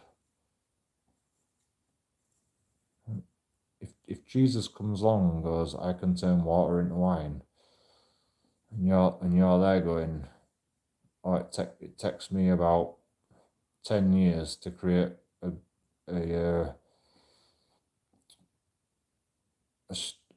fucking a strain of grape bushes that creates this wine. But you're Jesus, and you can turn water into wine, and it's the best wine you've ever tasted. And someone says, I can do it in 10 years, and Jesus is like, I can do it just instantaneously. Like, you might still have these fucking people that can, like, because Jesus can only turn so much water into wine. One person can only turn so much water into wine. Like, you can't like. In fact, Jesus would be fucking shit. Like, Jesus would be shit. You can't feed wine to everybody if you're one man. If everyone lined up and got a glass of wine or a bottle of wine from Jesus, if everybody was allowed one bottle of wine from Jesus, and he's got to fucking give you a bottle of wine, the fastest you can do that is like one every second. And Jesus can only stay awake for so long. Maybe it's miraculous. Maybe you can stay awake for 24 hours a day, 7 days a week, forever. Fine. Still, to feed everybody one bottle of wine across the whole planet takes 6 billion seconds. 6 billion seconds. That's one bottle of wine per person. 7 billion seconds, actually. 7 billion seconds. Do you know how long 7 billion seconds is? It's about thousands of years, I think. Right? Tens of thousands of years. Can somebody get a calculator out and do 10 shit, how do you do that? 7 billion, I mean 10 billion, if it were 10 billion seconds divided by 60, because there's 60 seconds in a minute.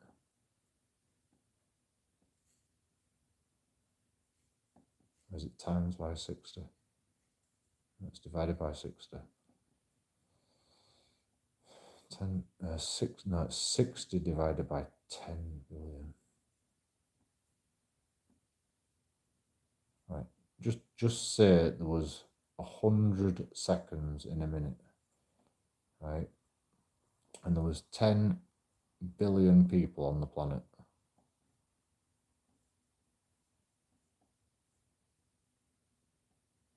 What did I say? 100 seconds in an hour. Sorry, no. Yeah, 100 seconds in a minute. And so you do 100 divided by 10 million, which is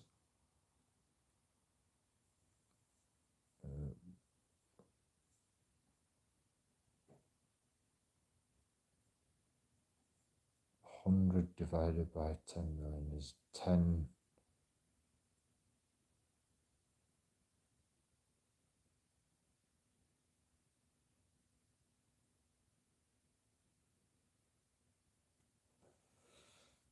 Two noughts off a billion. Fucking hell, a billion. So it's 10 million. And then there's 100 minutes in an hour. That's divided by 100 again. So that's 10,000. Or is it 100,000? Another 2 noughts off 100,000. No, it's not 100,000, is it? It's what am I saying? 10 billion. There's another 0 there. So 2 noughts off that. That'll be 100 million. And then 2 noughts off of that would be 1 million. So it's 1 million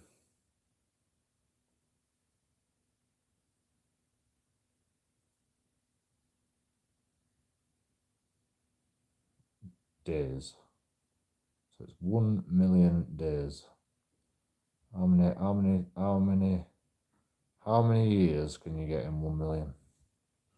Like if Jesus could make water into wine, it'd take him, and there were 10 million people on the planet, it'd take him 1 million years, I think. You know, it's like, 100,000 years maybe, I don't know, maybe 10,000 years, maybe, 1,000 years. I'm not sure on the maths, I can't do it in my head right now. But, it's like, it's more than fucking a lifetime. Unless Jesus is fucking God and he can live forever. And who wants to make everybody a bottle of wine a day? Nobody. That's just one day's allowance. That's just one day's allowance. It'd take you 1 million years to give everybody 1 day's worth of wine. And then, you've got to wait another 1 million years before you can get another bottle of wine. I mean, maybe you could create like enough water into wine to feed everybody like every day. That'd be valuable. You'd be an A-star contributor. So, like, this is Joking Audits. Vote for Joking Audits to be king of the world. And this is why I call myself Joking Audits, because I'm the king. I'm gonna tell you the way it is, and if you don't like it, you can either look up the rules yourself, or you can ask me, because like the stuff that I talk about is not just law. It's something that I think is wrong with the world. Like I don't just audit,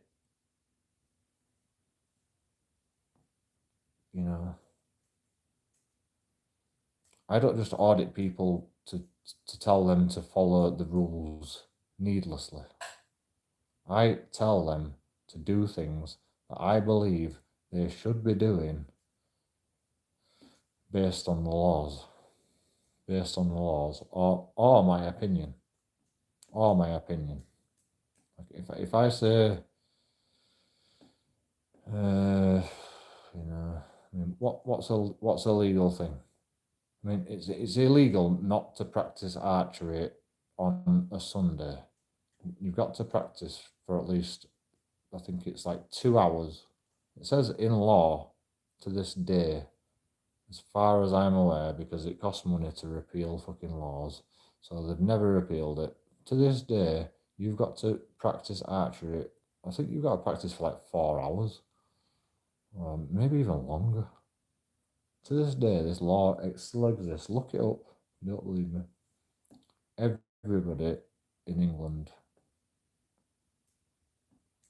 I don't know about Scotland and Wales, to be honest.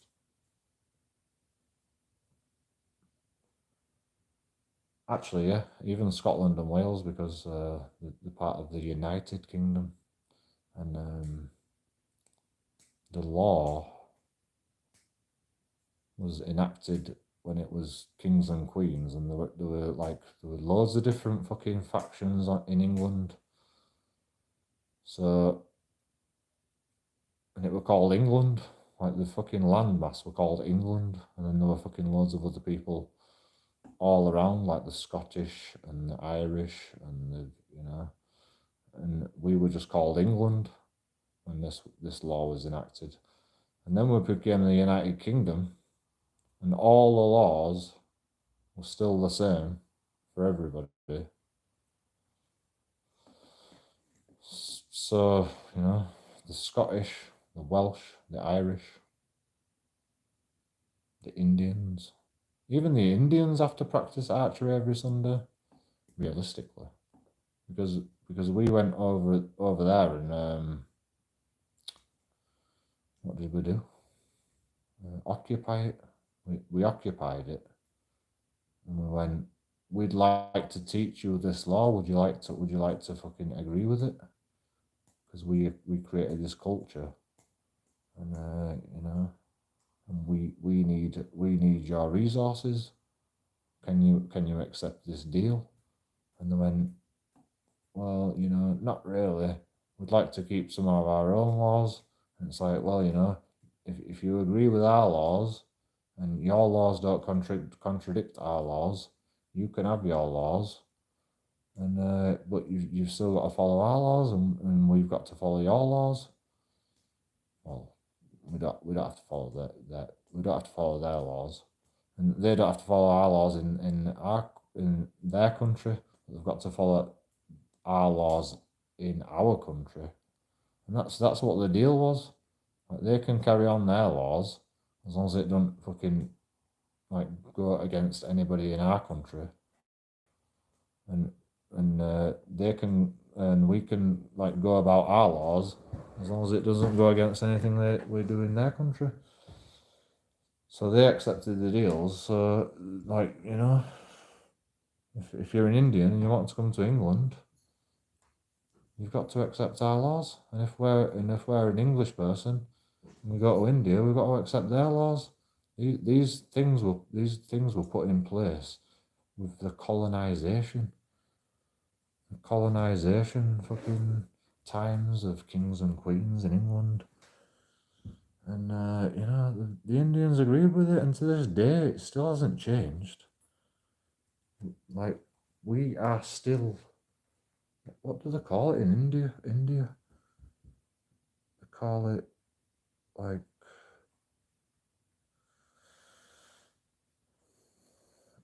a lawful colonization. We colonized India, and that meant we have to follow their laws, and they have to follow our laws. So Indians, if they come to our country, Muslims, if you come to our country, you've got to practice archery every Sunday. How about that? It's still a law to this day. If somebody wanted to enforce it, like the kings and queens, or the government, if the government wanted to enforce it, every Muslim person in Bradford, across England and Wales and Scotland and Ireland,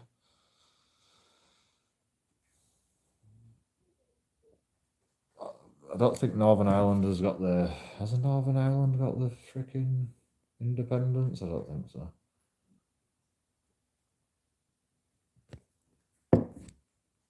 They haven't got the independence, they've just got a fucking ceasefire.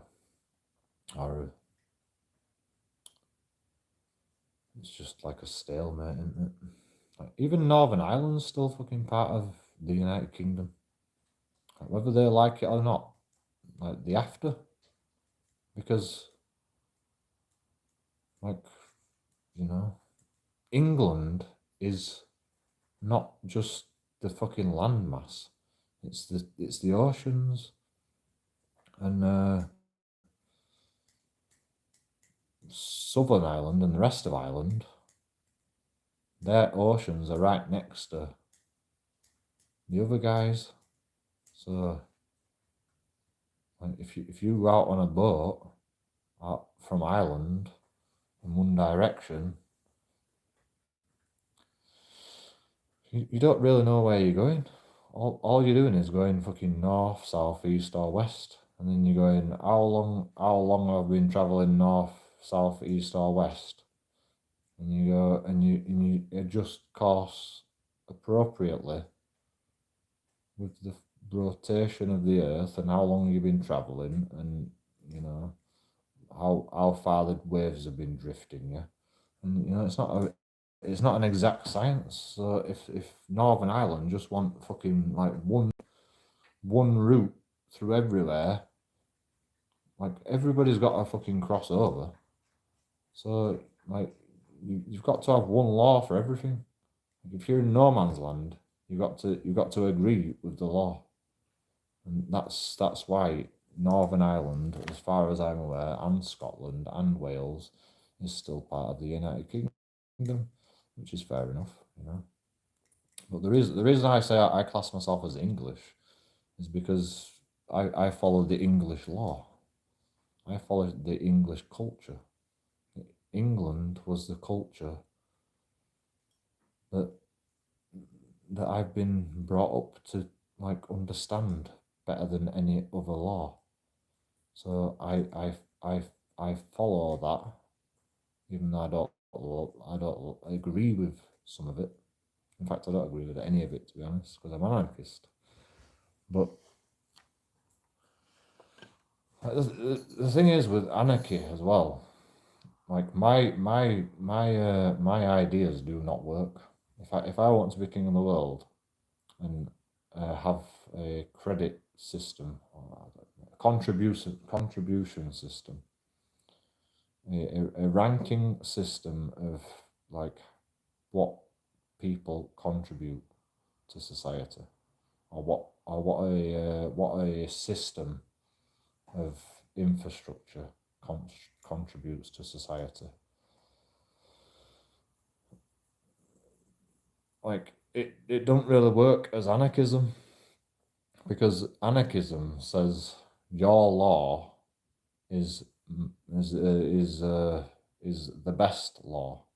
Like if I say I don't agree with police officers wearing the thin blue line badge, and then a police officer goes, well, uh, you know, we all want to wear a police badge, and there's fucking 100 police officers that want to wear the thin blue line badge, and there's just me saying I don't agree with that. You know, that doesn't make me wrong. That doesn't make me wrong, because I'm an anarchist. I can still say that. You know, just like being an anarchist, you are right. And you've got to convince everybody else that you are right. Otherwise, you've just got to put up with it. You've just got to put up with it, because we're under this law. And my ranking system is based on what does it benefit society. And I'll tell you what it benefits society, this thin blue line badge. They are supporting each other when they retire, and when they fucking slip up and get retired. You know, some officers, they get retired on, like, you know, half pay or full pay. They get retired on full pay for the rest of their life, and they've done something wrong. You know, and they've done something wrong, but they've bloody they made a long period of contributions to the police force. So they go, right, well, you know, you've done something wrong, so you're gonna have to be sacked, because nobody's gonna let you carry on your job if you've done something wrong. But because of your contribution to society, we're gonna retire you on full pay or half pay, or we're just gonna retire you early. on a fucking, the normal pension. If anyone else gets sacked for doing something wrong, if I steal fucking something, if I fucking start stealing pints from a restaurant that I'm working at, I get sacked. I don't get my pension. I get my pension that I paid, but I don't get fucking retired early and fucking get pension from that company for the rest of my life. The police force is a company.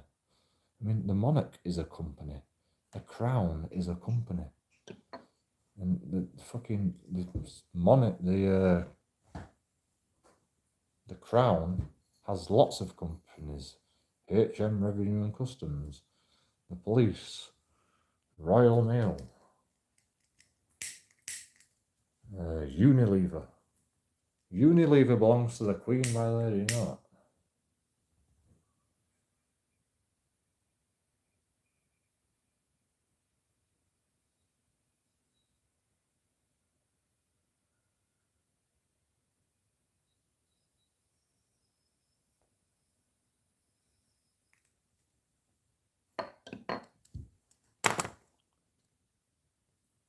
Do you know paid for the Queen's company? The Queen. Because we said we are going to give the Queen public money. We are gonna fund the monarchy and do everything in the Queen's name and serve the Queen. We consented to having a monarch in general, or we made a consensus that we're going to keep the monarch by consenting to paying tax. Back to the fucking same thing that we were just talking about. Fucking hell, I'm actually staying on subject for a change. I'm actually sort of staying on subject. Okay, it was a very convoluted situation. Now we've actually come back to the actual subject that I was on originally.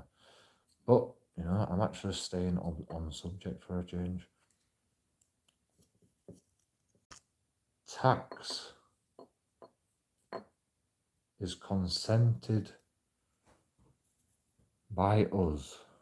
We agree to pay tax by paying tax. We consent to being policed by letting police us. If you have a problem, or someone has a problem with you, and someone calls the police on you, and you go, "I'd like to remain silent, please," you can remain silent. That's because you do not have to consent to the police making up their mind and deciding whether you are guilty or not guilty. That's why you have the right to remain silent. That's called non-consent. If you go, blah, blah, blah, I didn't do it, that's consenting to having the police make an opinion about whether you are guilty or not guilty. Well, actually, that's not entirely true. I mean, the law's pretty clear. You've got to have reasonable grounds before you arrest somebody. If you don't have reasonable grounds, you can't arrest somebody. So if a police officer comes to you and goes, "I think you've done something wrong," you should go, "Arrest me then," and then remain silent. And I do it all the time. I do it all the time. I say, I need your details because I think you're wanted. And I says, "I'm not wanted." I don't even have to explain myself. I say, "Well, arrest me then." And that's what I said to him.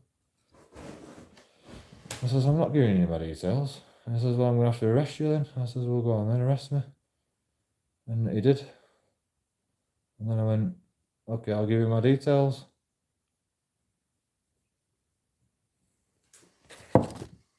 And he checked my details and I wasn't wanted. I said, I told you, are you going to apologise? He went, yeah, if it makes you feel better. I said, go on then. He says, no, what did he say now? He went, okay, yeah, he went, yeah, I'll apologise. Okay, I apologise. I apologise.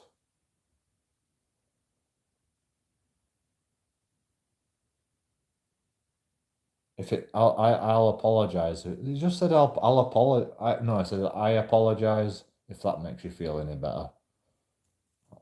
Okay, I apologise if that makes you feel any better. And I went, a bit of a half-assed apology, but I didn't expect anything. I didn't expect anything better than that from a police officers, to be honest. I didn't expect anything better than that from a police officer. I wish people could be happy about apologizing. I wish people could be happy about learning.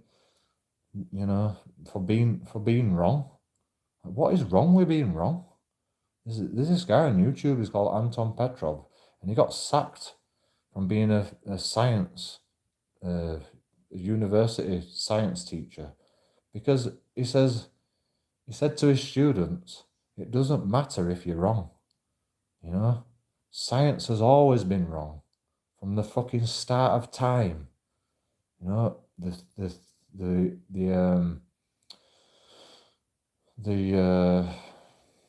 problem arises when you're wrong and you don't work to fucking correct your mistakes.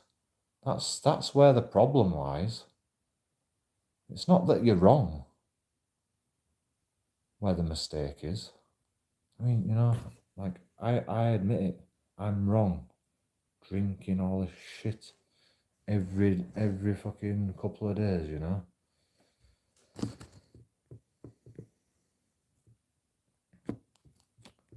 Why don't you do auditing anymore? I do, but it's in live streams now because it's safer. If we don't consent though, we can't buy anything from shops because everything is taxed. Well, in my system, like there is no money. We have no option. I think in my system we need some sort of like a contribution grading system. And the contribution grading system is based on what people want. So everybody's got to decide collectively what is the most important thing. If people decide we should build rockets to go to space just in case we get wiped out by an asteroid or whatever the reasons, then we should concentrate on that. And if we're concentrating on fucking building a rocket to go to space and we can't feed everybody to do that job, we need to concentrate on that a bit more than the fucking rocket. Because if you can't fucking feed everybody to build rockets to go to space, you can't build rockets to go to space. So that should be a more important job than the rockets themselves. And then when you've got an excess and when you've got a fucking good design of feeding people, then you put the priority into the rocket again. And you go, how can we feed more people and give them more energy to fucking make them work harder or, make them work more efficiently to fucking create these rockets faster? You just keep making the problem, you just keep making the solution better and better. You don't go backwards. You don't go, oh, we're in a depression now. Let's just fucking slow down the whole economy and let's not build anything and let's not fucking make good food anymore. Let's make cheaper, let's make cheaper shit. You don't want to do that. You want to throw everything you've got at something that's important. Sorry seems to be the hardest word, Elton John. We have no option. I know we have no option. Oh, we do have an option. It's called the civilians take control. Anarchy. Anarchy, that's the solution. Like, everybody has to agree to anarchy. And then once everyone agrees to anarchy, then we've got to decide whose anarchy is right. You know? Whose laws, because anarchy is the lack of rules and laws. Well, no, it's not. It's not the lack of rules and laws. It's the lack of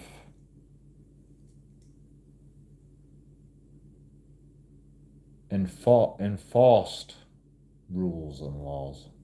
Like, if you're an anarchist, you still go. You don't go. Oh, I can just walk on fire now, do you? You know, you don't go. You know, there's fucking laws.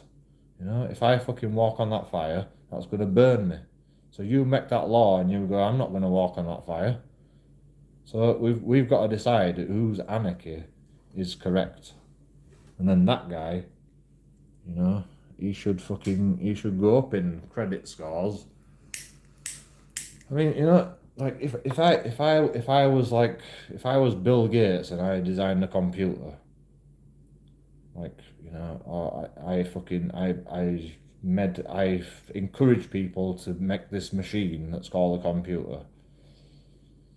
Like, I'm Bill Gates. I'm JoeKingAudits. I created the computer, but I fucking told everybody, like, because I don't know how to build a computer. All I do is go, like, this is what we need, and then I go, what about you? You know how to fucking program. You can do that. You're an engineer. And you're a fucking electrician, right? You can fucking, like, you can solve it wirelessly. And I get all these people together and I go, you build this for me, you know.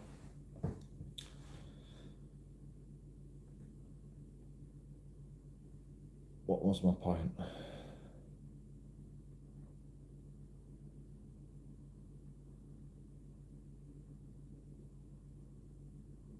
Because I want it. Because I'm Bill Gates and I think everybody needs a computer. And then everyone goes, oh, I like these computers. And then, like nothing gets produced. Nothing happens when all these people are using these computers. Like, you know, that's got to take a fucking back burner. Like, you know, like, if people are using phones and taking drugs and fucking smoking and drinking, that's got to take a back burner. That's not the most important thing in life, you know. So you've got to limit that. You know, you've got to fucking ration it. You've got to ration it. You can still have it. You can still have it. But I'm not gonna put all the infrastructure into building a fucking phone factory. You know? I'm not gonna put all the infrastructure in transporting drugs to everybody. If it's gonna slow things down. If when, you know, if we're feeding everybody, that can transport enough drugs for everybody, then, you know, okay, we can do it, you know. But if the rocket's too important and we've got to feed everybody at the rocket, we've got to put the drugs for everybody down a notch. You know, like, everything has value. Everything has value in society. People want to take drugs. People want to drink. People want to smoke. People want to go to a pub. People want to dance. People want to draw paintings. Everything has value to fucking at least one person, you know? Everybody wants to be woke. Everybody wants to protest. Everybody wants to fucking audit the police officers. Like, you know, it's like some people want to do different shit, but everything should have value. But it shouldn't be encouraged if we can't feed everybody on the planet first, you know? Because nobody can fucking paint, you know? Someone's got to stand up and go, Like, well, if you want to paint, then you, you're gonna, like, join the fucking, like, join the fucking lettuce pickers and, like, feed everybody so we can grow the fucking crops to to to make the paint, to make the paint pigments. Like, you can't just paint. You know, you've got to do something to contribute. You don't even have to do the crops. You know, but you can't paint though as well. You can't paint until everybody's fed. If you're not getting fed, you can't paint. And if the people that create the pigments that create the paint, then you can't paint. You've got to do something to contribute to uh, to either increase the pigment production in that job, or if you're shit at that job, you do a different job, and you get a higher standing, and you get a higher um, voice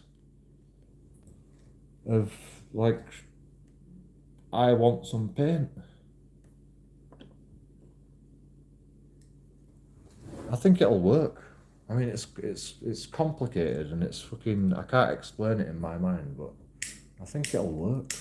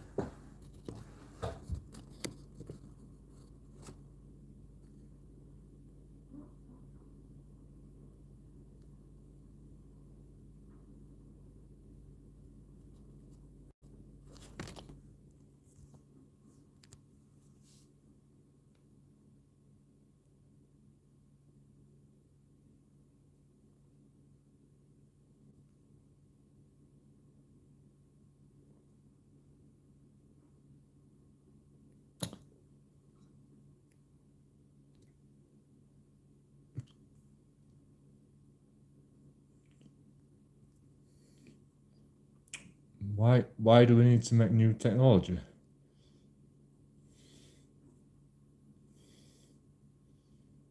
I mean, we had stone axes. We had stone axes. That's proven. We had bow and arrows, and then we had guns. And then we had rockets, and then we put bombs on them rockets, and we could bomb people. Like, a rocket could go halfway across the world. A ballistic missile can go, well, maybe not halfway across the world.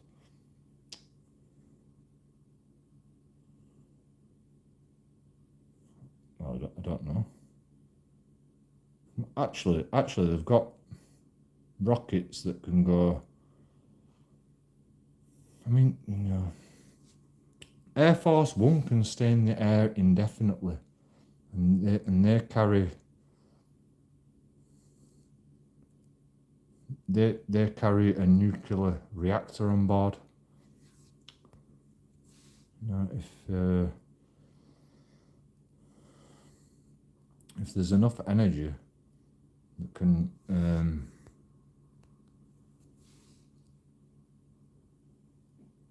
excite the particles in the nuclear core,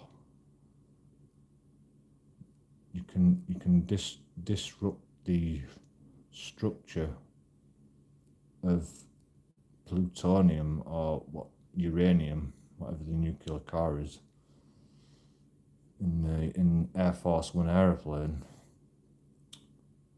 and you could create a chain reaction in the molecular structure and split an atom, because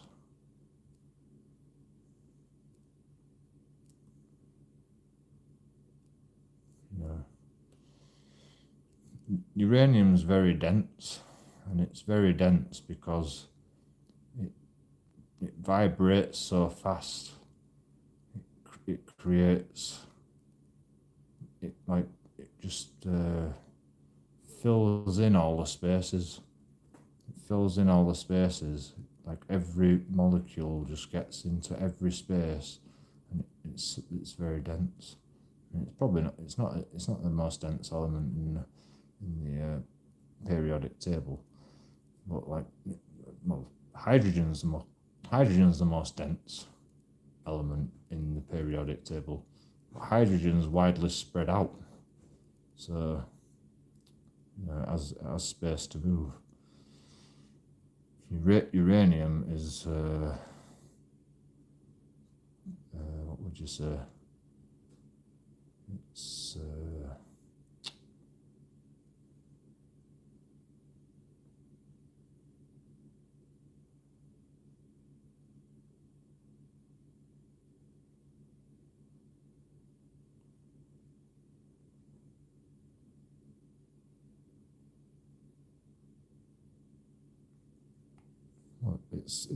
it's made in the earth. It's made by compression. It's made by compression. It's made by like the earth was made by stuff crashing into the earth. Like stuff were crashing into each other, and then something became a big ball, and stuff were flying past this big ball, getting affected by the gravitational effects, even though gravity is not actually a force, in my opinion.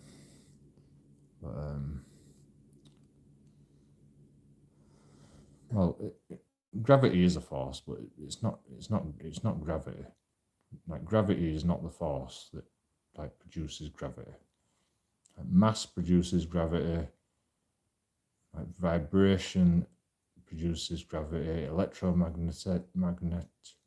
Magnetism creates not electromagnetism. Electromagnet field. That's not electromagnet. What is electromagnet?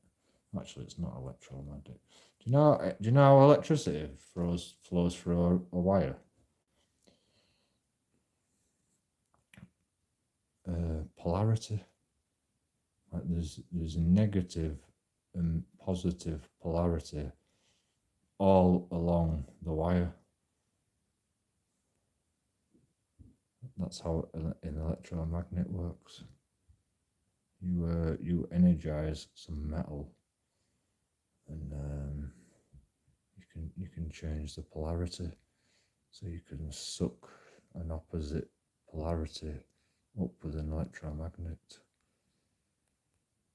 and the magnetic field, that's the thing I'm looking for, is in metal anyway, because metal is a conductor, and there's electric all around this planet through friction, through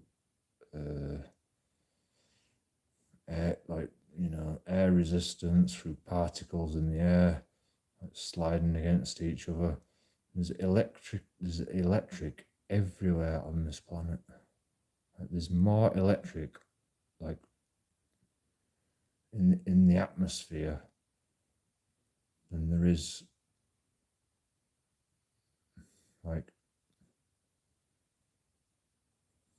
probably there's more electric in the atmosphere than there is produced every day by our electric generators.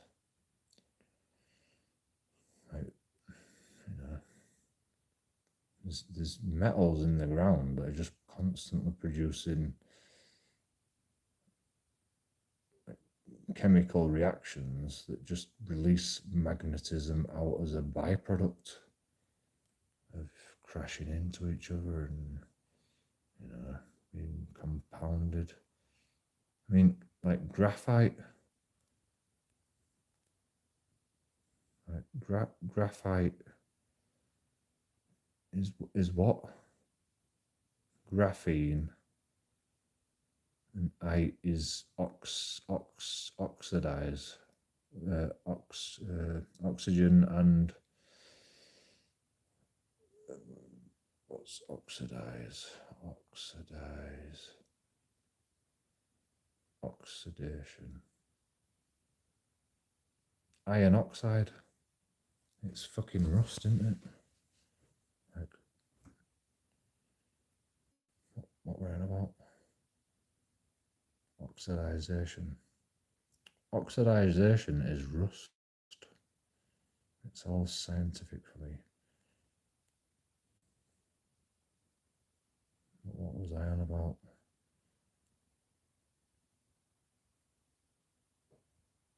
Yeah, there's that stuff that goes on in the earth that just produces more electricity in the atmosphere.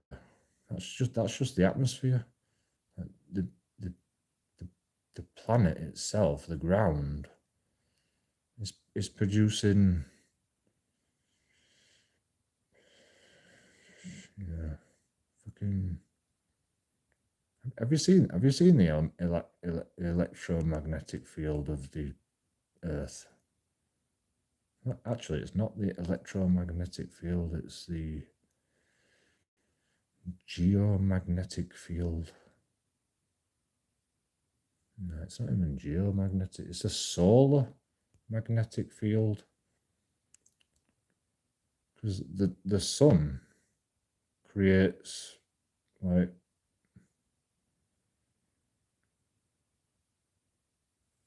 gamma rays and alpha rays and beta rays and, you know, like all these fucking rays, and it's like pumping energy through the earth.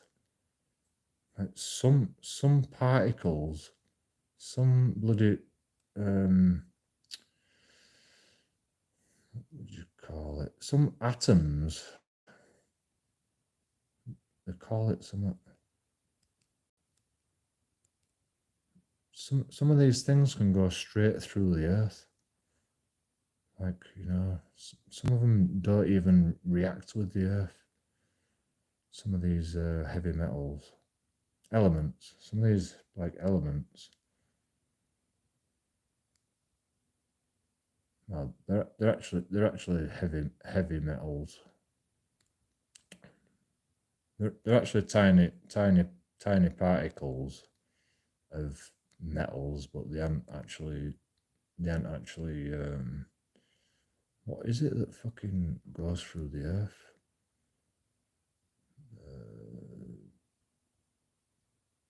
Boson particles, or quarks, bosons. Some of them can just pass directly through the earth like they're a fucking ghost. This is matter we're talking about. This is this is the stuff we are made from. You know, we're made from like loads of them, and, you know, they're all fucking compressed together through gravity and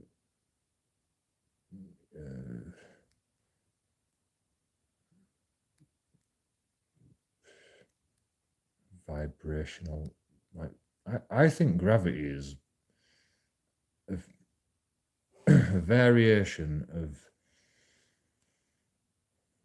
vibration frequencies and energy propulsion. You know, and the universe's orbits. Like if you spin a bucket round with water in, like really fast, you can keep the water in the bucket. You know, we're traveling through space at millions of miles per second. You know, and we've never stopped. Like we might speed up, we might slow down. That's why there's a wobble in the rotation of the Earth and the orbits and stuff. But we never stop. We're just traveling through Earth all the time. Space is expanding around us, which should slow us down, really, but it doesn't slow us down. If in effect, it actually speeds us up. Like, you know, as space is created around us, like we travel at the same speed all the time, but space is constantly created all around us. But it's insignificant. It's like so insignificant because of the large scale of the universe that it seems like we're just traveling at the same speed all the time.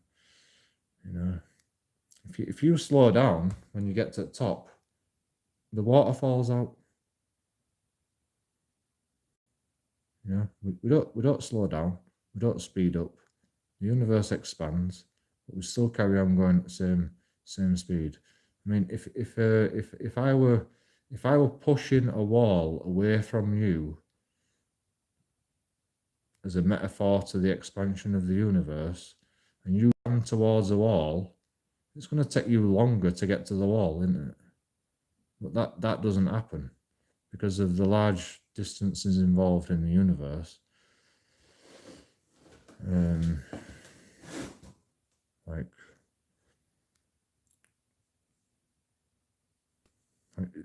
it's so weird as well because the expansion of the universe doesn't create more matter in the universe, because we can just about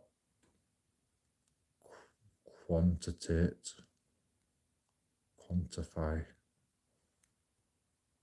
what's the word,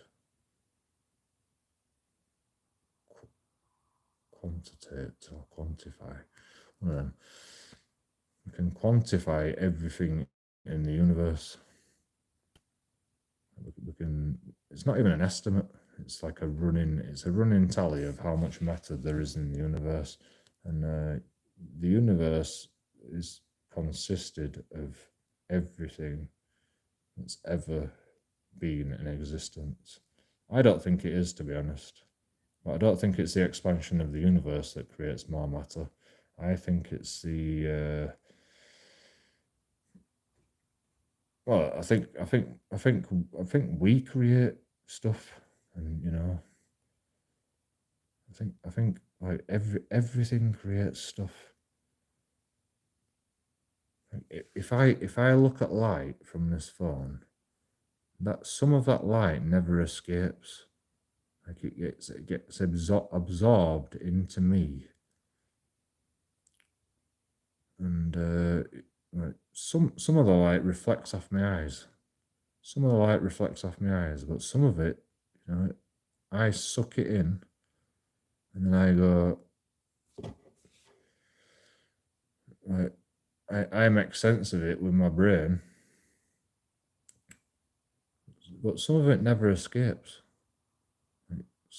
It don't go straight through you, and it doesn't all get reflected. Because if you shine a light at a mirror, it gets dimmer, and like if you shine a light at a black surface, it still reflects off the black surface, but you can't see a light on the opposite side of the wall. I mean, that it's not actually absorbing the light, but it's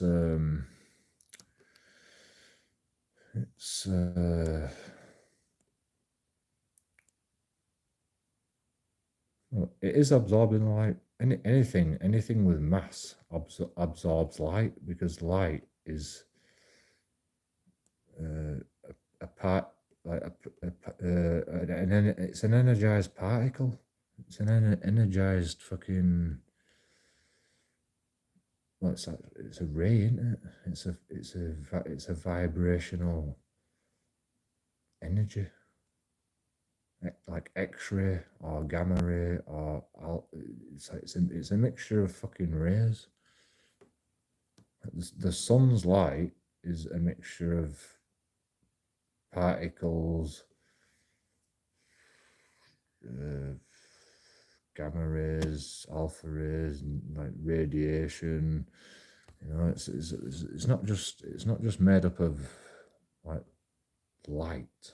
What would you class light as?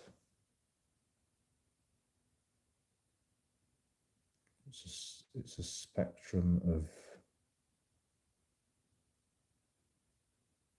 It's like a reflection. Like the sun is like blasting out these particles, and these particles of as these particles are projected out, the energy follows these particles like at the same speed, sticks to these particles, and like as the particles going past your eyes, it's reflecting the light, a little bit of light all the time. Colours don't actually exist. Yeah. Well, that's what I just said. Basically, isn't it? It's a particle that's producing energy, and that energy is like as the little fucking heavy metal piece is passing through your eyes at the speed of light, a little bit of the energy is escaping and reacting with everything in the air, or just it might miss everything in the air, and you'll get all the energy that little piece of fucking metal that's flying through the air in the sky. Do you know how gold's made? Let me read all your comments. Sorry, I've been ignoring you. I haven't been reading any of your comments. I apologise. M. Fucking hell, your name's M. I've got the Secret Service here. Why don't you do auditing anymore? Because I've got fucking other problems, and I mean I do.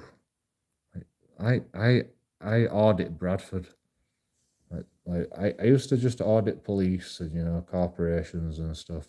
But now I just audit Bradford.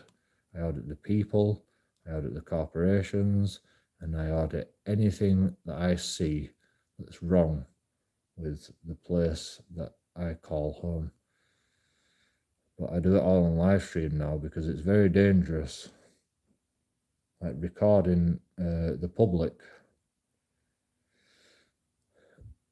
If the public do something wrong and I record them just on video, they can just take my phone and get rid of all the evidence and do what they want with me. So I live stream everything I do, everywhere I go, every day.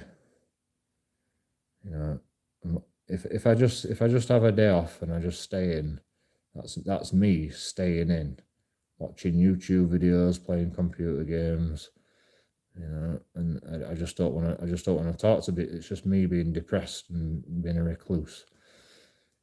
But if I go out, I always live stream for my safety, and I always find something to audit. Every time I go out, every day I go out, I always audit something. Today we audited the disabled days. I went to the shop. I cut my hair. I cut my own hair. I chopped my beard down with same clippers. Okay, I missed a bit here, and I was feeling good, and I didn't want to fucking drink coffee anymore because I'd been in for like a day, just watching YouTube videos. Well, I was watching Twitch streams, to be honest, I were in chats. I were in chats like you, just talking to people. I were in chats, just talking to people, and making comments about Twitch streamers playing DayZ, the computer game. And that's about it. There's this guy called Smoke on Twitch, and he's the best fucking DayZ player I've ever. It's entertainment, you know. I was just entertaining myself, and I was depressed, so I was just fucking, just in chat, just talking for fucking 10 hours. 10 hours I were in chat, and I fell asleep, and then I woke back up, and then I was like, yo, I'm back. I was just in someone's like stream for like 10 hours. And then I woke up today and I'm like, oh fuck! I was supposed to go to Salvation Army to get a shower because I have no gas in my house. So like I was gonna get up early and go to Salvation Army to get a shower because it's Monday and I need to get a shower because I've got to go to court soon. So I wanted to get a shower and then I could cut my hair, but I didn't do that. I decided fuck it. I missed my opportunity to get a shower, so what I did is I started boiling pans of water, kettles of water, and I filled the bath up, and I had a nice fucking long bath. Cut my hair, got back in bath. It took me seriously about 45 minutes. I won't say an hour. It took me 45 minutes of having pans on the hob, kettles, and like I've just been paid, so I can afford to like put the kettle on to get a bath. Because I haven't had a bath for ages. I've been getting a shower at Salvation Army because I ain't got no gas here, and I can't afford the electric bills. But I thought, fuck it, I haven't had a bath for ages. I've been paid. I can put electric on now. I'll fucking boil some kettles and I'll have a bath, do my hair, make myself feel better. And I had no intention of drinking today because I didn't want to drink today because I've got court soon. I don't want to have a hangover. I want to get everything sorted before I fucking go to court, and then get it all fucking done.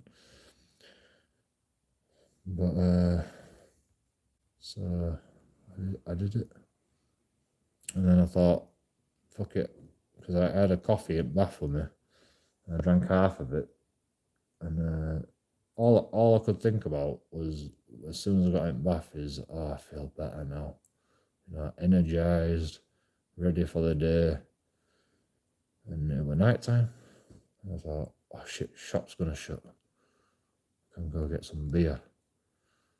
So I went and got some beer. If we don't consent, though, we can't buy anything from the shops, even if it's taxed. Everything is taxed. Yeah, we should maybe think about getting rid of the monetary system, because, like, if we want to be like the supreme fucking race on the planet, the most successful animal in the universe, I'm pretty sure that you don't need money to do that. You don't need fucking, I mean, my system as well, you don't need a grading system. Like, everybody should know what's right, everybody should have decent enough morals to say, that's the right way to fucking like do things. If you see a grandma, struggling to like feed herself, like somebody should do that. Someone should do something about that. If you see a grandma going, I can't put my central heating on today because my pension's fucking so shit, and I've spent it all on food and one bottle of wine a week. Like, somebody should help them. Like, we don't need money to do that. We shouldn't need money. Like infrastructure should be in place to fucking help these people. Not money. They don't need money. They need food. They need a bottle of wine. They need a few beers every so often. They need this, like, they need some cigs if they smoke. You know, what else do you need if you're an old grandma? You need a roof over your head where you can bring your family round. You know, like have enough room to bloody like have have have your family round and have a meal together.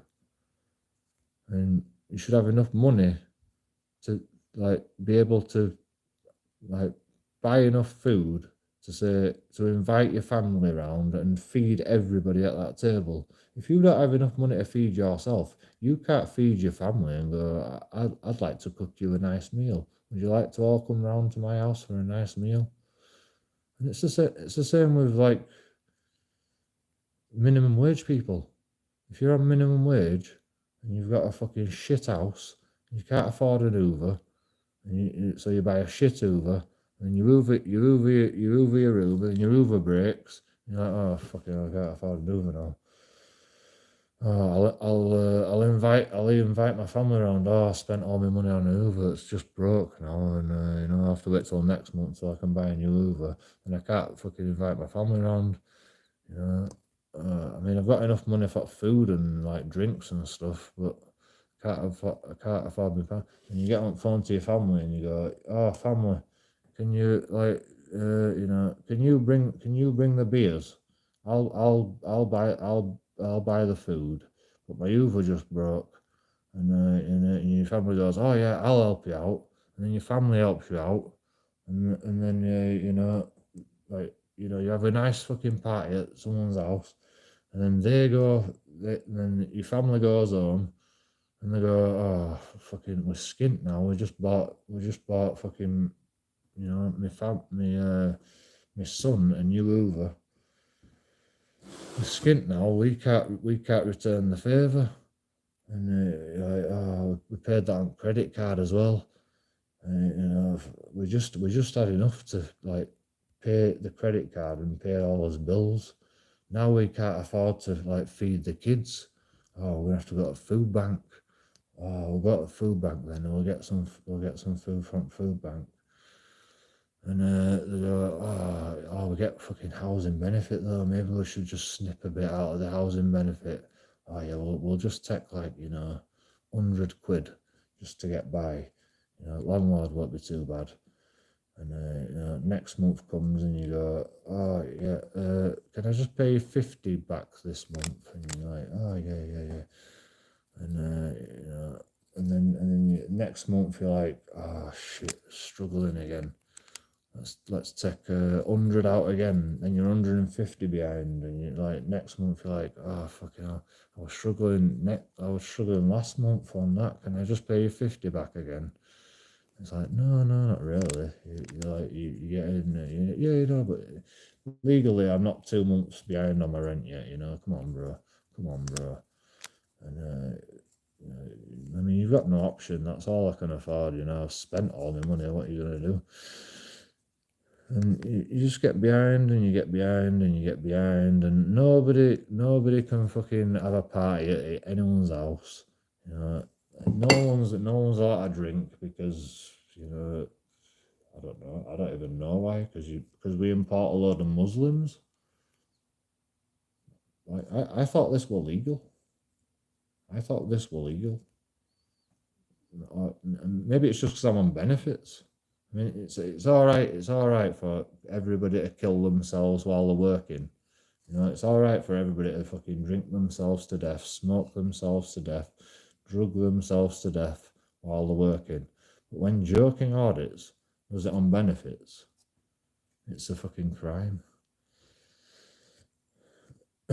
Sorry seems to be the hardest word, Elton John. Exactly. I apologize. I apologize for my actions and my fucking gluttony all the time, but I'm aware of it. Well, I don't apologize actually because,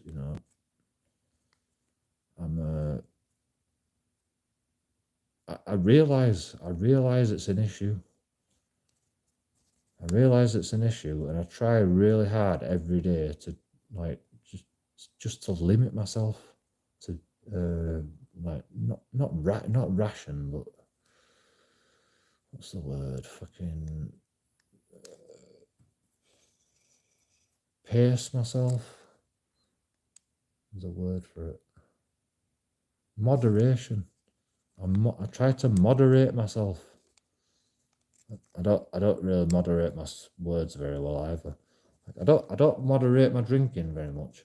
I don't moderate my smoking very much, and I don't moderate what I say very much. You know, I just say what I want to say, and I drink if I want to drink, and I smoke if I want to smoke. I mean, like, what's wrong with that? Because I can't afford it. Because taxpayers can't afford it. Bullshit, they can't afford it. You know, they can afford to put everybody in lockdown, you know, create massive amounts of medical problems because nobody could get cancer treatment and depression treatment and you know, and like that lockdown caused more medical problems than you know, it's only been a year. It's been less than a year since the lockdown restrictions have been lifted, and they're already seeing the statistics are clear that the medical issues created from the lockdown and the restrictions are like, you know, more than 10 times worse than, well, maybe not. I mean, it could be 10 times worse, I don't know. 2 times worse, you know? It's more than 2 times worse, probably. I mean, even if it's, you know, what's less than 2 times worse? Even if it's fucking 1% worse than COVID. Right? If you'd have just like let people die on COVID, let everybody do what they want, and you know a few more people died, or like put everyone in a lockdown and cause a lot more people to die, right? It's a bad decision. It's a bad decision.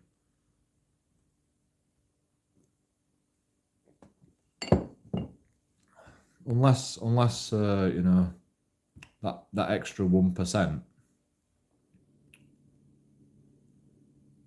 was negated by the fact that it'd be perpetually getting worse if you didn't have a lockdown, and that wasn't the case. Like, the COVID was gonna like. I mean, I don't even know why COVID was a problem in the first place. Like, I mean, I said it from day one. Like, it could be a problem. Like, if it's a pandemic, that could definitely be a problem. You know, because it's spreading across the world, and it's spread from human to human. And if you go around the world, it's going to to the people around the world. You know, that could be a problem. You know, and it like there is a reason for a lockdown if you have a fucking true pandemic. But I said to people, COVID is a coronavirus. Coronavirus has been around for 100 years. We've never got rid of it. People have always been getting it, different strains. You know, we were all worried about COVID-19. We were only worried about COVID-19. Okay, it's a very transmissible strain, but like, you know, all the other coronaviruses, they're transmissible as well. It's just like people transmitting it actually helped immunity Like the reason coronavirus was so out of hand is because it was what's the word?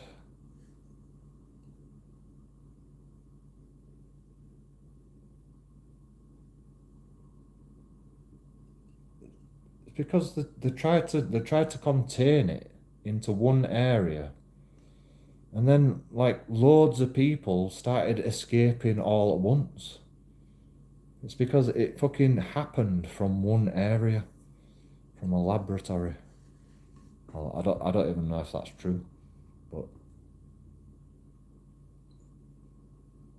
the evidence that I've read or like heard says coronavirus was first discovered. COVID-19 was first discovered in the lab in Wuhan. Well, actually, it wasn't discovered in the lab in Wuhan. It was discovered in a cave in bats. But they got one of these bats and they found it and they fucking extracted the blood from the bat or whatever and like they stored this fucking coronavirus in a test tube and then they started messing about with it. And one person got it, and then another person got it, and then another person got it, and they didn't stop fucking messing about with it.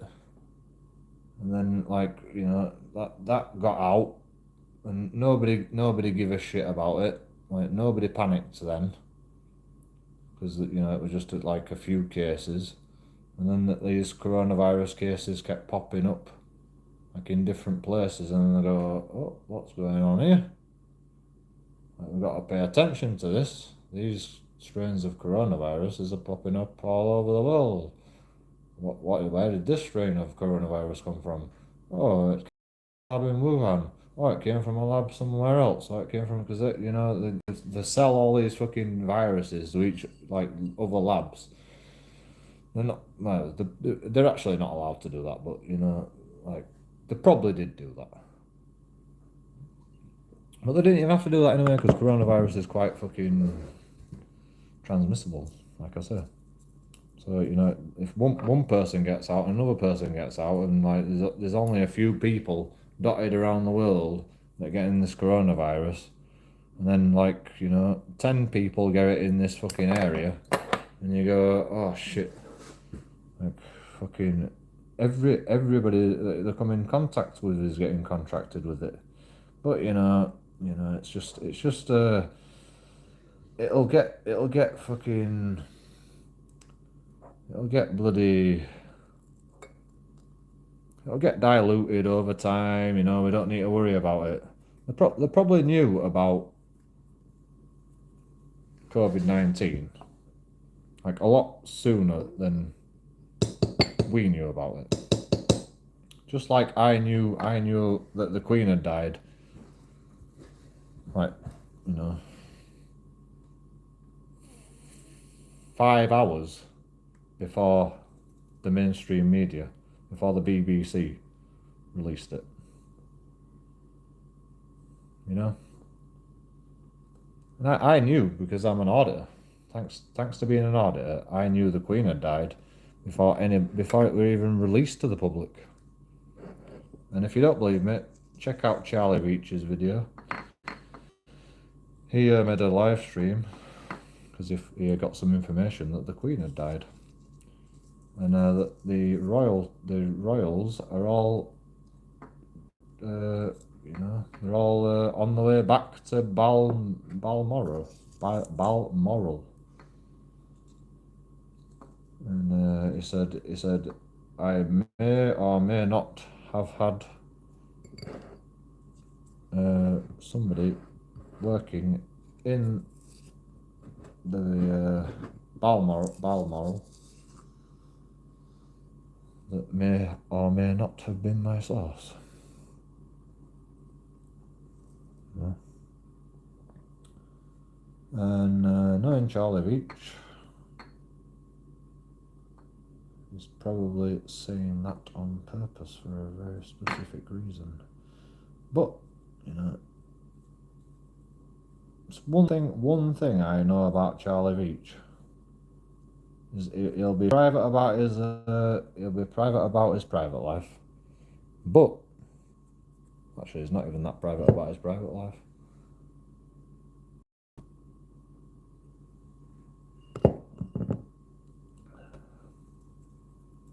And I can trust him that he's I won't say he's being honest, but I can trust him that he's saying what he believes to be true. And saying what needs to be said to change things. Maybe not for the better, but for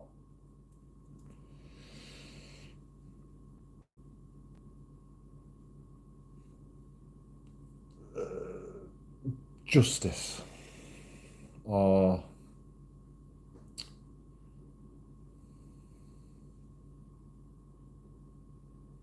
he's saying what he needs to say to make sense of his own mind. I was just saying how stupid it was the other day spending loads of money on rockets, and not only that, but why do they need to keep making new technology for rockets when they went to space years ago?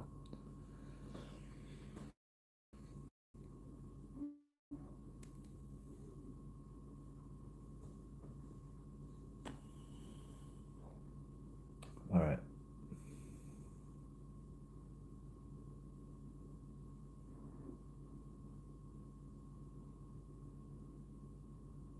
So we had the bartering system, right?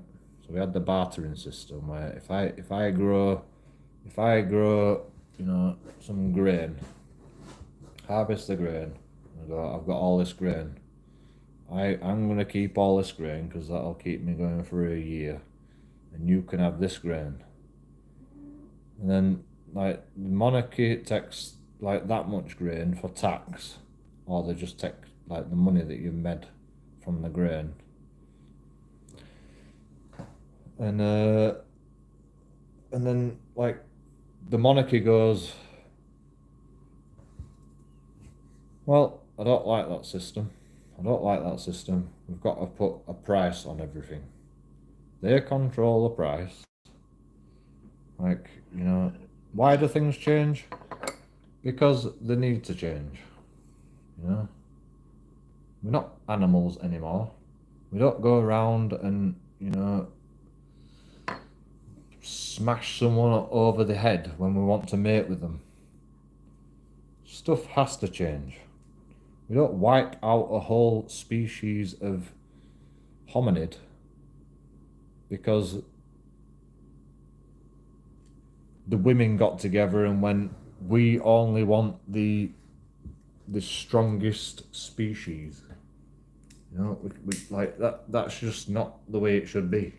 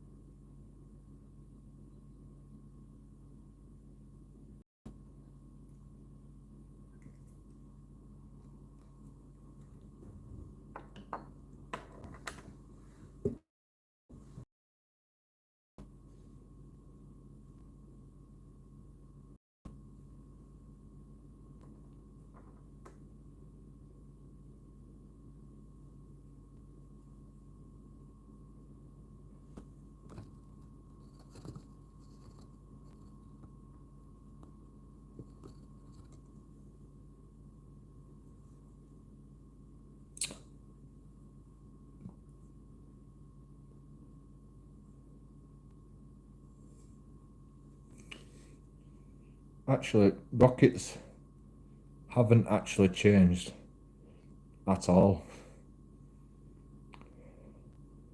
Do you know,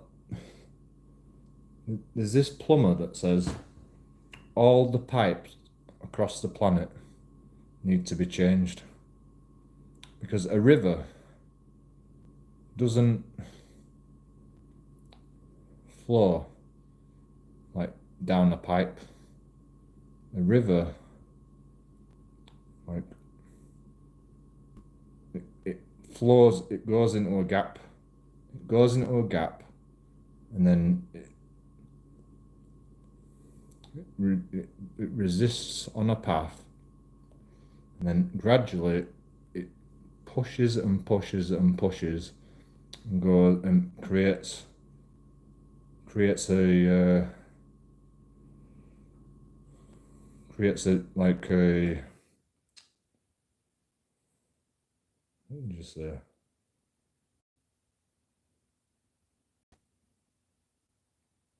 Creates a bend. It creates a dent. It creates a dent. So if the water's coming down a hill like that, it's going to go in a straight line. No, it's going to like come down. It's going to hit the floor. It's going to gather there, and like the other water that keeps coming down, it's going to push the water out like evenly in every direction. But because the water's coming over a waterfall, it's dropping, dropping, dropping, and all the other water behind it is pushing it like in the same direction, like the way it came over the waterfall. So the waterfall, like in effect, like if a waterfall's like, I mean, if matter falls, it can get up to a certain speed. If it's a big enough drop, it can get up to a certain speed. If you've got a load of other water falling at the same time,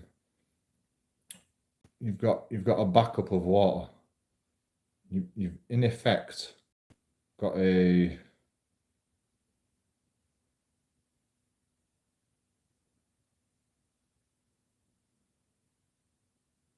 river or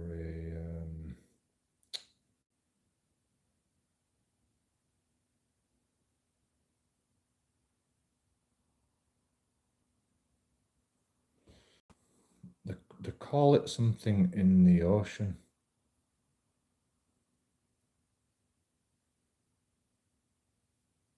It's a circulary or it's a breathing. What's the word for breathing?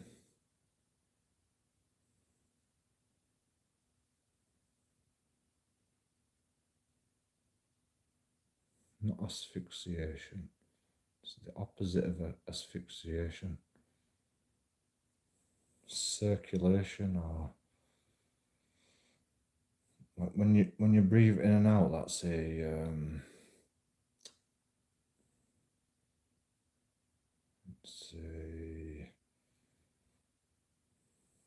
there's a fucking word for it. This is quite important. It's a circulation of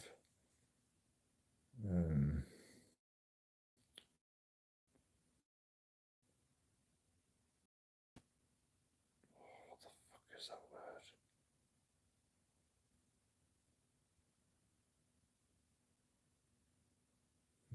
It's like a circle.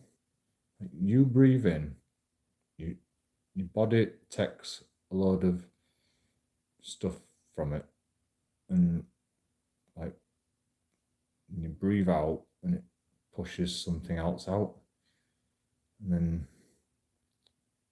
the world takes it out into the like atmosphere and goes where it with the least resistance.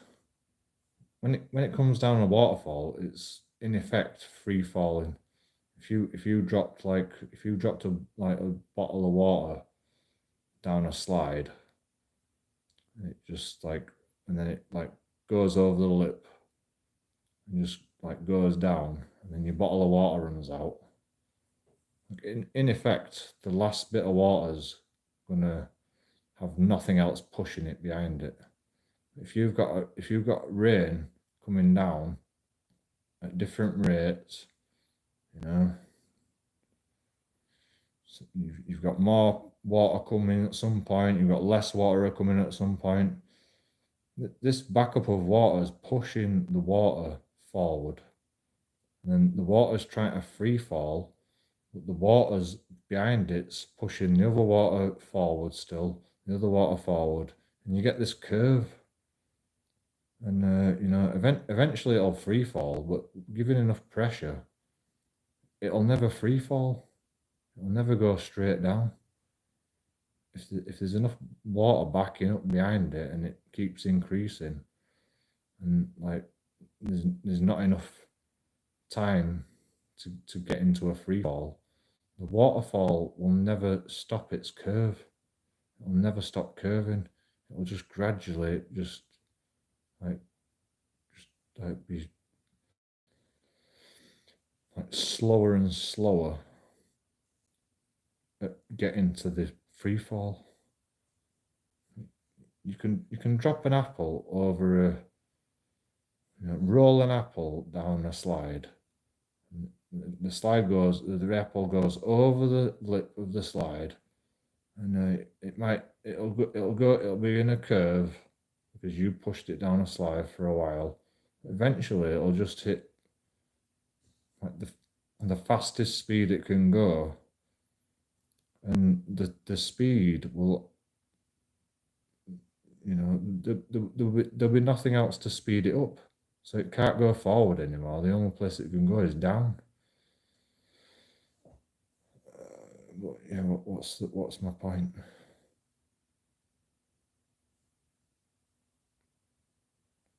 So the river's like pushing on the river all times. So when it like drops like and hits the floor, it creates this like disturbance of all the fucking shit that it's hitting like constantly. Eventually it creates a pool, and it like creates a whirlpool. You know, this stuff's going down, it's pushing against all sides, it's coming back, and then eventually it just equalizes and it creates a whirlpool in whichever direction is the least resistance. And because this fucking like waterfall's going this way, the river goes that way. It doesn't go back under the mountain, does it? It doesn't go back under the mountain. So like even if you had the highest waterfall ever, it never touches anything, never touches a rock. It's just like free falling off the edge. Like the river's still going this way over here. I mean, you're gonna have water going that way, but like you don't create. Actually, it could actually possibly go in the opposite direction.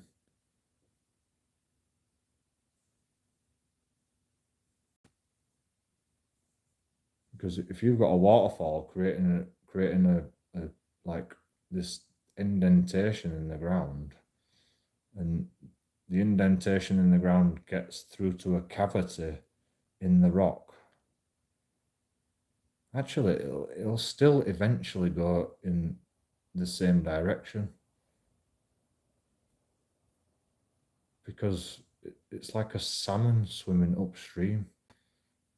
The salmon doesn't like power its way upstream. It uses the it's like a bird. It uses like thinner air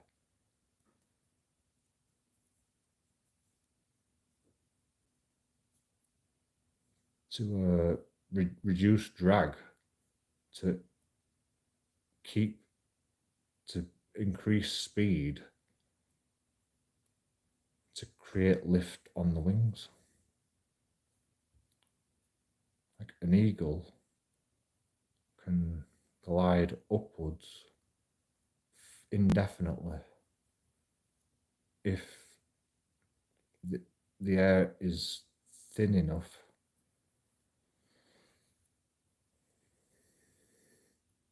because of the hot airs pushing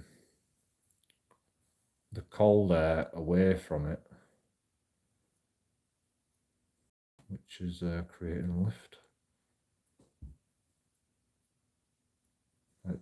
This like hot air's pushing up like this, right? And the cold air's like reflecting off it all the time. All the time. You know, I mean, this air is not a fucking. It's not a tube of hot air. You know, like this air is getting cooled left, right, and centre. Like cold air's coming in, and it's like a vortex, and it's like a fucking, you know, and it's all around in this area.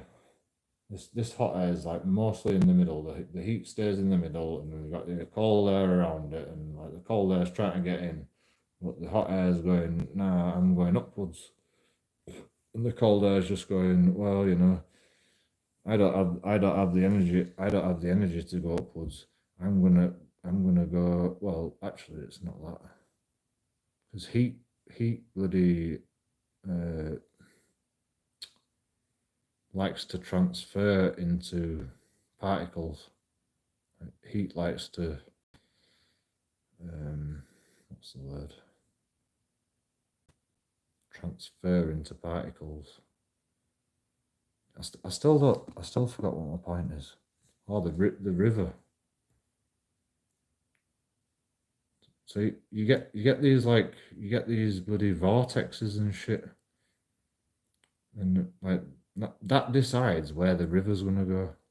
That decides where the river's gonna go, and like what decides that is the fucking waterfall hitting whatever it's hitting on the surface, and like the backup water pushing like whichever way, you know. Oh, that's the point. Fucking changing the pipes in the whole on the whole planet. If you made a pipe like a river, like the water in your water pipes, the water travels along the pipe. And if you have a pipe that's just a pipe, it's a lot easier to manufacture, but it's like the least efficient way to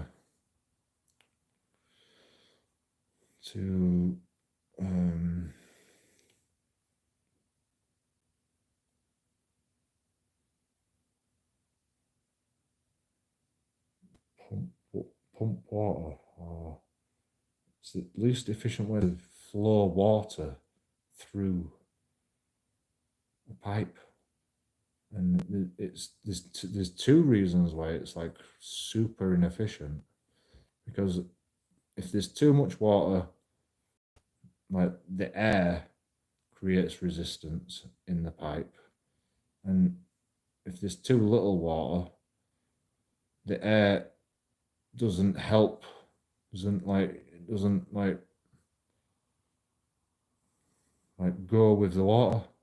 Like the air is just sat there, and the water's going, oh, blah blah blah, and the air's like hitting the water, going, oh, okay, I'll come with you, and then like some of it's going, nah, nah, and it's getting bounced up, and the air's creating this vortex. It's fucking these waves that's pushing it back up, because the water's pushing the air, and the air's like going, I'm just staying here. I'm just air. You know, I just want to like, you know, if your pipe's empty, like your air just calms down. As soon as you turn fucking water on, the air in your pipe, because you can't pump water through a pipe without pressure. And the only way to gain pressure is having a sealed pipe. And, you know, you don't have to pump gas in it because the air's already there. But you pump water down it, and you push the air to the top because the water's heavier than the air, and that creates pressure, so you can get the water up the pipe. There's still the water does not fill the whole pipe all the time anyway, because you've still got the air in there. So you can't fill the whole pipe full of water because you can't push all the air out. Your tap's got a hole at the other end. When you turn your tap off, that turns the tap off.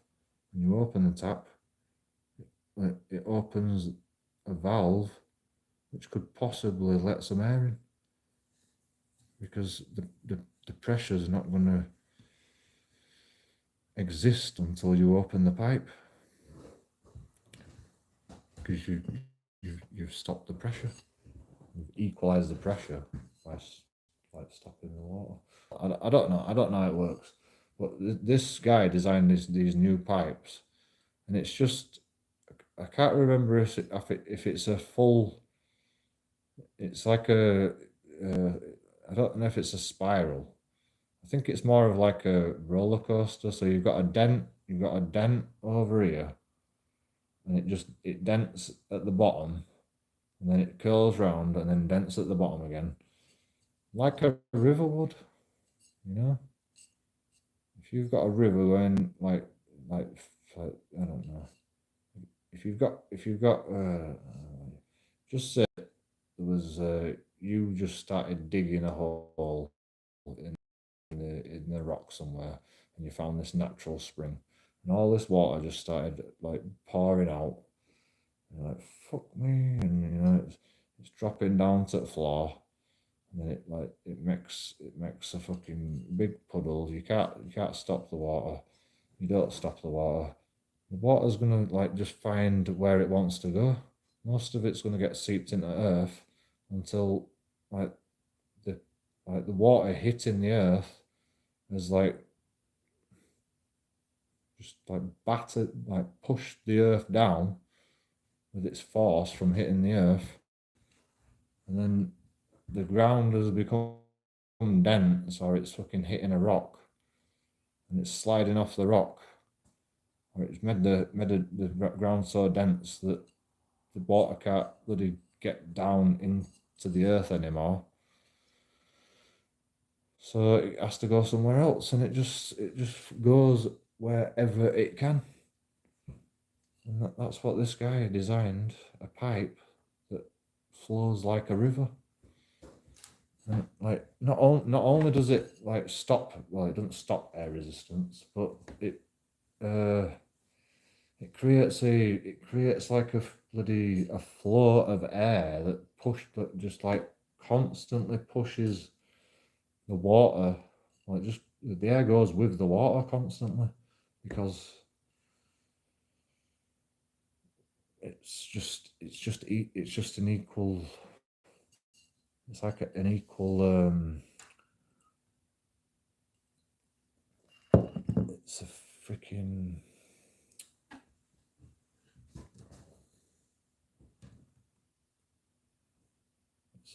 It's a bloody vortex. It's a natural vortex. It creates a natural vortex that is more efficient for wind resistance. I mean, it's not actually the most efficient way to do it. The most efficient way to do it is you've got to bloody, I don't know. I'm guessing you have to bloody monitor the. Actually, it is the most efficient way to do it, because you can't stop nature without, or you can't change nature without using energy to change it to the way you want. And the way this guy's done it is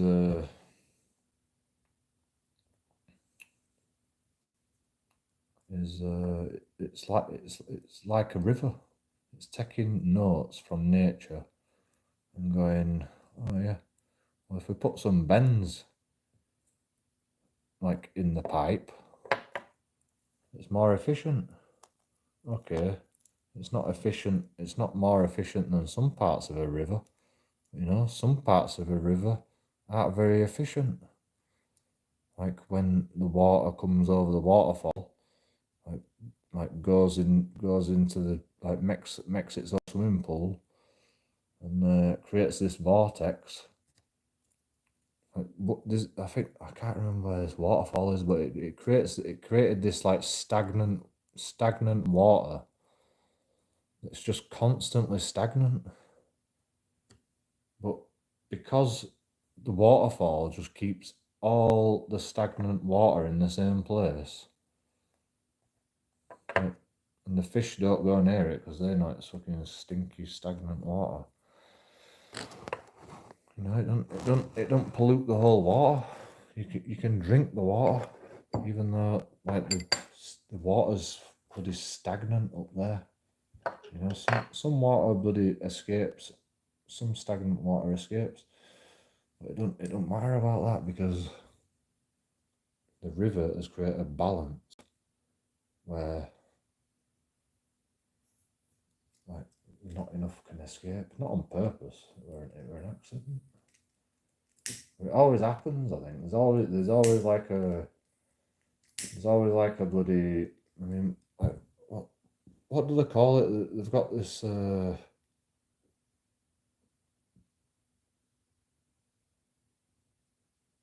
Like in a waterfall, you've got this flow of. They call it something.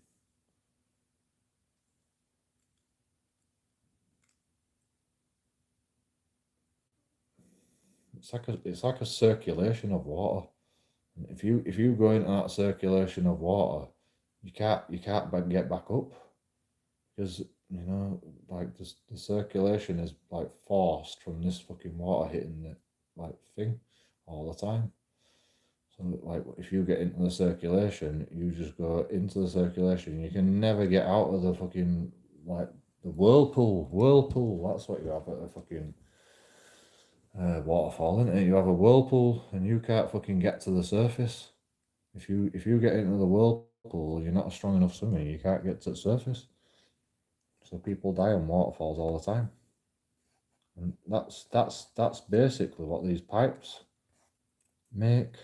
But the whirlpools, like they release the water like every so often. Like it's not a whirlpool where all water just stays in a big whirlpool and just makes a roll and just all the water stays there. No, like it fucking lets some water off every so often, and that's what these pipes are. It's like a whirlpool, but like it's releasing the water somewhere else. If there's fucking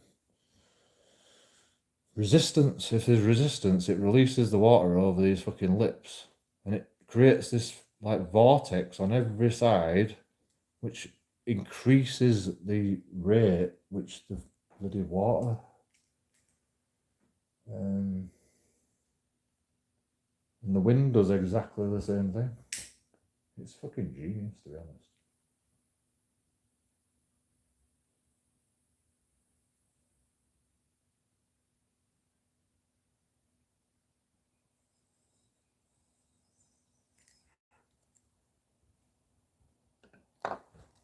The only problem is you need to change the whole pipe system all at once. Because if you've got a pipe that's a pipe, and then you've got these new pipes, you've got this fucking water flow coming in, hitting this new pipe, and this new pipe's like, I'm different to the other pipe. The other pipe's backed up, trying to get this water through. This this other pipe's trying to bloody create its own balance, and like the other pipe's more efficient, but this pipe's just like I'm just gonna keep forcing water through, and you can't cope with it because you know that's how we do it. We brute force water down the pipes instead of letting the water dictate how much energy we should use to make the pipes efficient.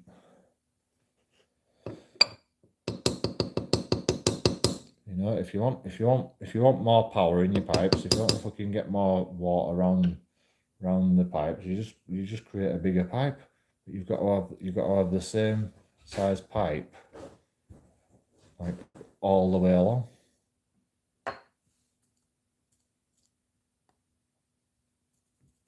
Actually, maybe it might be a good idea to make like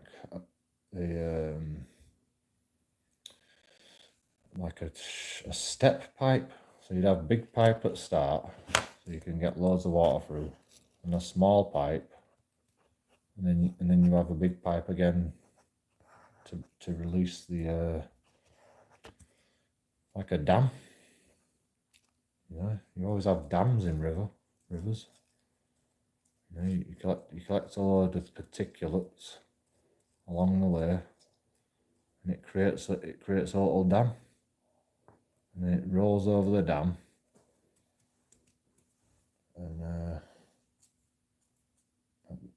we have to listen to what nature does, because nature finds the most efficient route down a mountain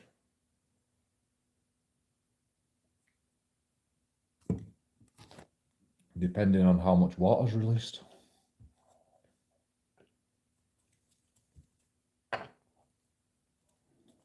Like, okay, if you bloody smashed a dam open, released all the water, it'd fucking flood the whole place. But you know, once the water just starts fucking get into an equilibrium, it'll find its own way, and it'll create fucking coves and alleys, like what's his name now? Randall Carlson. He says that the Grand Canyon and all the canyons around fucking wherever that is that Nevada? He says that were created by the flood. Flood, 40 days, 40 nights, rainstorm. He said that were created by the Grand Canyon was created by the biblical flood.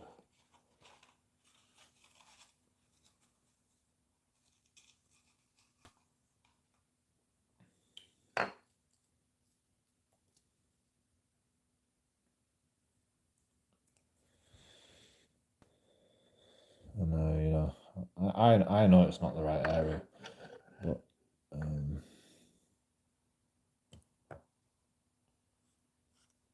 I don't necessarily agree with that. I think the Great Flood was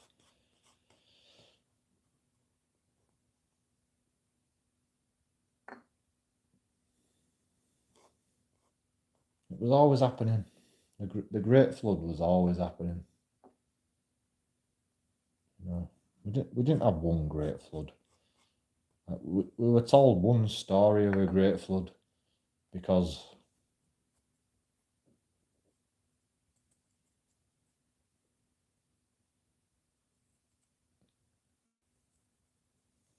you know what I think the Bible is?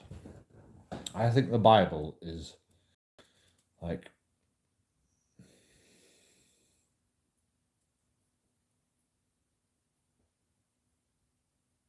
when a civilization becomes self-aware, they start to study themselves, and they start to study history, and they start to study folklore and stories that have been passed down through generation to generation. And they go, can we believe this story? Is this believable? Did Jesus turn water into wine? Did Moses part the Red Sea and lead everybody to salvation? And you go, well, you know, these people are there now, and they used to be here, so Moses must have parted the Red Sea.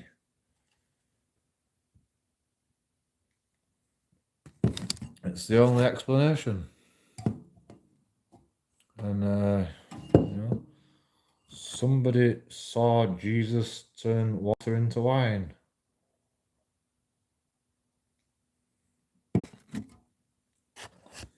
Should we believe that? Nah, we're not going to believe that. Come on, Jesus, show us you showing making water into wine. Okay, boom, done. I mean, I don't know how he did that, to be honest.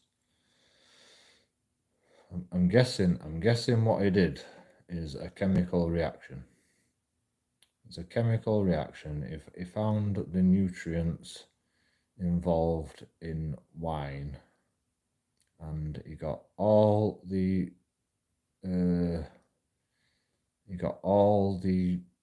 chemical reactions happening at the same time, and he put the juices together, and they all bond together in a chemical reaction, and eventually create all you've got to do is you've got to create one experiment that does photosynthesis, and then you've got to get one experiment that causes the energy released from photosynthesis to create fruit, or to create the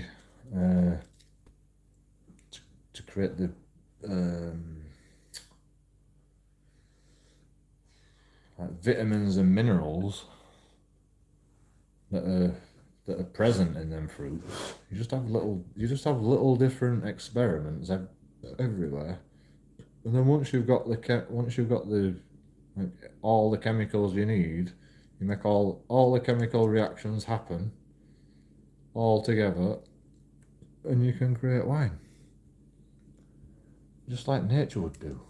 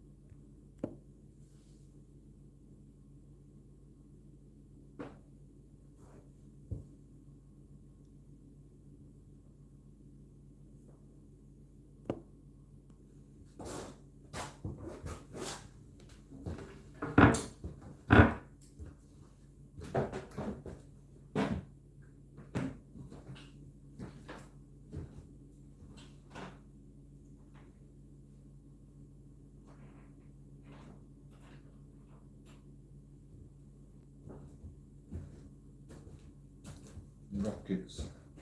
That's what we're talking about. They didn't change rockets. Rockets are exactly the same as they always was. What they did is they changed the pipes. They changed the pipes, and the flow of fuel wasn't like, you know, it wasn't just like, oh, just let gravity and like pressure push the fuel out. It was the fuel come out of the thing, pour down a waterfall, hit something, create this vortex that, you know, bounces off something, pushes down another tube, and then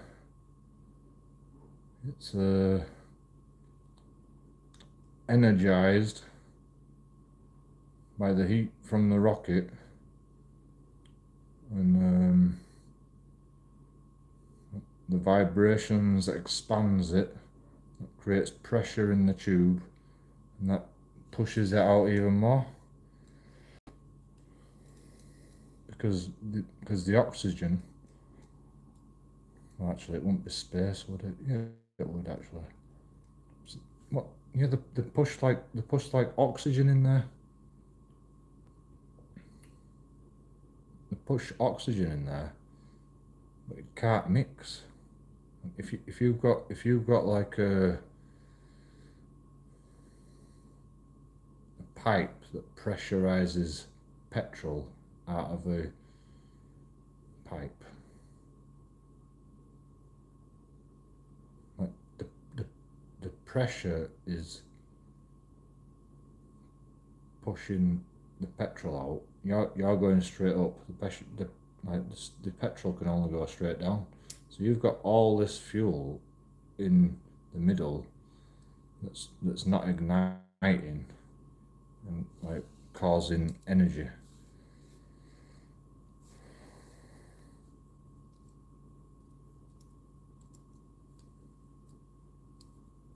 Yeah, it's so weird.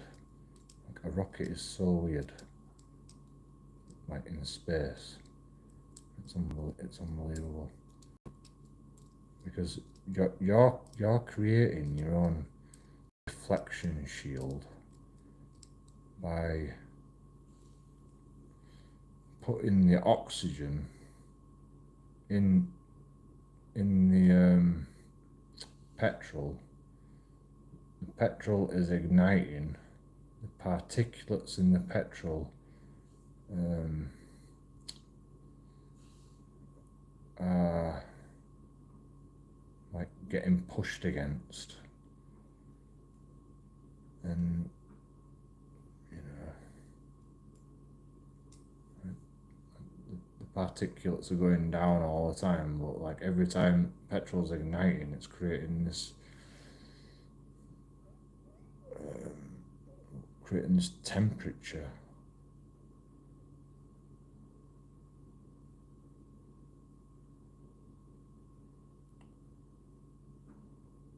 that expands the air, pushes the particulates in the petrol around, and they bounce off each other, and that's like what the rocket pushes off of. That's crazy, because there's no air in space. So the very fact that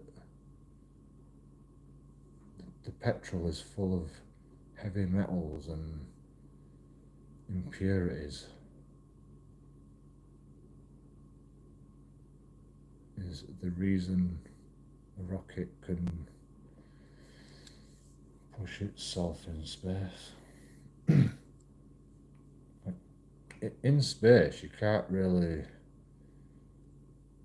like you can't really accelerate very fast. Well, you can, but if you're in a vacuum, you can pump as much shit out as you want. You're not going to accelerate very fast, because the faster you pump it out, the less efficient it is. If you probably like the best way to do it is just accelerate as slowly as possible.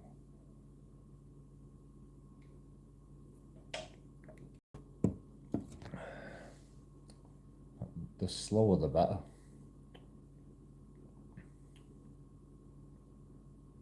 because you want maximum energy and space for the particles to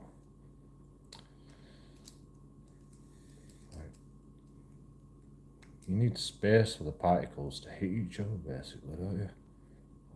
Well, you need space for the particles to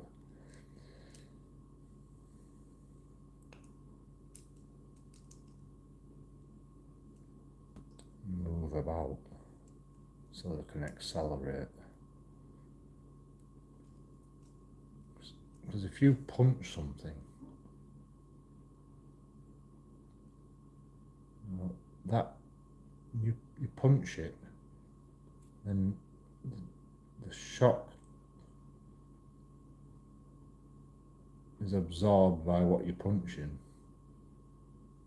and then the punch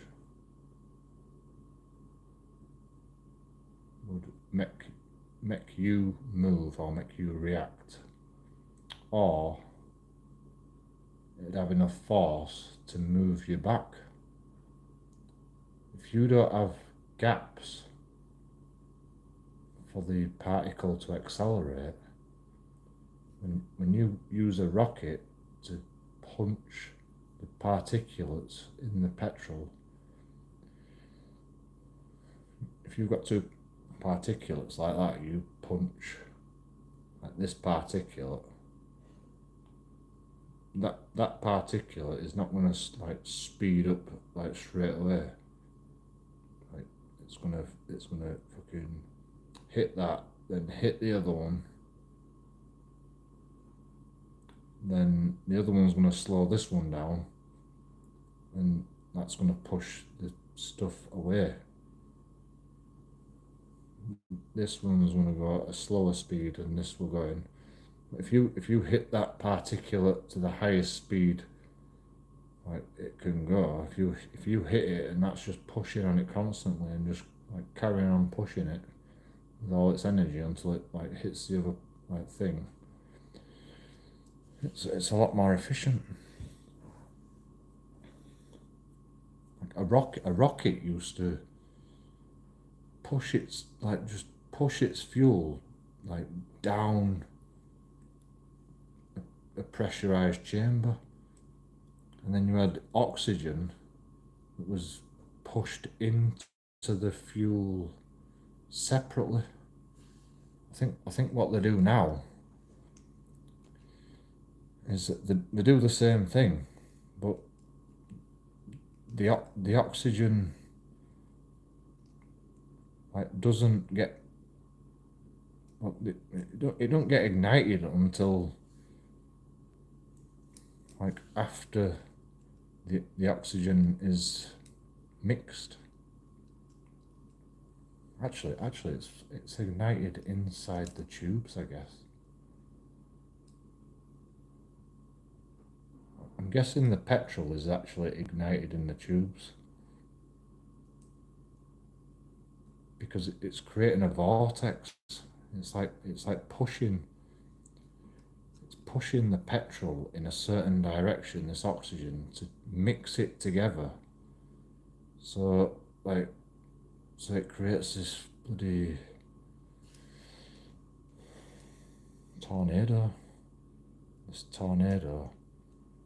Because of that, the oxygen is probably going inside the tube. The pressure of the petrol is actually more than the oxygen, because you don't need as much oxygen to ignite the fuel in the atmosphere. In space, there's obviously no oxygen, or very little oxygen. So you've got to keep as much oxygen in that like within that rocket fuel.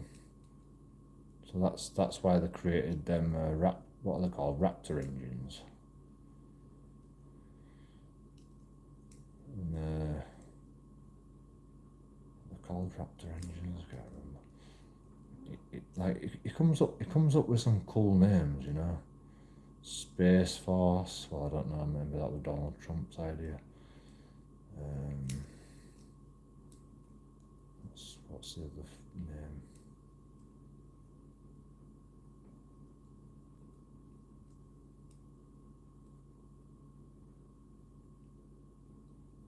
What did you call that rocket now?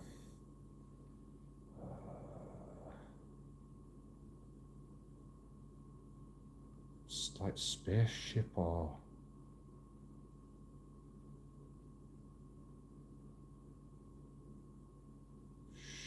shuttle. No, not shuttle. Something heavy.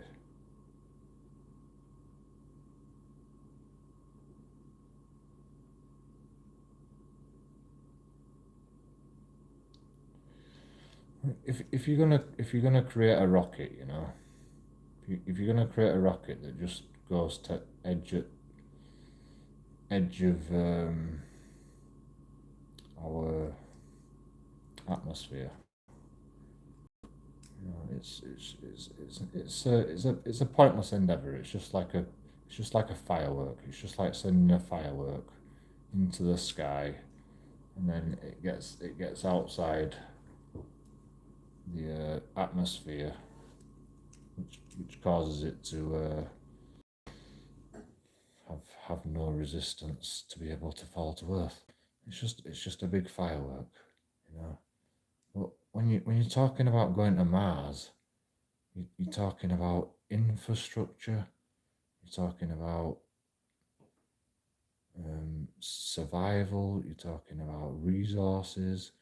You're talking about you know, a freaking career.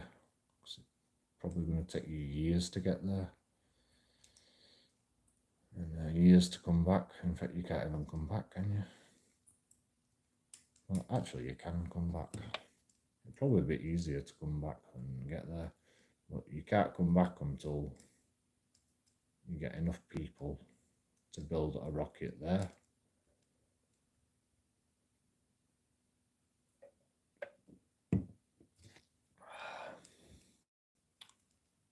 Like you're going in the spaceship. The spaceship has enough like stuff to get you there, and then you've got to have the stuff on board to you know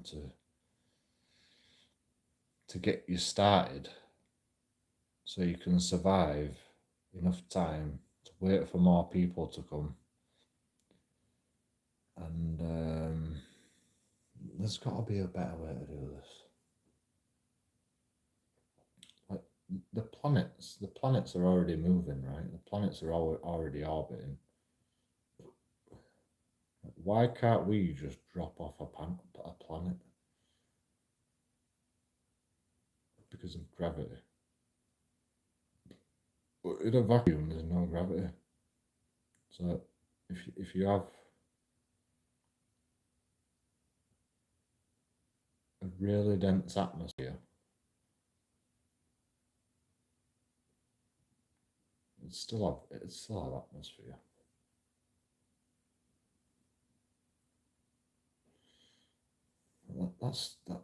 That's what people like think about our atmosphere. Our atmosphere is like massive or something. Like our atmosphere is like the biggest atmosphere. If you go to bloody sun or Titan, which is a moon, the atmosphere there is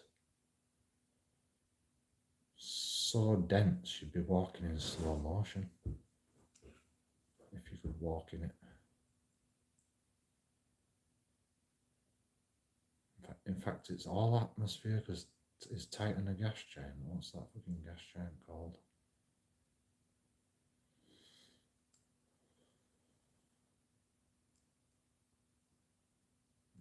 We think we have a problem getting light out of the atmosphere. In fact, the best way to do it is just drop out of space. Drop out of space and just gradually accelerate for as many years as possible. Get the right trajectory.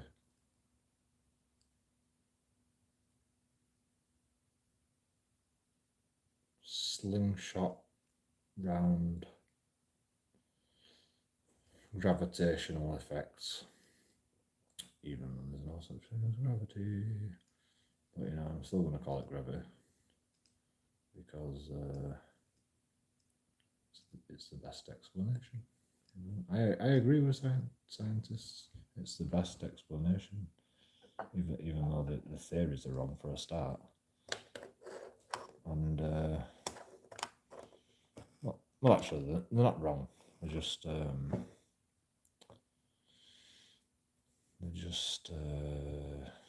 wrong, like miscalculated, or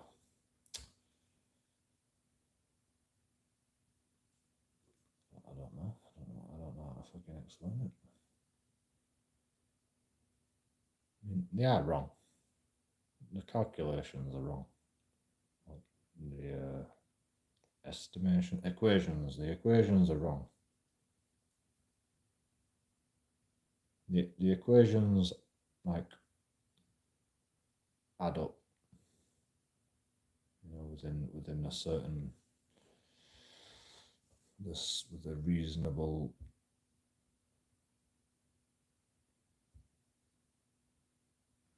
but you're talking about like gravity. You're talking about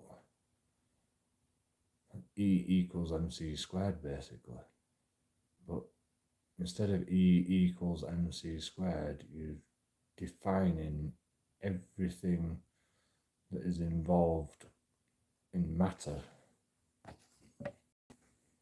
including you know, warping of space-time, bending of like light and energetic particles that may impede you, and you know, you're taking an estimation of all the energy that's in a specific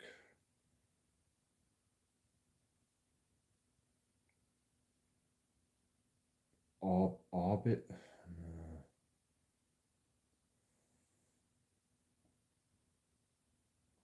And the Earth is spinning, and the planets are spinning as well. I mean, well, they're not actually really spinning, to be honest.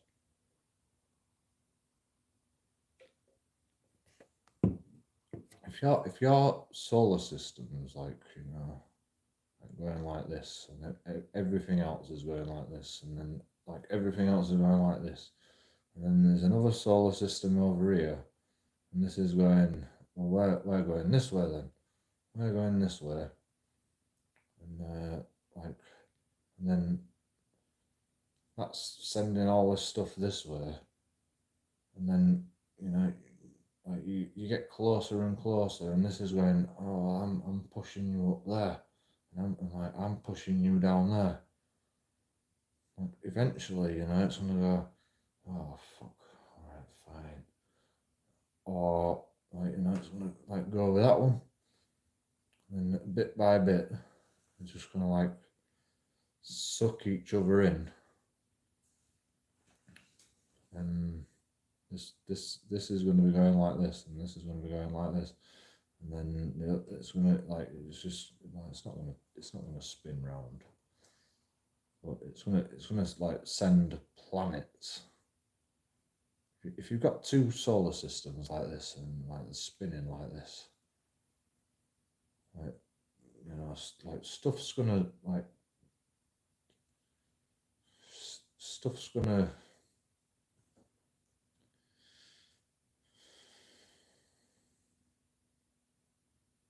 stuff's gonna start impeding each other, and then that's gonna change like a planet's orbit. It's going to push a planet to a different orbit. That's going to affect another orbit and another orbit. And what was my point in that?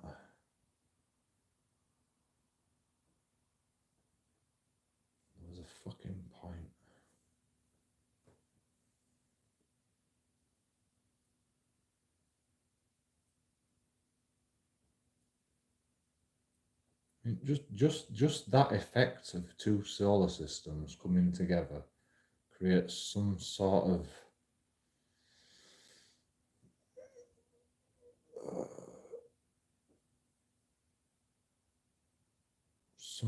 effect, some sort of force that's not the same as every other force. Well, actually, it is the same as every other force, but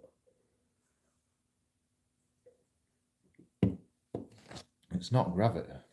If you have these two solar systems coming together, and like it's changing, they're all affecting each other.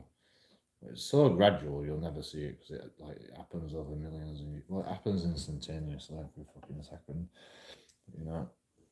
In the big scheme of the universe, it seems like it's it's like an eternity for us, because we can't measure it. We can't measure. All we can measure the effects of is taking a picture over there and going, that's the effects over there. Like if you want to measure everything accurately, you've got to take the effects over, 100 years, 1,000 years, 1,000,000 years, and then go, oh, the data shows that it's gravity is gradually. I think in these weird areas where galaxies collide and like center of equilibrium, I would call it. I think gravity would not exist because you'd create this focus point where eventually everything comes into alignment and changes the equilibrium of both solar systems or galaxies. Well,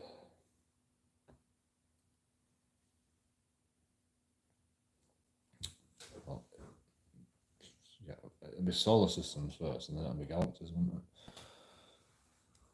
So I think that would change gravity,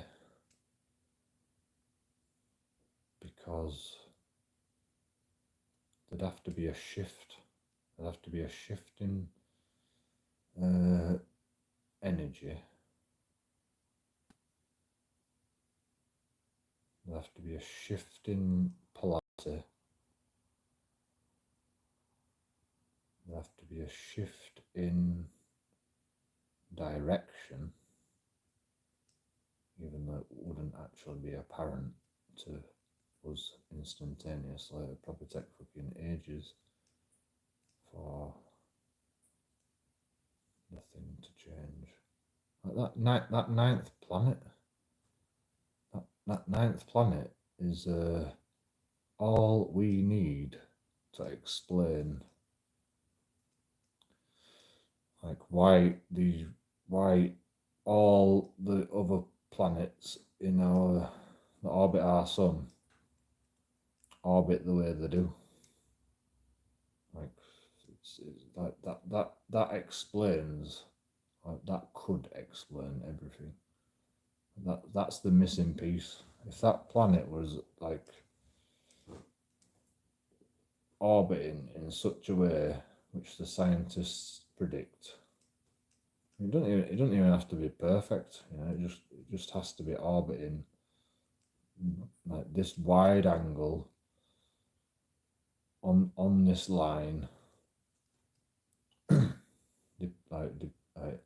If we're predicting everything right about the future and the past, this other planet is the only thing that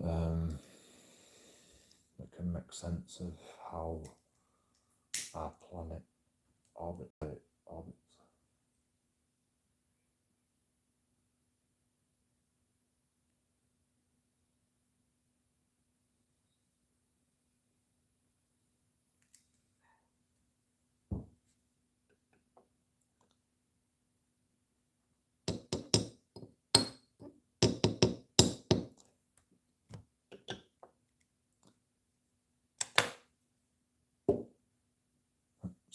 Science knew it all along. Science knew it all along that the ninth planet existed. But like, well, you know, we should be able to see. We should be able to see the effects of it. Like even if,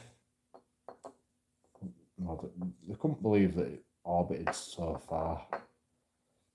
They were thinking it were going to be more planets than it was, because it's like it's a I don't even think it's that big of a planet. I think it's about. I think you can sit. I think you can fit like. Well, actually, it's a pretty big planet.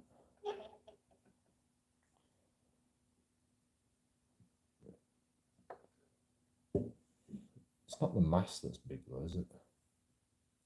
It's just the energy that's big.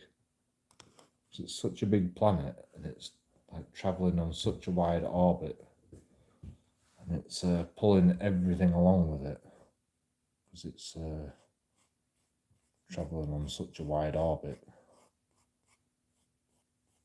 and it's getting away from everybody else, so it's sucking everybody else with it.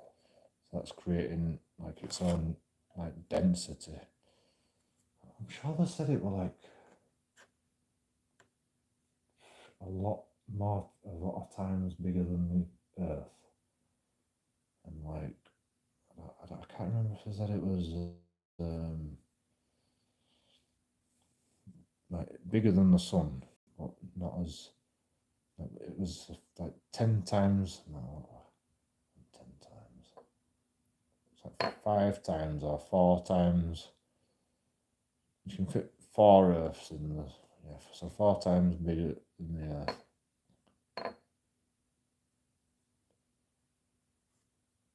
And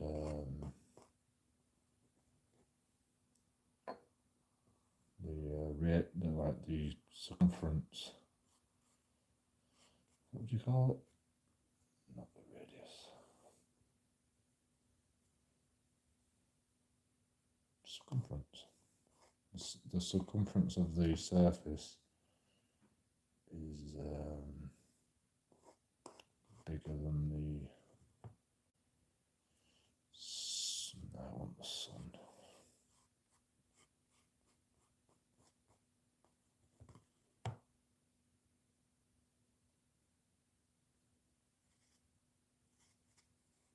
It's not bigger than Titan, though. There was something about it that was bigger than everything. Actually, I think it's about the same size as the Earth.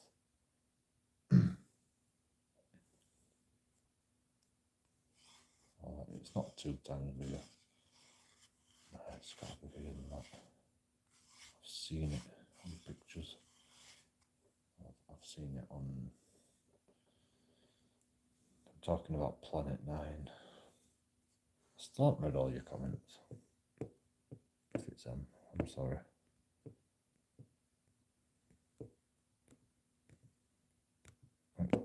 We actually do build rockets the way we always have built rockets.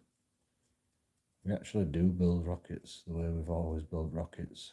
It's just now they've made them more efficient. We've just got more tubes. That's all it is.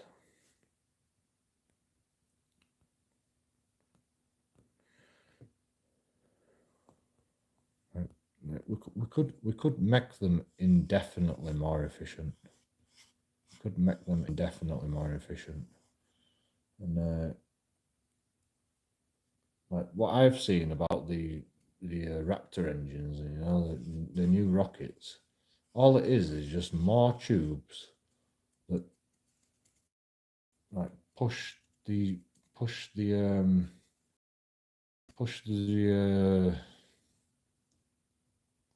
fuel and the oxygen into different pipes, and then other pipes like join with these pipes and create this like extra pressure, and it creates like a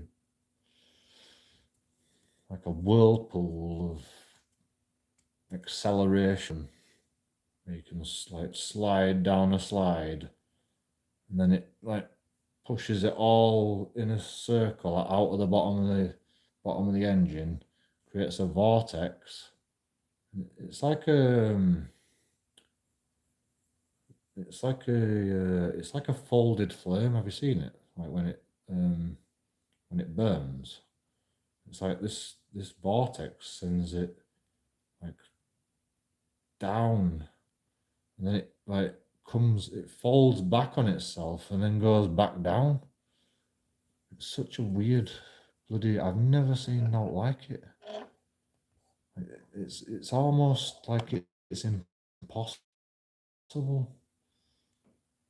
but it's not. It's just because oxygen likes to bloody warm up, and when air warms up, it rises. So what do you do when air rises up? You suck it back in and push it back down, and all these Raptor engines together, like, creating these vortexes, they create in between there's air that's getting sucked into like different areas. The air's rising, and all these other vortexes are getting pushed down because, you know, hydrogen and nitrogen and like all the shit that's in the air is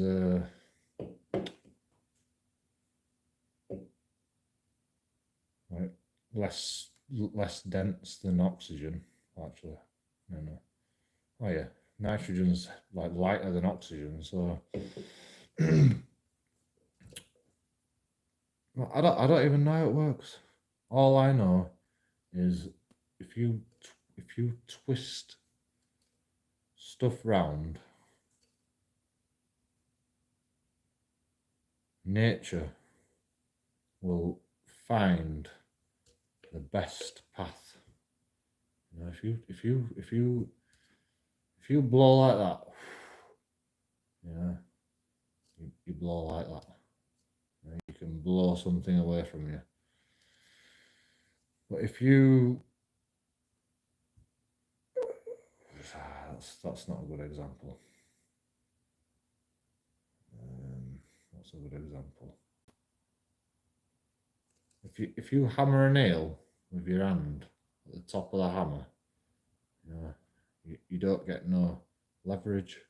If you slide your hand down to the bottom of the hammer, hit the nail, you know, same action. You get, I mean, what do you get? Like, you know, like you don't get any more force, but you get leverage. When you're hitting a nail like that, right? You've got no leverage. If you put your hand to the bottom of the hammer, you hit the nail, you can, like, exactly the same speed, just say you hit the nail, same speed like that, like, it just bounces off because you can't get the leverage to like hold it down, to push, to keep it going down. You put it at the bottom, like, you can't hold onto that hammer, like, to like stop it from bouncing back up, because you haven't got the leverage to hold it from bouncing back up. I can't really explain it. It's all to do with leverage. Yeah.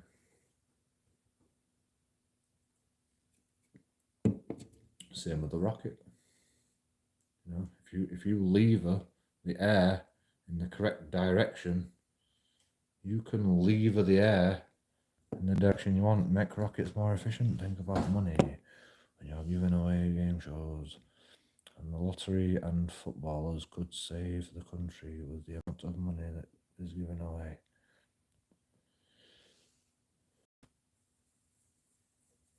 fuck the country. I'm talking about being king of the world. I'm not talking about being king of the. We need to do it all at once. The whole world needs to.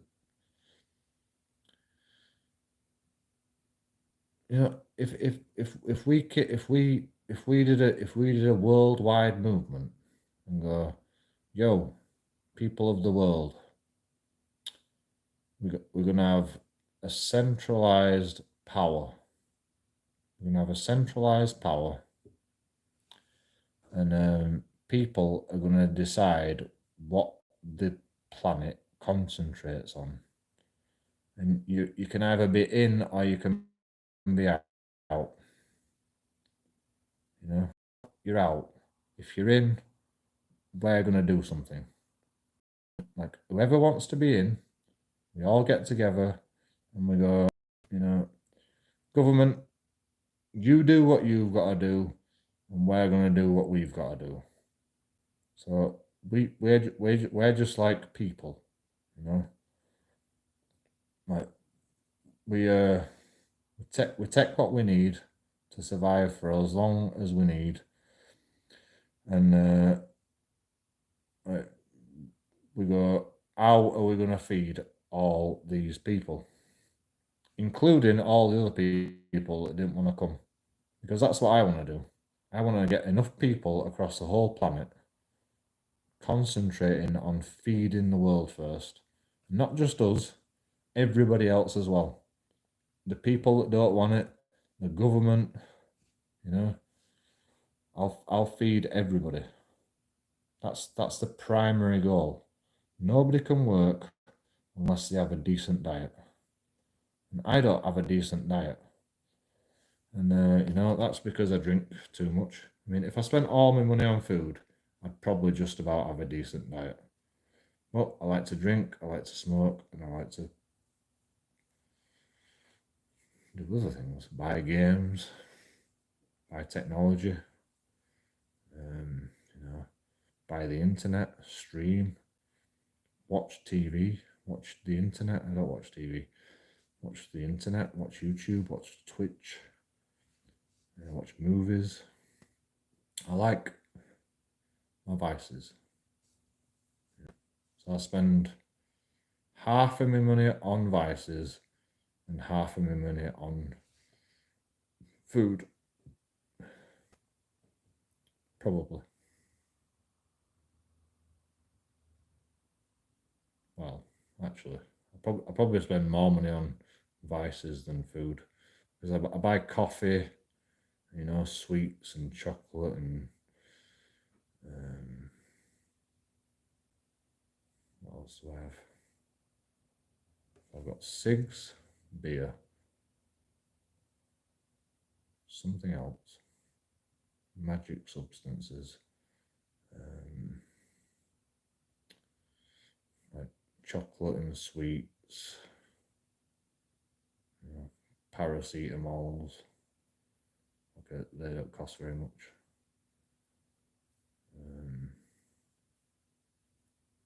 That's about it.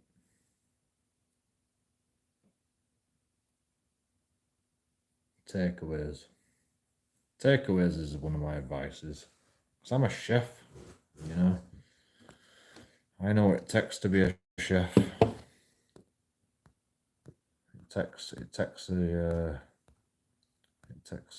takes a team of people to get a decent meal, or a lot of prep in advance, and I can't afford to like prep for a month. It cost me a month's worth of my money to make like a beef stock. Month's worth of beef stock. No, it won't cost me that much. It cost me about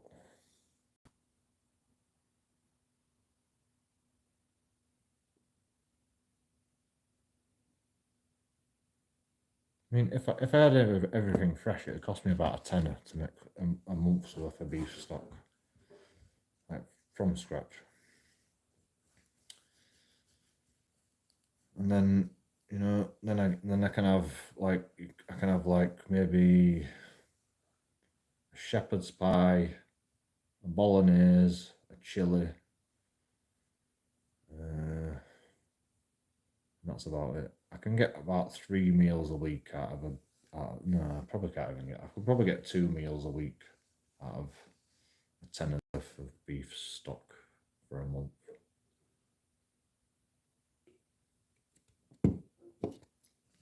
That's before I bought the beef. That's before I bought the vegetables. That's before I've bought all the spices.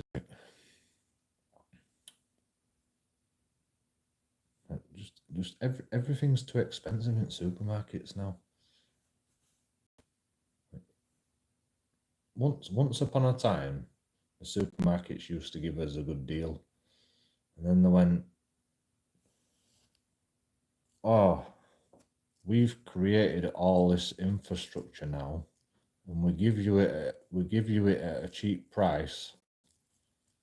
We're gonna pretend like inflation caused us to make more profit. Everybody's poorer because of inflation. Everybody gets the same money, and then inflation happens, and so you get more tax because you've got to pay more on stuff because of inflation, because of the cost of things, and the like Tesco is making more profit than it was before inflation. So the government's making more tax, everything costs more, and of course they're making more profit. Of course they are. It costs them 100,000 at first. Now it's costing them 150,000. So if you want to make the same amount of profit, if I were making 20% profit last year, I want to be making 20% profit next year. So what do? You go, what's 20% of 150,000? Of course you're going to be making more money, but they're not making 20% anymore. They're making 20.1%, or probably more than that profit instead. They put their profits up even though they are getting more money because they're making exactly the same percentage profit that it was last year, because that's the way they like it. That's the way they had it last year. I want to make the same amount of money, if not more, the next year.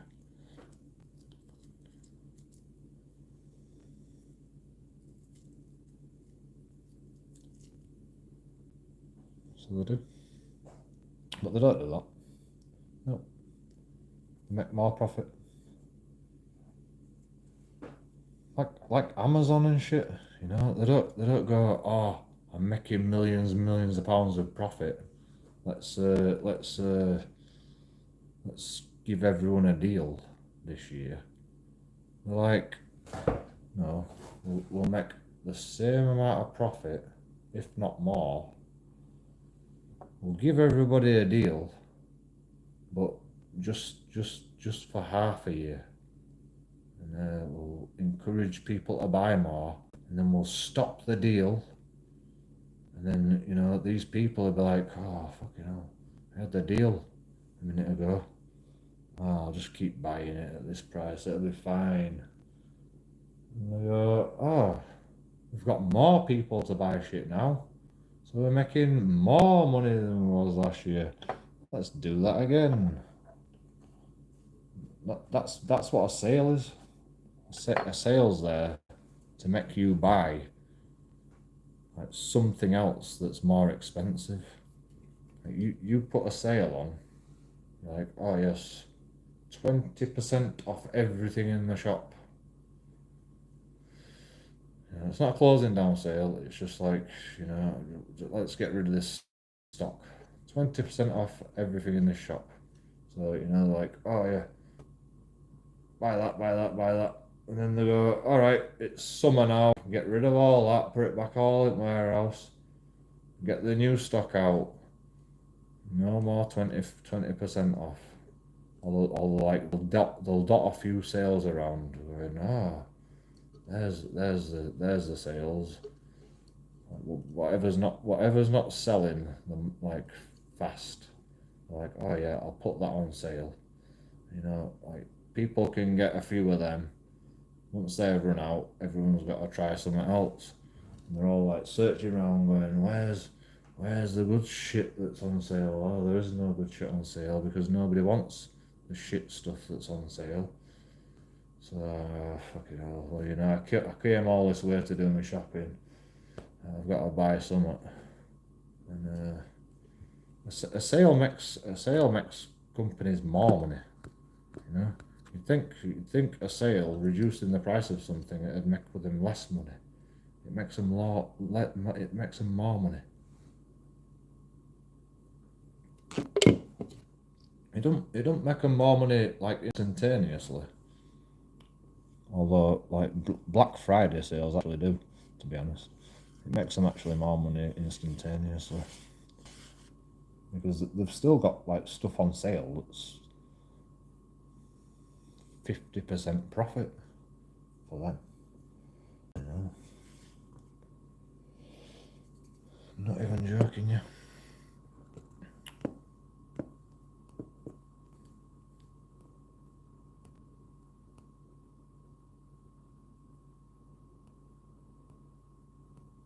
What's the point of sending rockets to space? Well, there is no point really, apart from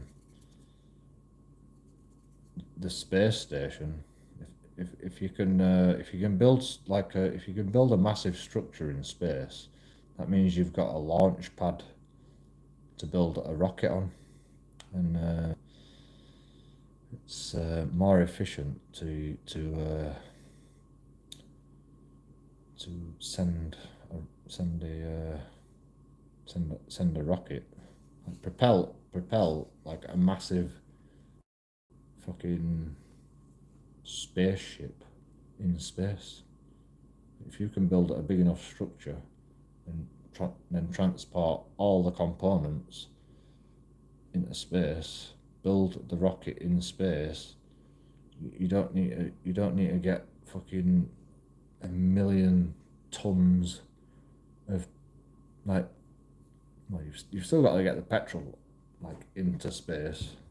Actually, you could actually make petrol in space as well. You could mine asteroids and make petrol in space, or you could make some sort of fuel source in space.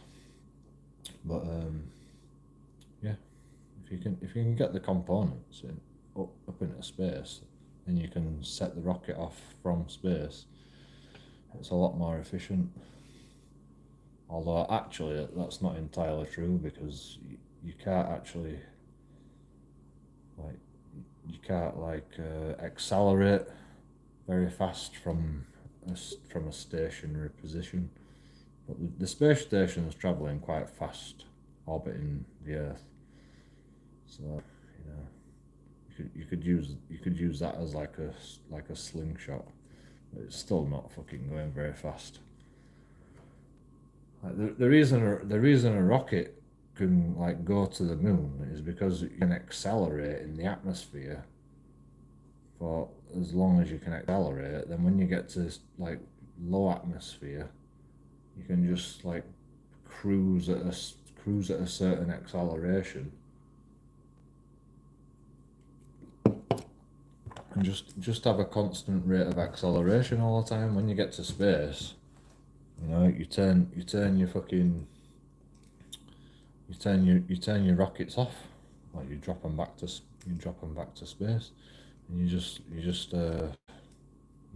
going at a certain speed, and then you just turning, like, you're just turning like every so often, trying to keep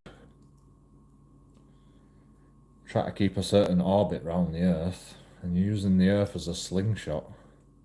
Like you you're basically falling back down to Earth using gravity, and that creates a slingshot, and then you go off at then you just like deviate off at a certain angle, which slows you down because gravity is trying to pull you back down to Earth. But as long as you're going fast enough, you can escape Earth's gravity, go in a straight line to where you need to go, slingshot round the next planet, and get to Mars. You don't even have to use any fuel really, but if you don't keep accelerating, it's going to take you 200 years, 300 years. I mean, like, the fastest we can accelerate, it'd take like 300 years, I think, to get to Mars.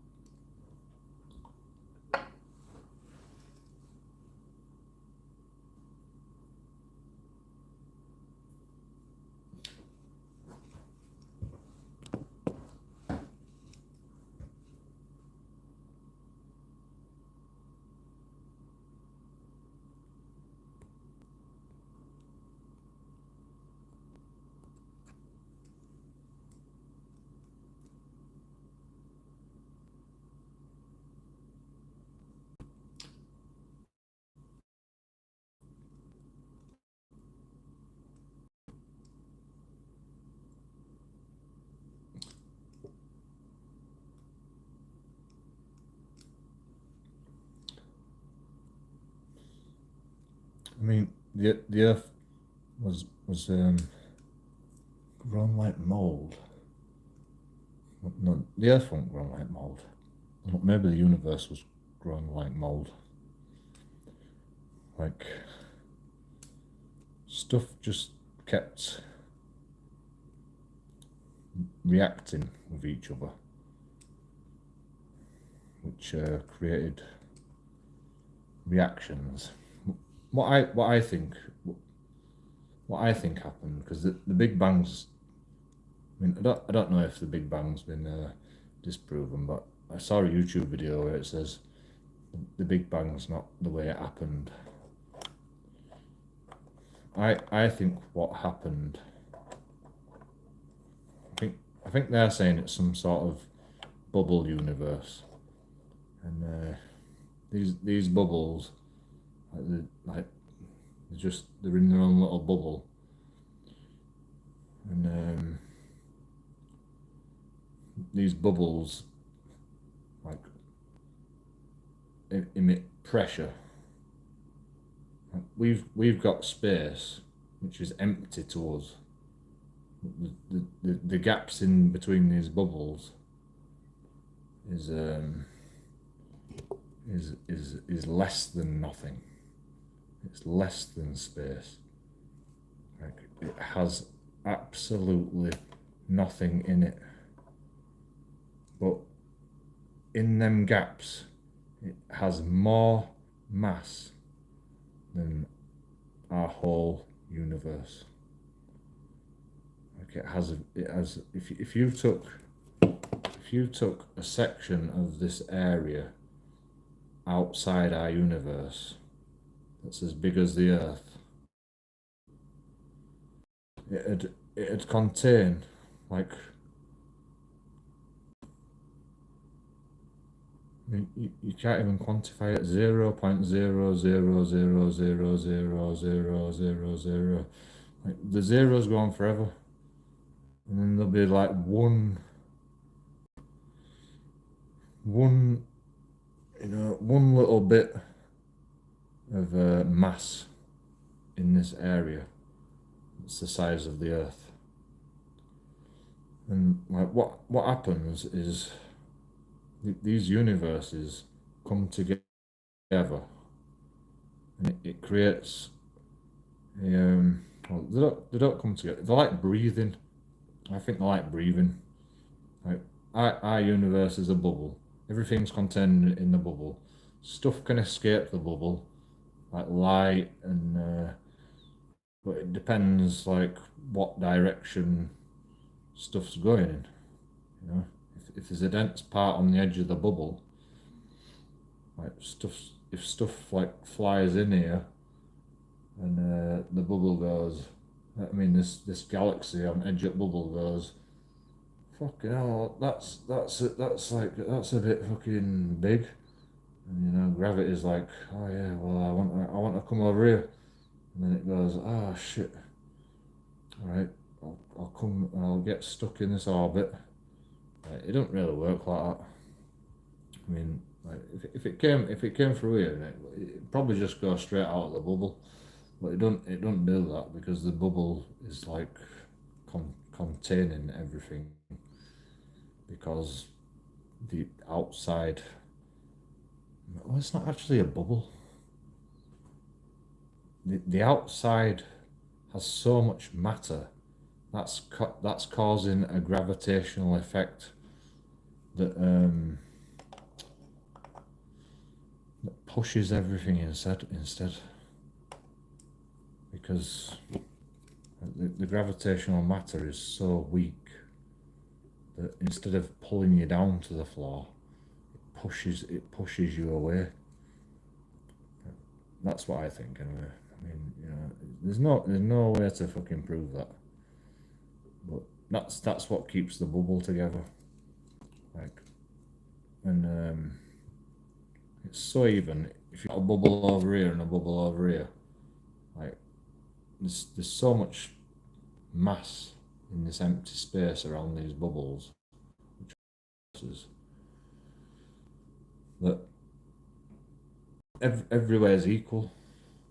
So like it just keeps you in your bubble. Stuff can escape and like fly about. They'll probably never go into each other's bubble, but some stuff will. Well, actually, it won't. It's like a black hole. Like the space outside our universe is like a black hole. It's so dense that anything that escapes the bubble is just like obliterated. It's just obliterated into space. Like, not through like gravitational pressures or anything. It's just because like the space is just so vast, and the like the stuff is so dense, and it's all connected. And every time this space, I mean, space doesn't expand, but the bubbles like breathe. I think the bubbles breathe, right? Because like the sun in these galaxies is like beam, beam, beam, and there's a slow flare, and then there's a fucking supernova, and then there's a bloody white dwarf, and then there's a bloody black hole, and then there's a bloody white hole. You've got all these things in galaxies. You've got nothing in the outside of the galaxies. So these bubbles are breathing, and this like the outside space is just going. Oh, there's so much space out here. We can just we can just go along with it. But like there's just so much of it that it stops it all the time. So these bubbles are breathing, breathing, breathing, and they create this equilibrium, And sometimes these bubbles collide into each other. That's what these guys said. They didn't say why they collide into each other. I mean, I don't really think it's a bubble, to be honest. I think because we're thinking on a three-dimensional basis. I think it's like a four-dimensional. Well, it could be infinite amounts of dimensions. I think it ends somewhere. I think the dimensions end somewhere. But you know, it's not 3D dimension. It's 4D, 5D, 6D, 7D, 8D, 9D, and it could go on forever. To be honest, these dimensions. If you have the universe, which is a flat plane, and then you have a galaxy, which is a ball, and then you have a universe, which is a 720 degree ball. So if you walked around this ball 360 degrees, you can't walk around it again, can you? But you can, because while you're walking around this ball, you could be walking around this ball again on a different plane of existence, which is a alternate dimension. You see, like 3D looks like you can't get any more than 3D, can you? Because you know you can see every surface that you can see.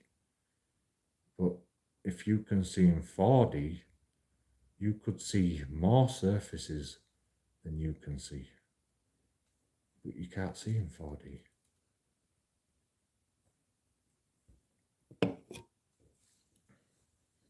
mean, like I don't know what a human would look like in 4D. It's impossible for the human mind to comprehend. But they know that atoms spin on a three-dimensional 700 and is it atoms?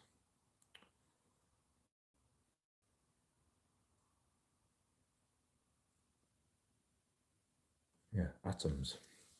They know that atoms spin on a 720 degree rotation. So why can't there be why can't there be more surfaces than 3D? Scientists can basically predict that there is more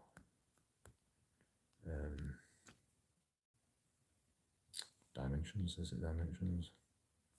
Yeah, more dimensions than 3 dimensions. They can't actually say for a fact that there is 3 dimensions. You know, we might not even be in a 3rd dimension. We might be in a 279th dimension. Like, scientists can only see so small. Like we can see atoms, we can see elements, we can see waves, we can see strings. Well, actually, we can't see strings, but we can make a theory about strings. We can't see waves either. Well, we can see the effects of waves, but that could be strings. So yeah, we don't really know that we live in a 3-dimensional world. Like the planes beneath us might be as infinite as the planes above us, which is quite funny. It's like if you have a computer. If you have a computer, you've got the power pack, and that's one dimension. And then you've got the power pack that fuels the well, you know, it has to go through a regulator, and the regulator sends it to the changes the electrical power output and then sends it to the motherboard, and it all goes everywhere. And everywhere's got its own little dimension. This place has got this amount of power.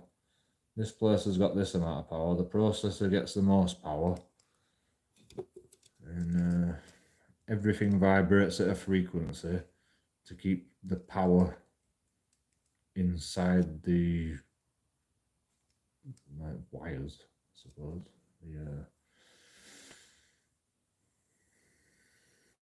What do they call them, brain things?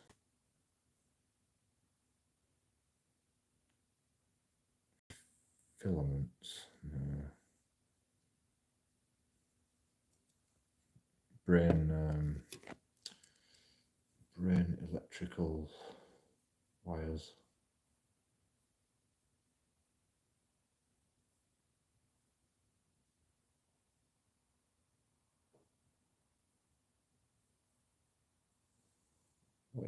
What your brain bloody wires called? I don't know. I ain't even read all your comments yet. Think about the money getting given away against shows and lotteries and footballers could save the country. I mean, even if you're a massive football team, it doesn't compare to America. They are, I think they're going for £100 trillion in debt now, aren't they? They were at £50 trillion in debt about, I want to say, 2015. I think we're at £50 trillion in debt in 2015, and 7 years later they're in nearly. I think they're already in £100 trillion worth of debt, dollars, $100 trillion in debt. A football team like Man United, or what's a good football team? Real Madrid. The football club, all the assets, all the players, all the stadiums, all the employees, all if you sold everything, what, couple of 100 billion at most. If you're not making profit, if you're making profit, 300 billion.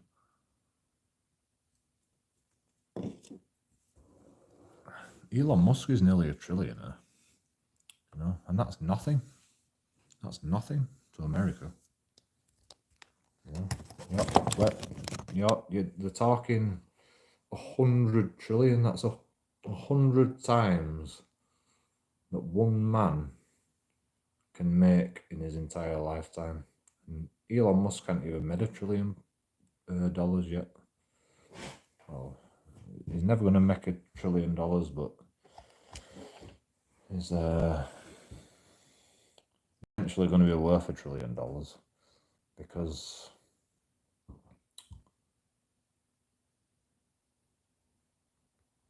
there's 7 billion people on the planet, and all of them 7 billion people on the planet want satellites and infrastructure and communications. So,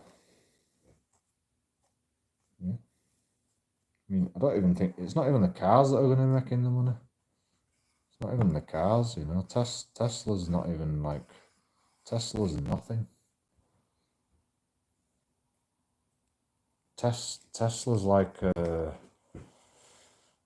it's like a what would you call it? It's like merch. Tesla's like merch for Elon Musk.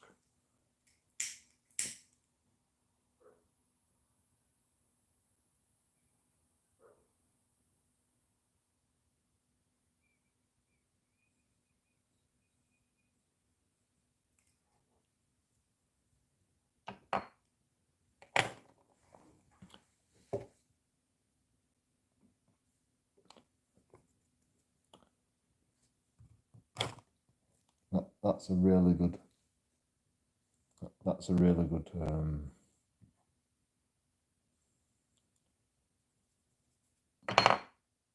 That's actually true. No. Like the cars that Tesla produces, it's like merch.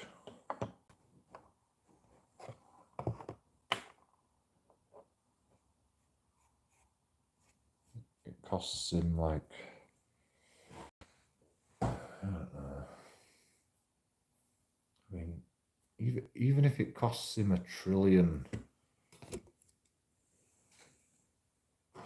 even if it's cost him $1 trillion over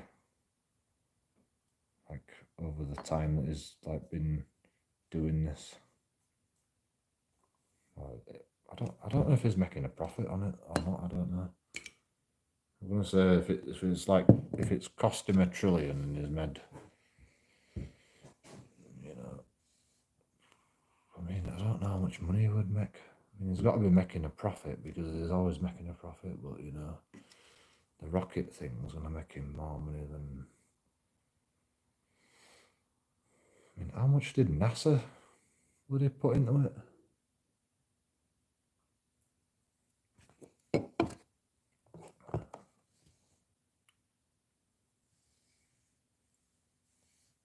I mean, they had to put something into it. Yeah, like NASA had to put something into it. You don't just go, I'm the government, I'm gonna train astronauts. Elon Musk, will you build a rocket to send astronauts to space? You don't just tell Elon Musk to do that. You've got to go, I'll give you some money, Elon Musk, if you build a rocket so we can send our astronauts to space. That's not actually how it works, but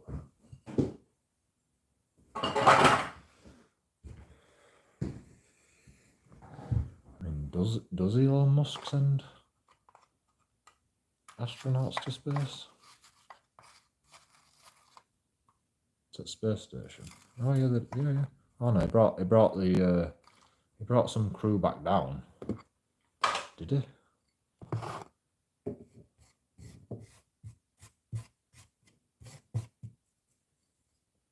Have they actually got a dock with space station to come back down?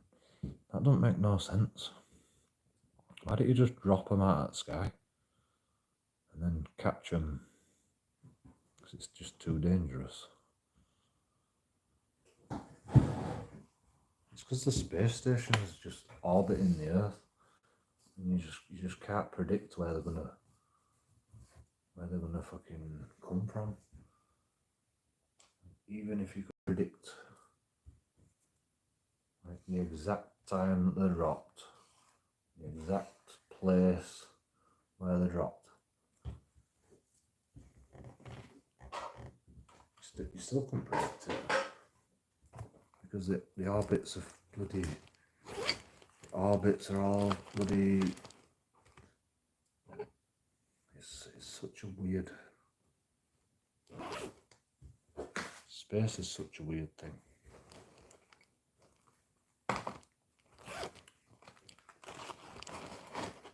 Realistically, there is no equilibrium.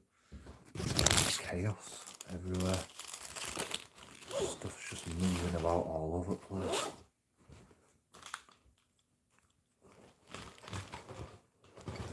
On the Earth, you can predict it actually better than in space. You're like talking about vast distances in space. Earth is closer to the atmosphere.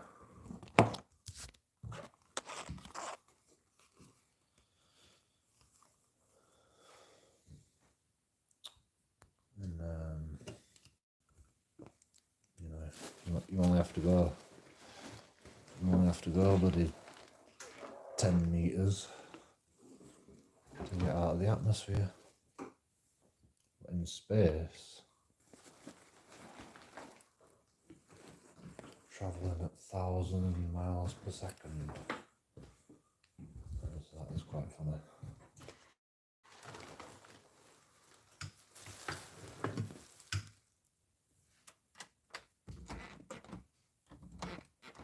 So if you drop out of space somewhere travelling at 1,000 miles per second,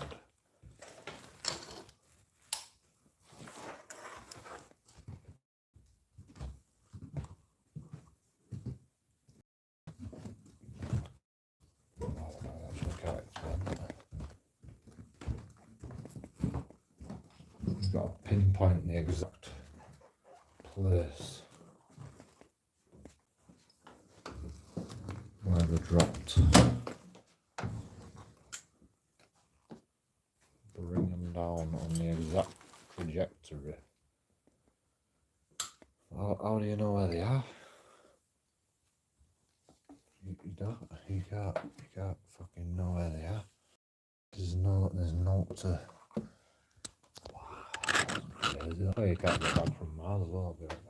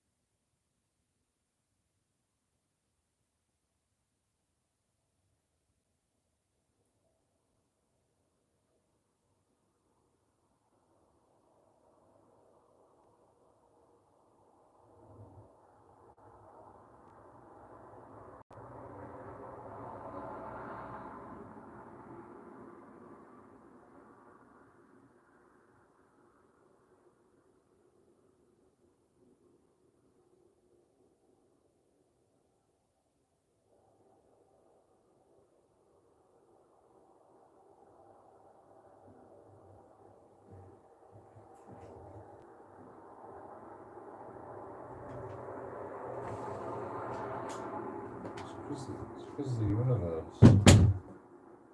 If we live in a bubble, I mean, it's not a bubble. It's not a freaking bubble. It's not a donut. It's more like a donut than a bubble.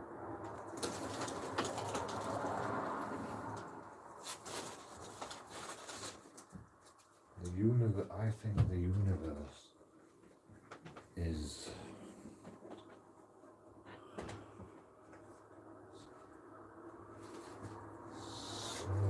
Interesting.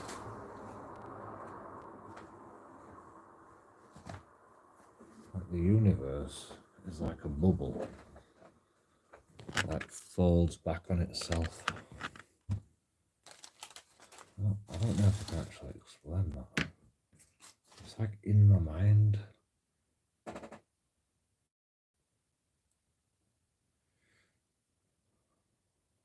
A bubble is a round, well, it's a spherical circle, right? So when you look from the Earth this way,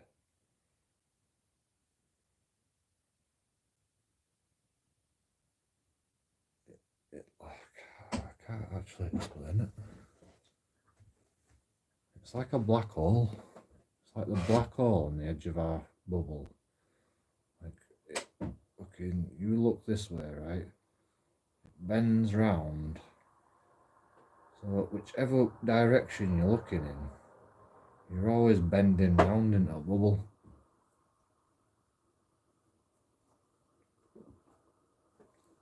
And the bubble is infinity.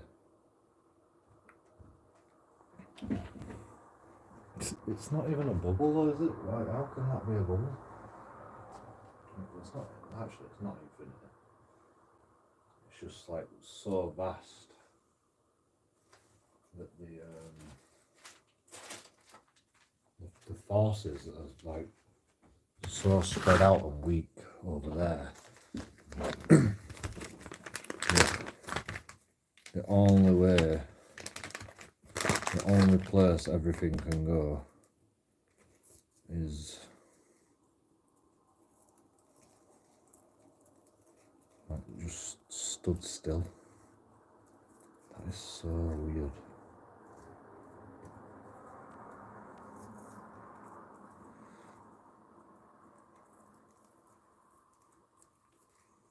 I mean, I always thought the Big Bang were real, to be honest. I can just imagine like some random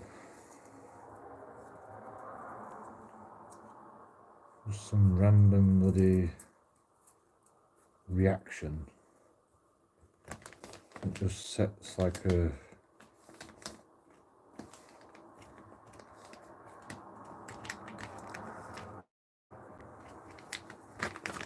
sets like everything off, and then in one space somewhere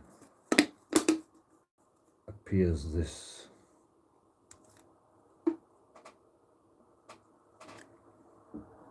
substance that implodes.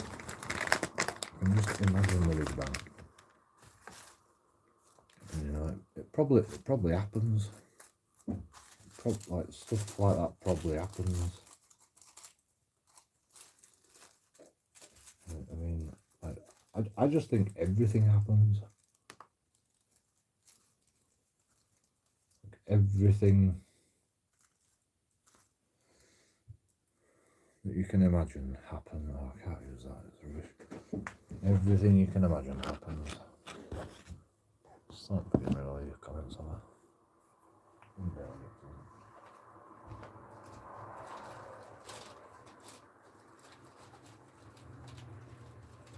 I'm not even gonna like say sorry because I was like, wait a minute, focus. What was that? I'm talking about. Earth was grown like mould, and the place was always here, in my opinion.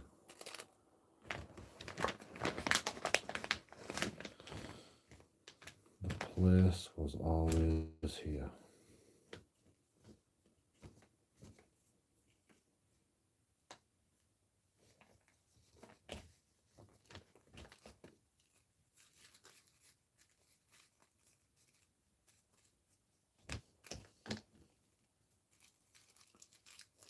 Space was always here.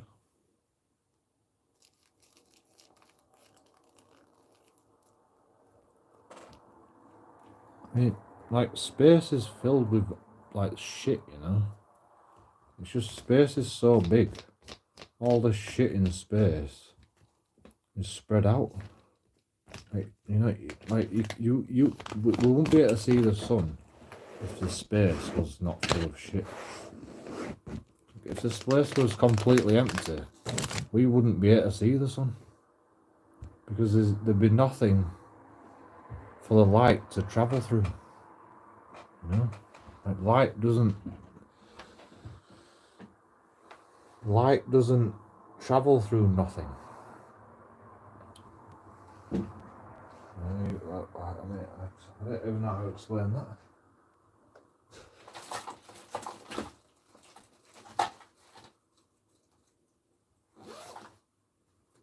Actually, light does travel through something, but I think if there were nothing in space, there'd be nothing keeping light going. So, like, if there was absolutely nothing in space, the light would not actually reach us. It'd just, like,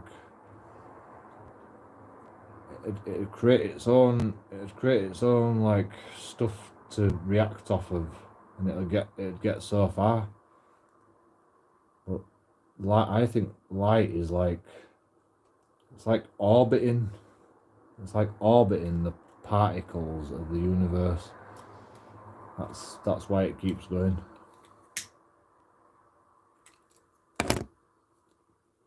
The particles of space. Earth was grown, yep. The planets weren't grown based on the conditions, I think. You're saying there's no space? How can a planet grow when there's nothing in space?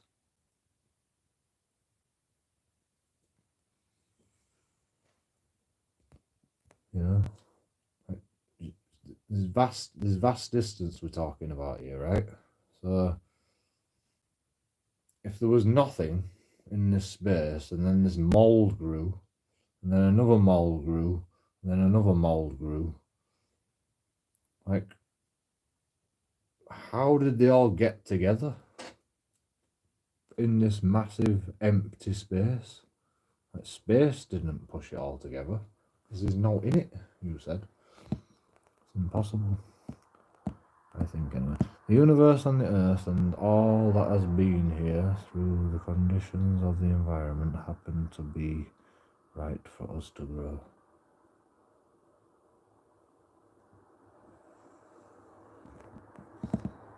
You can't grow in nothingness. You can't move in nothingness.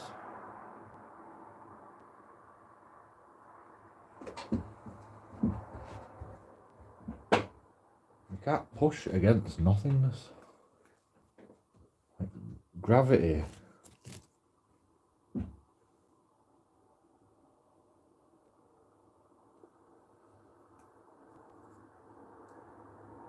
Unless the mold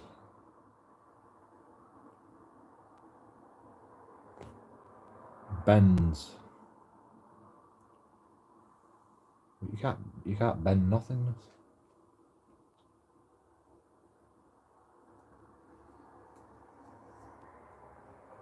But yeah, I mean, if there was something in space, then you can bend stuff, and it, you know, stuff will grow, stuff will collect together and like grow. If we had a different conditions on this planet, we might be deformed, or we might be like superhuman and even better than we are now.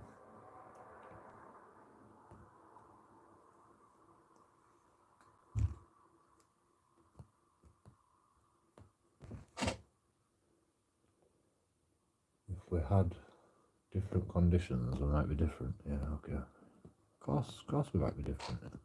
Definitely. But I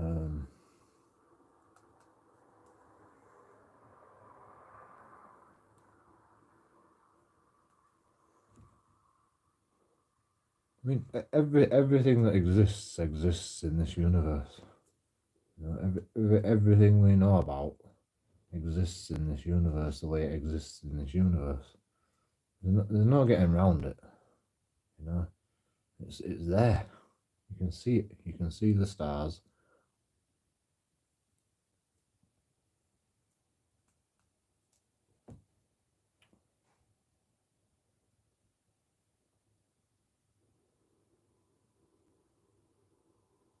But yeah, you're right in some respects. I see humans as planets, and over the years we've learnt how to grow the healthiest and best plants, but we haven't mastered how to do it with humans. And if we did, we'd live longer and be healthier.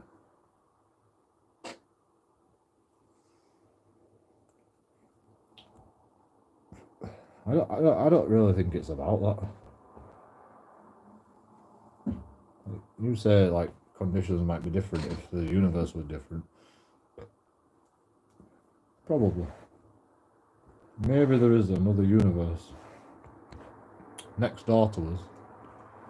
It's completely different laws of physics, and maybe there is spaces in our universe that is different laws of physics, and that's why we can't see it. Weird thought, I know.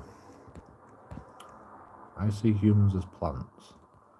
And over the years we've learned how to grow the healthiest and best plants, but we haven't mastered how to do it with humans, and if we did, we'd live longer and be healthier. Well, you know. we could be healthier, but we don't feed people properly. We could be psychic, but we don't encourage alternative thinking. We don't encourage like a different way of thinking. Like our thought patterns are based on electrical signals that are interpreted by like chemical reactions that happen in our brain that tell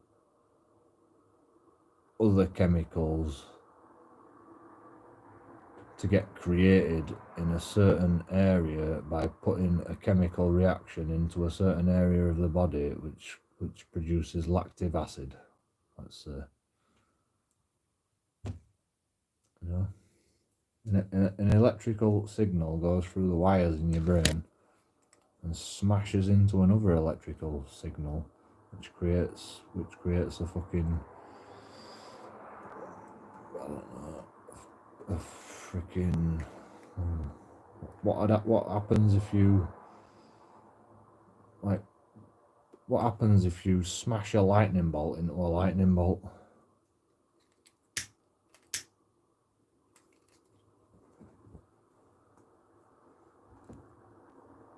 It probably won't do anything. It'd probably just repel. They'd probably just repel each other.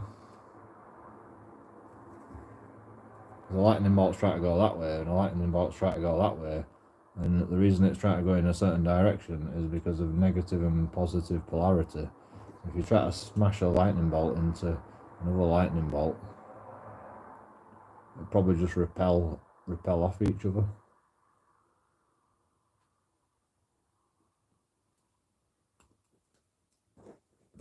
But in the brain, the electrical signals,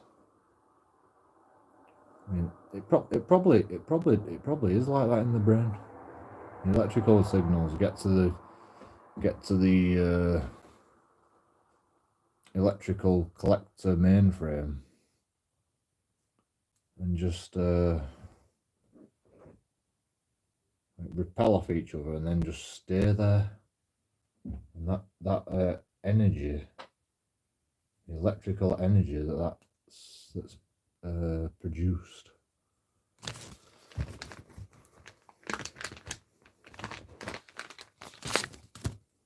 tells your brain what to do to tell your body what to do. I don't really know. All I know is all these electrical signals in your brain go somewhere, and they've either got to go to the same place or they've got to go to separate places. Every electrical wire in your brain has got to go to a separate place in your brain.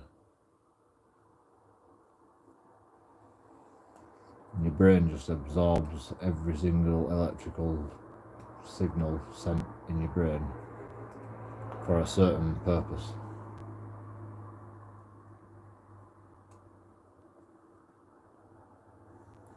But anyway, next comment. Weird thought, I know colours don't actually exist. I mean,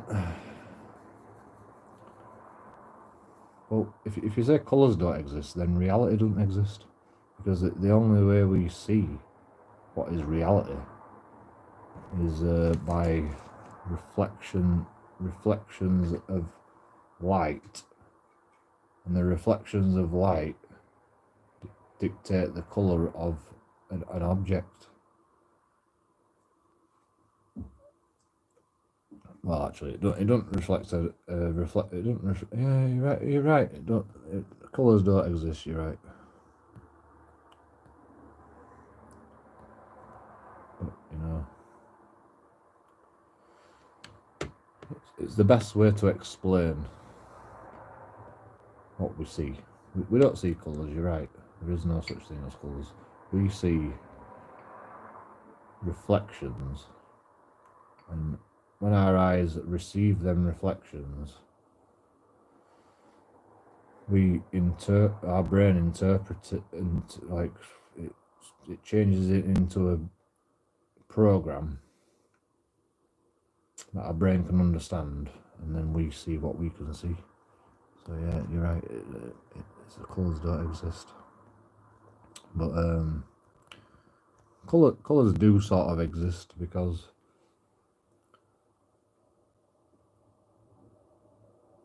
there's a spectrum of light.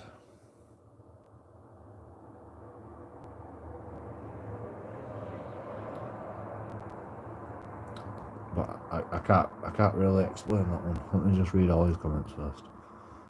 I thought that's what you meant, I couldn't tell. I don't know the science behind it, but I know colours don't exist. I like the older ones. You did more, if I'm honest. What, the older videos? Yeah, so do I. But it's a hard job being an auditor, and I'm in trouble at the moment because of auditing. So I'm taking a back burner because I can't actually make videos right now because I've got to live stream everything I do, unfortunately. But maybe one day we'll have enough money to buy another camera and then we can make videos and live stream. That'll be alright, wouldn't it? Back now, my data. I mean, I can probably afford it if I just fucking spend my money on it, but I just can't audit right now because I got assaulted by a police officer, and now I'm getting done for assault by battery of an emergency worker on a police officer. Even though all I did was just defend myself against a police officer that wanted to fucking push me about and bully me. He can push me, but he can't take it himself. That's what happened.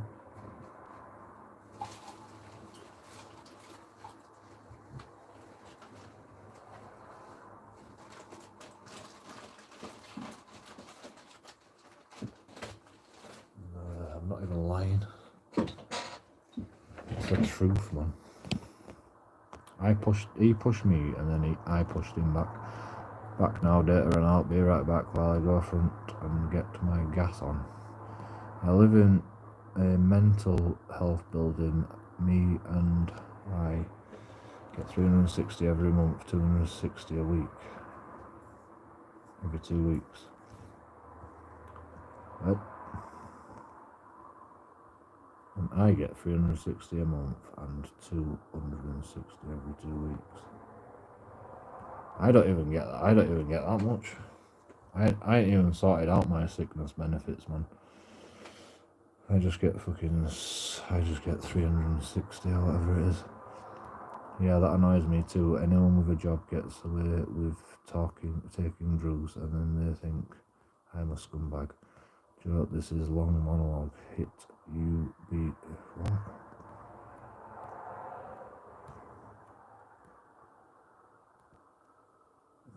You've been smoking, question mark. I was just gonna fry some chicken, but I've got no oil or eggs, so I have to do it in the oven and hope it works out.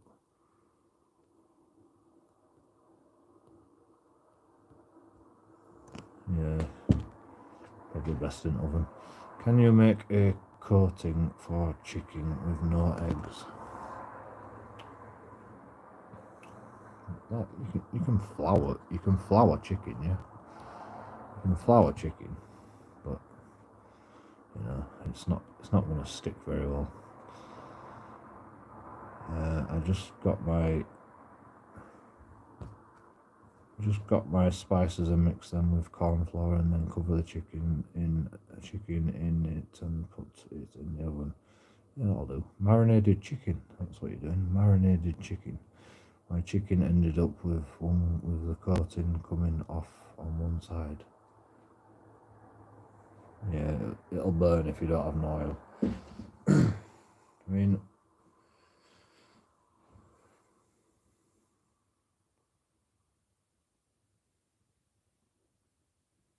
there's probably something you could do, but I can't think of it right now. I mean, if you chopped all the cartilage bits off the chicken, you could use that as an oil. but there's so little bloody cartilage on a chicken. It'd be difficult to do. If you got like a whole chicken and you chopped it up yourself, you could chop all the like cartilage and fatty bits out, and you could lay the cartilage underneath the chicken, and the cartilage should render,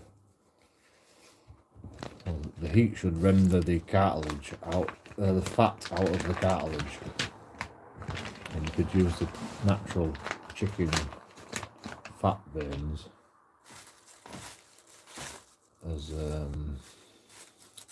oil, but I don't know if that'd work either,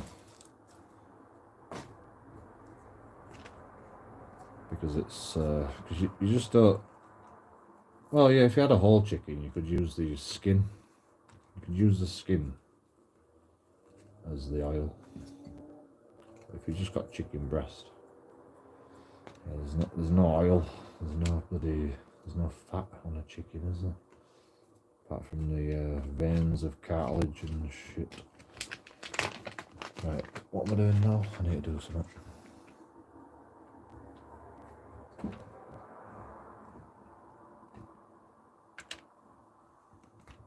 Sorry it took me so long to get to your comments, but we got there in the end. I'm surprised. Oh, fuck hell, we're not actually receiving all comments. Oh, what?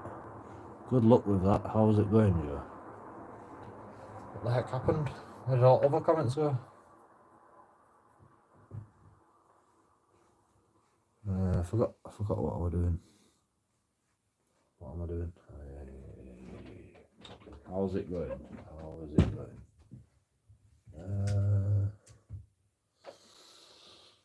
Not good.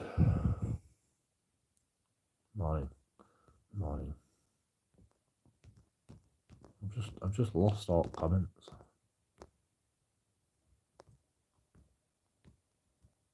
I didn't even receive your comments. What? 4:33. 5. Yeah, I didn't receive that comment from 4:33. I had to refresh everything to get that annoys me.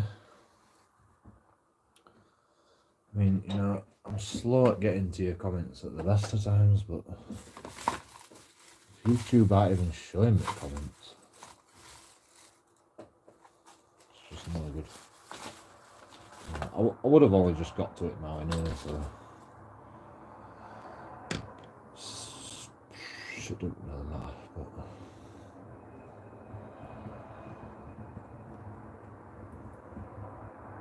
what's the point of a live stream if YouTube don't show me the comments live?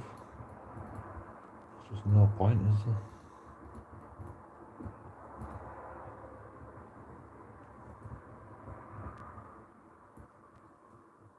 I feel like it's my fault as well, because I'm always saying, yo, be patient if you want to reply to your bloody comment, be patient. Because it takes me ages to get to comments. But and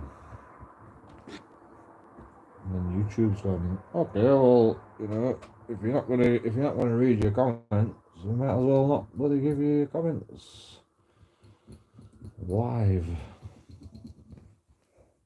It almost seems like a conspiracy.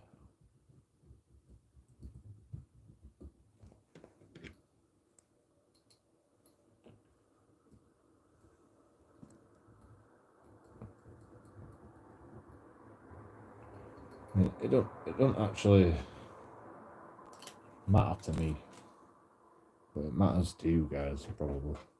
I'm sure you would like a response straight away, but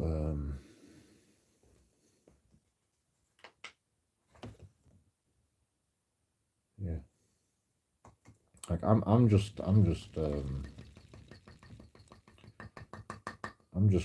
going through shit in my own mind.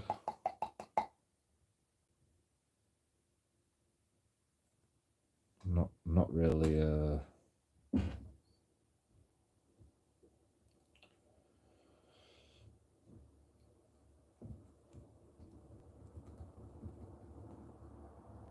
because I get distracted easily. So if I read a comment, I've got to respond to your comment, and then whatever rabbit hole your comment takes me down, I've got to start saying all that stuff as well. And by the time I get to the next comment, there's another 5 comments, and I'm completely behind.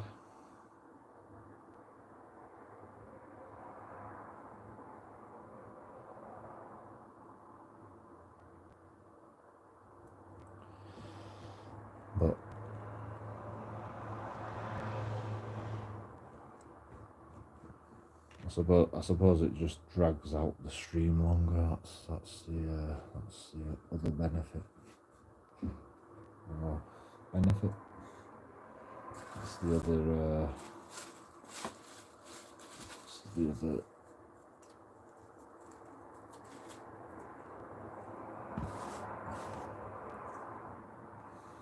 I don't know.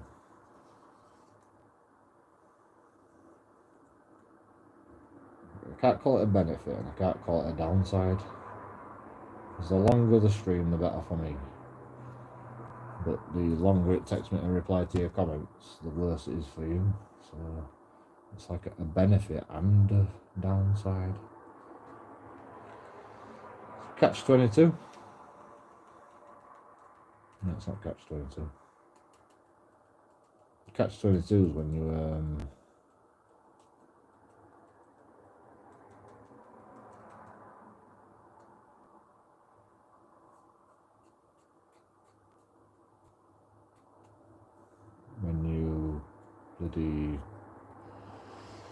you have 2 bad things happening for a bad thing happening.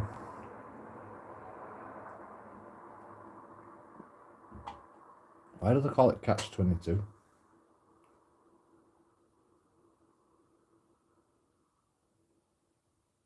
I feel like Googling that.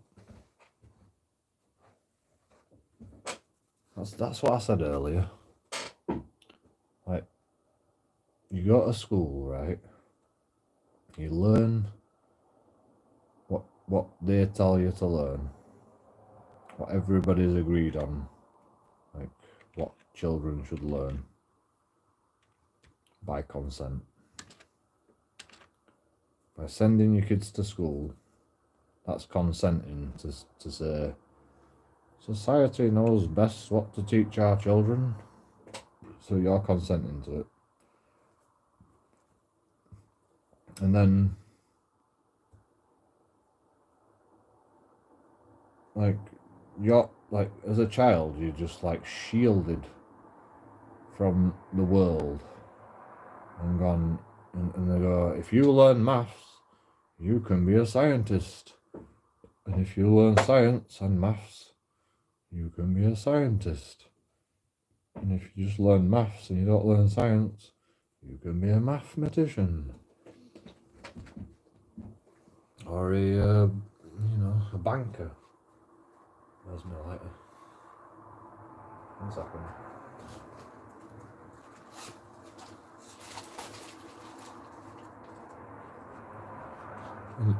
It's like you're shielded from how the world actually works. You're just like, oh, I can be a banker. You have no idea what that entails. But you know there's a job out there for you. And if you study hard enough, you'll be able to become a banker.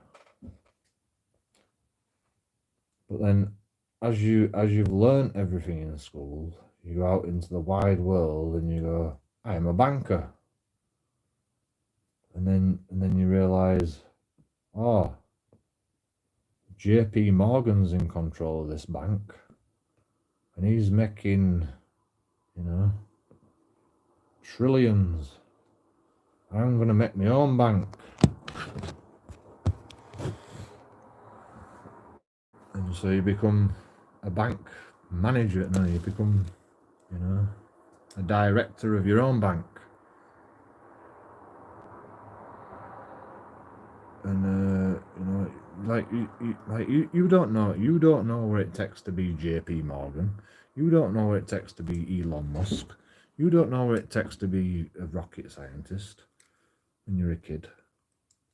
But as you get older and older and older, you start doing your jobs. You start like looking into how you can like do a better job or get a better job or get more money or whatever, make more money or make your own business or whatever.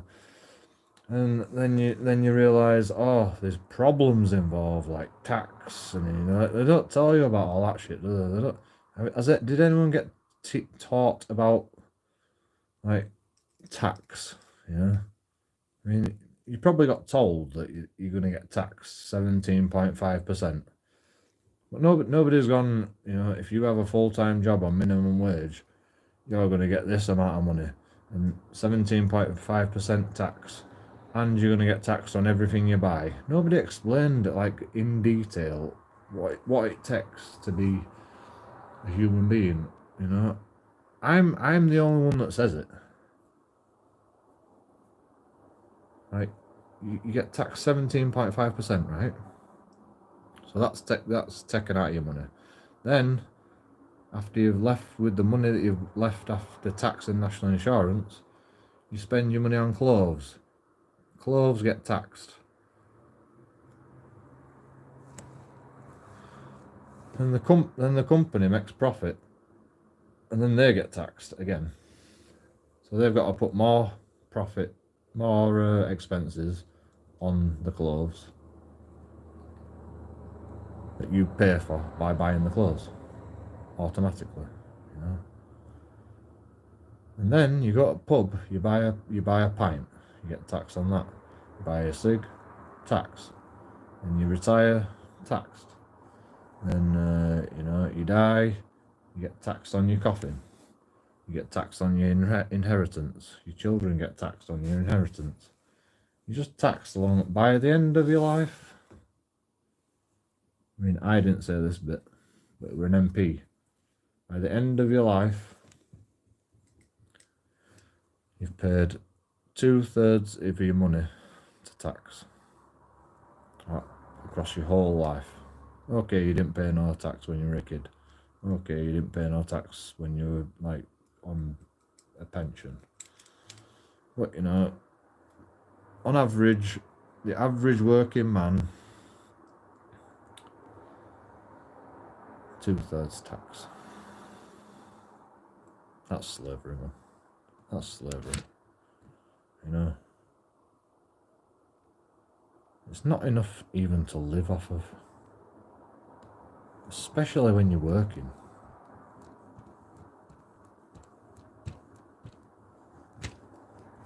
I mean, the average working man is on 70 grand a year, I think they said.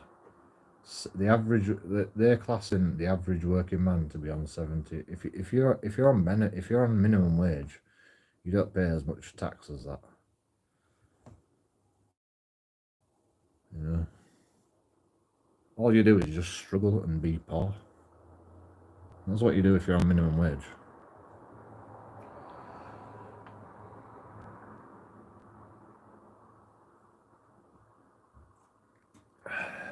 You know, you're still worse off than this guy that pays 2/3 of his money for tax. But he's got to work a full-time job to get enough money to pay 2/3 tax. Two-thirds of 70 grand is what, 50 grand? 2, 4, 6.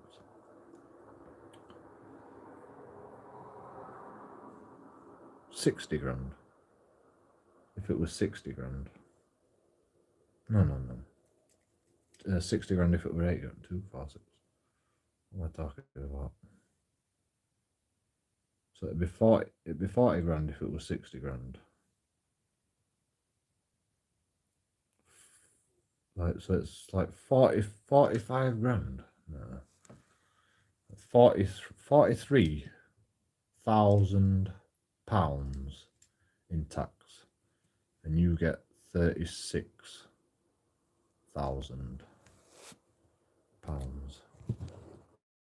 So the government gets, that's before you paid national insurance. Well, actually, national insurance is included in that, I believe. But I'm not really 100% sure. I mean, you could take any statistic and come up with a bad statistic, but you know, if you're talking about everybody in society, and then taking an average and going, well, like if you like count up all the tax that we have, and you count up how much money everybody earns, 2/3 is tax. There's no denying it.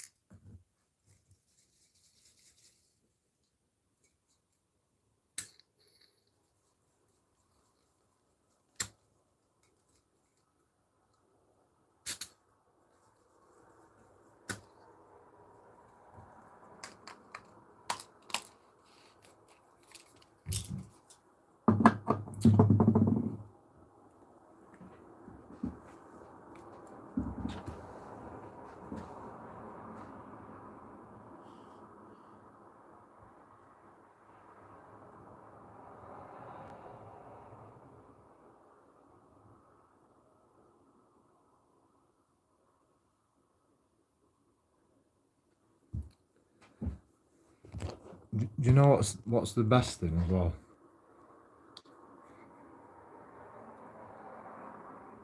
Like profits don't go down.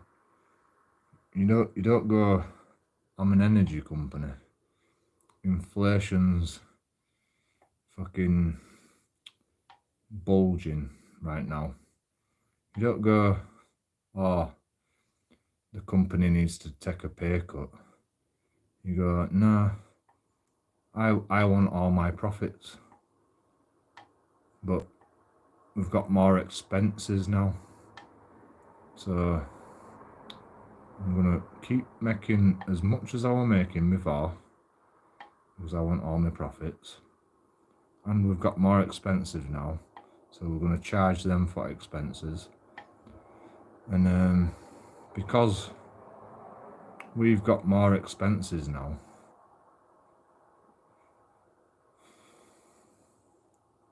we can make more profits, because we've got more expenses now.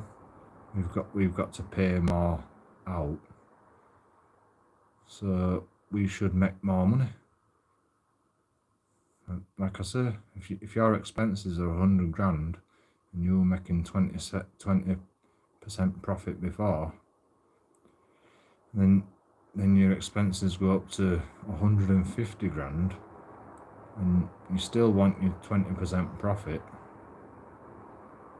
You charge them for expenses, but you've got 20% of 150 grand instead of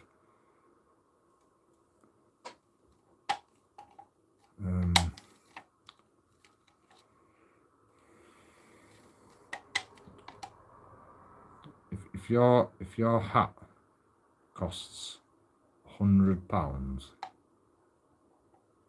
like each to make, you go, I'm going to charge the person that I sell the hat to £100 for a hat, right?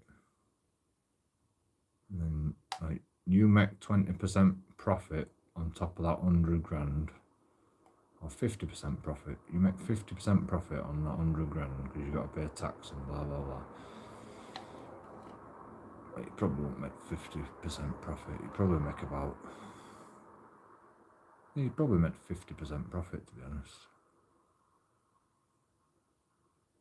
You'd have to make 50% profit because tax is like fucking 20%. So then you're only making like 13.5%. No, 10%. Then you're only making 10% profit. Actually, it doesn't work hard, does it? But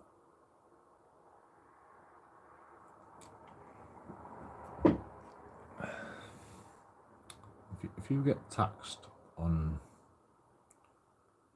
selling a hat for 100 grand,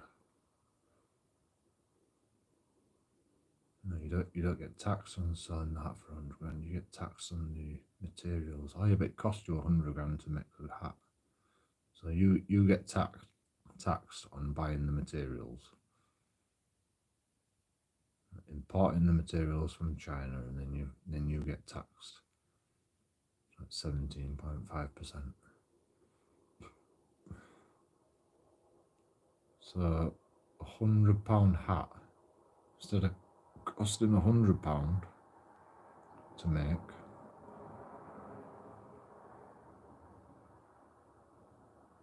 it costs you 120%. So it costs you £120. So 20 quid extra. If it costs you £100 to make a product, you've got to pay an extra 20 quid. That's ridiculous.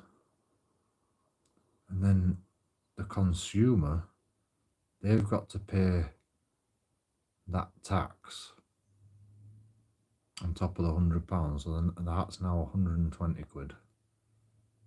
And then that bumps the price up of the product. So then they go, how much profit can we make off a hat? It's quite expensive with all this tax and shit.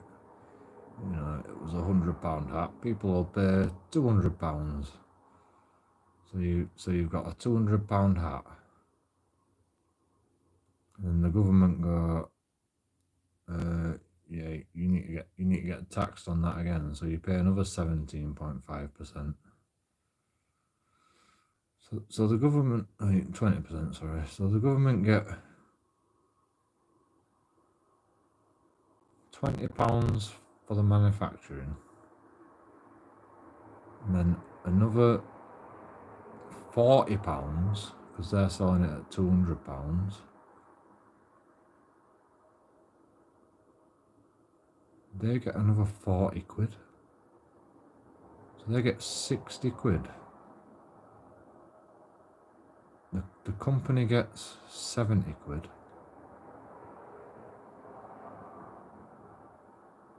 And you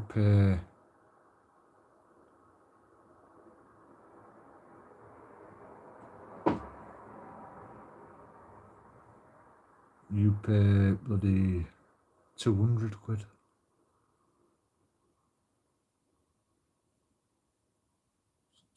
So like between profit and tax, they're getting 150 quid.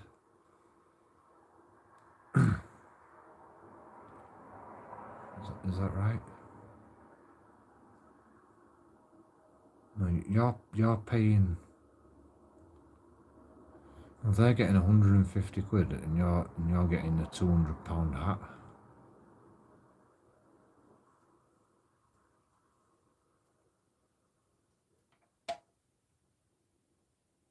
So you're only really getting a £50 hat. You know, it costs them £100 to make this hat. But by the end of it, they've made more money. No, that don't work out, does it? So what am I saying? Theirs got £60 tax, and then the profit is 70 quid. 6 and 7 is 13. 130. So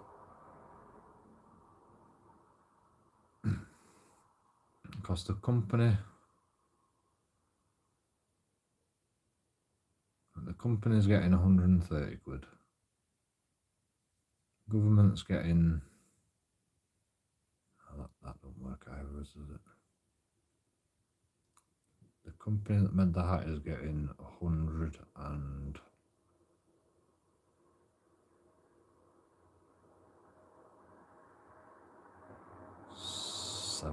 quid, is there? 120. So they want like 50%.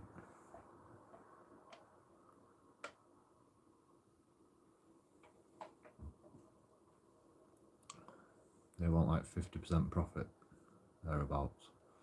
So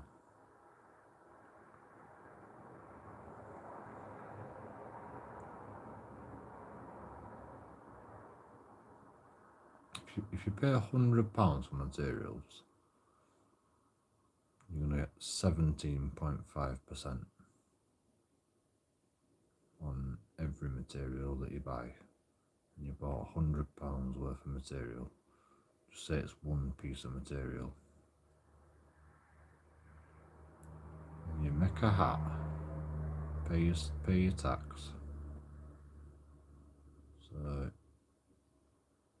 now the hat has cost you £120 to make.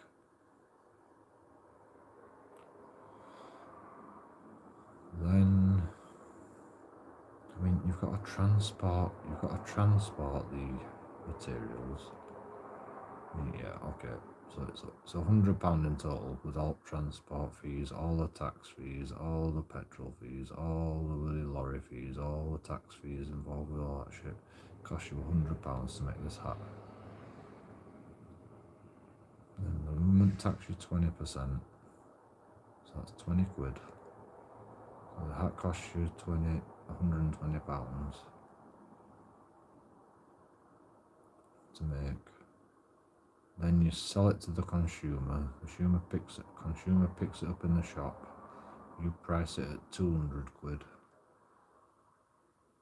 You get another 17. You get another 20% tax on that. So it's been taxed twice, realistically. Like the materials have been taxed, and then after the materials have been made into a product,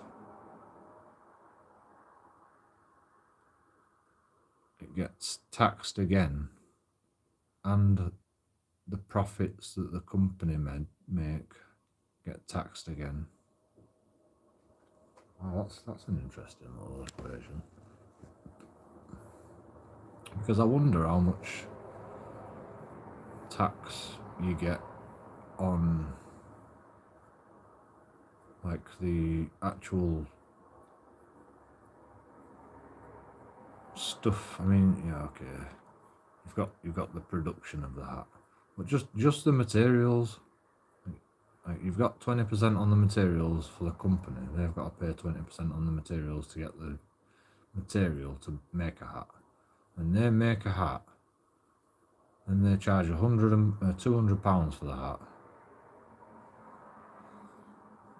And then the government charges you 20% to buy the hat.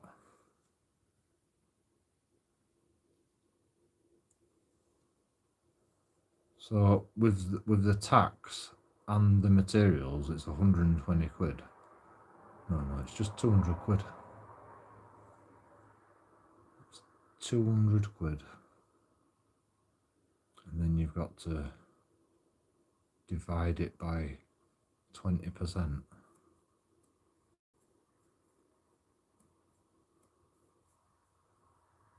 No, I need to find 1%. I need to find 1% of 200.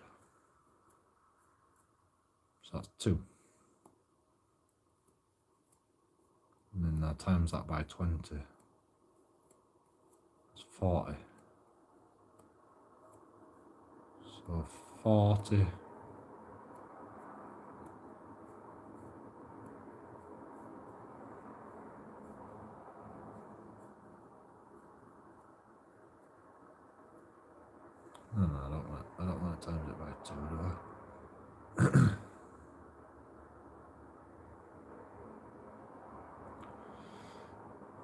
trying to find 20% of 140.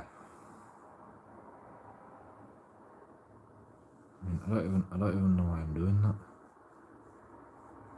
It's just the materials and the tax that the government put on. I wanted to know how much tax they get. Well, they get about 20% because it's £120 and then 20% tax. 20% of 101. So they get 200. No, they get.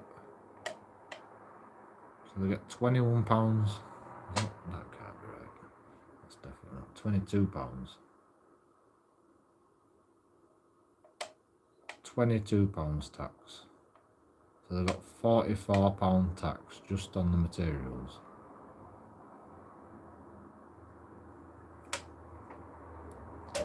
And then the profits they get 20% tax on, so that's 60 quid.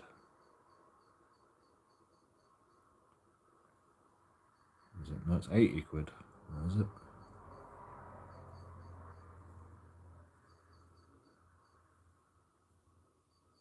£120 quid.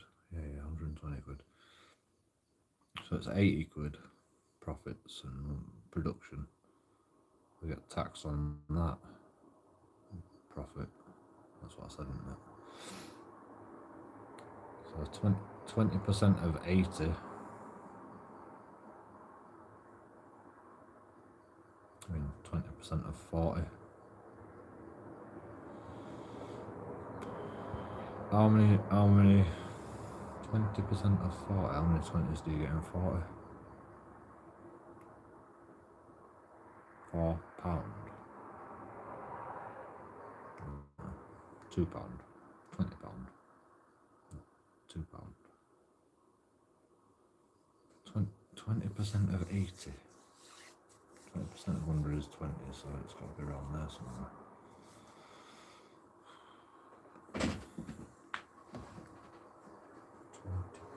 Of 80.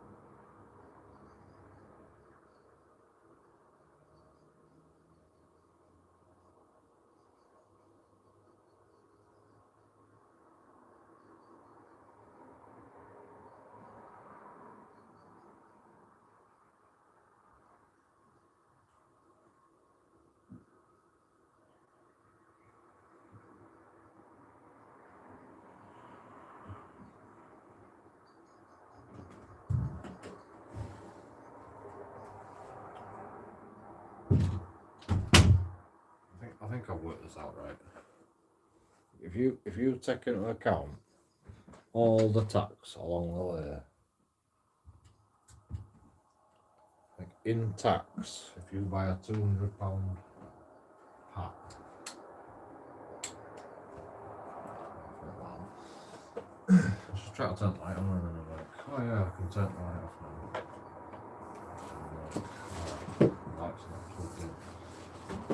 So if you buy a if you buy a £200 hat, like, and you take into account all the times the tax, in fact, not even all the time the government's taxed everything, But like with a limited knowledge of how the tax system works, you just the product gets taxed twice for the materials and then the sale. The tax is £55. The hat's £200, and the profits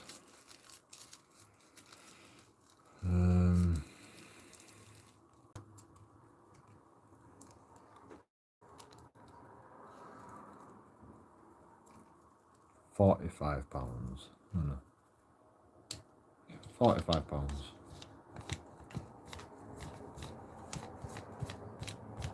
That's making 50% profit. Yeah, 50% profit. If the company made 50% profit on £100 hat in materials for production, you could even count it as production, to be honest. You got to pay tax for wages and workers, you know.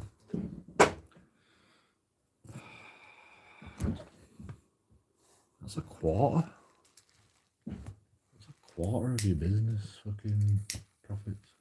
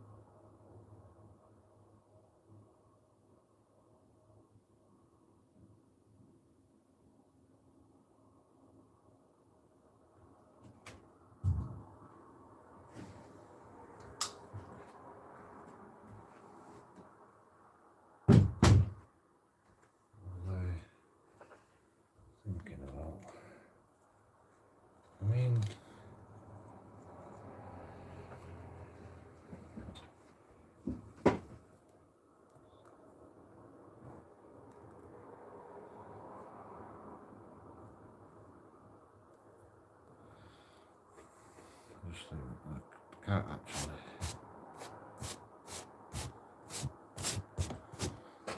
No, that's the minimum. It's fucking like. I'm not sure how many times it gets taxed along the way, but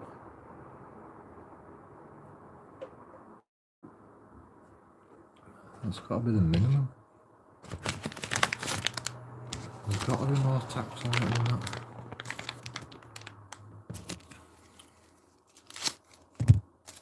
I mean,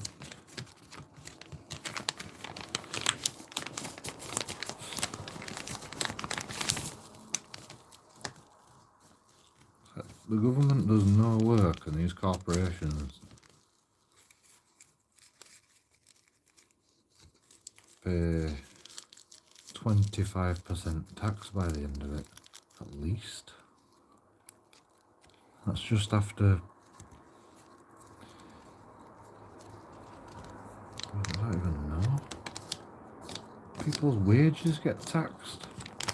People that make the product, their wages get taxed. And the company has to, you know, put that on the profits or whatever.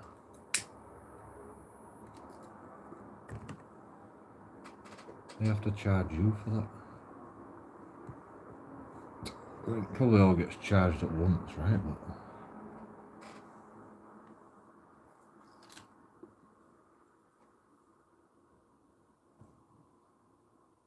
But I actually just can't believe it.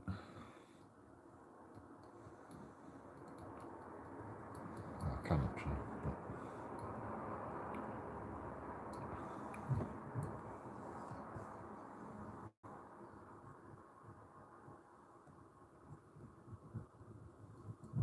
it's too much, man.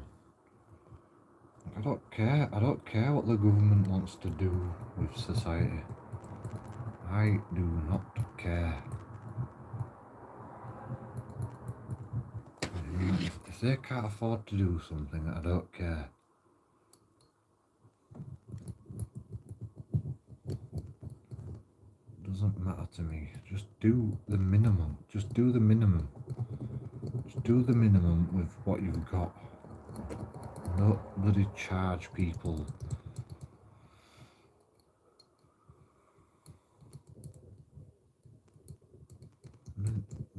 You're getting charged all that tax. It's not the corporation that's getting charged all that tax. You're getting charged all that tax. You're left with a £200 hat. You paid the company profits, and you've paid the.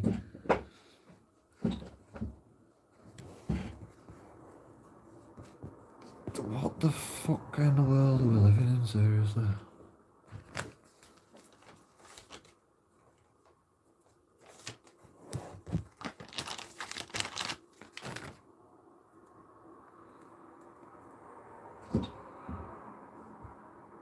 I think I'm actually living in a I don't even know. Idiocracy? I think I might be living in idiocracy.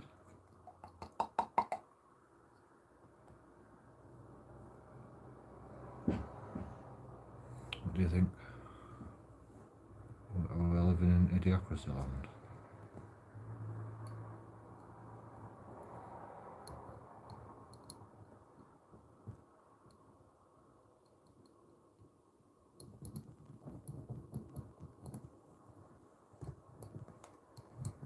I think so. You know, I'm one of them. But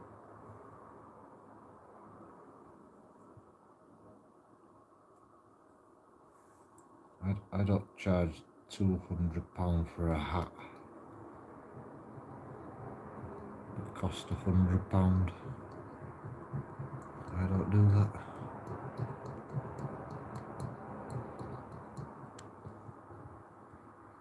Well, actually, I do. If I want to get a job, I do that. I go, I'm I'm gonna like make you pay for my wages if I get a job so I can buy a hat. And they go, well, you know, we've got to produce the hat. It's like, well, can't you give me it for £100? No, you got to buy it for £200. It's like, yeah, but like, you know, and I'm paying government 3 times, and I'm paying government 3 times.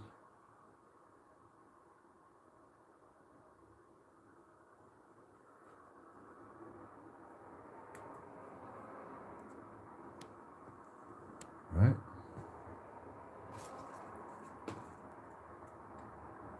4 times. I'm getting taxed on the wages as well. Oh my god, we've got to work that one out.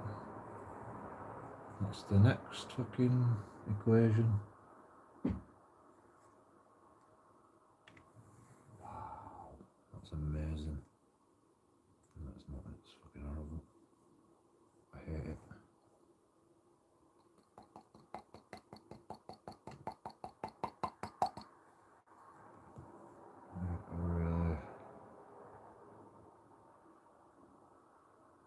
I really just don't even understand it. Don't even understand how they can get away with it. You know, people are fucking powerful. You know, they have a voice.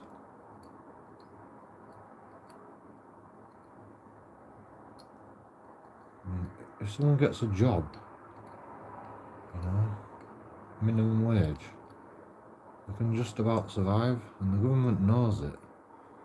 So they go, alright, well, you know, and then people go, well, we better get a better job then.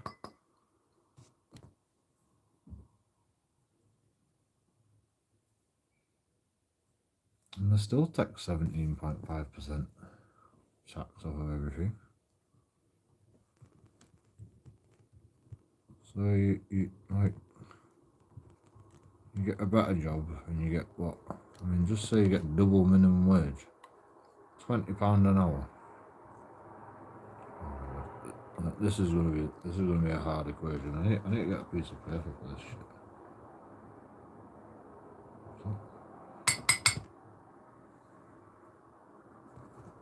I need to get a piece of paper. It's the only way. So I'm thinking, if you're an employee that wants to make a fucking Gucci hat worth £100, I don't like Gucci, but you know, let's roll with it.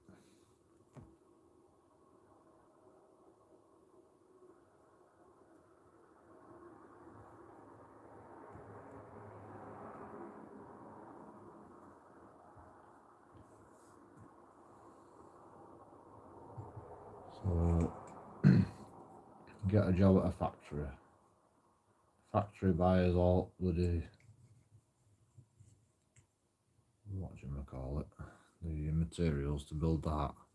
You go to work, build your hat. I mean, I can't even work it out.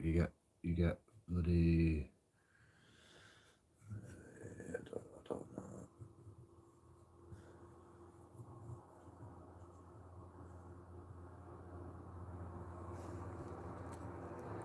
I don't think I could actually work it out. If you worked at a Gucci hat creation centre,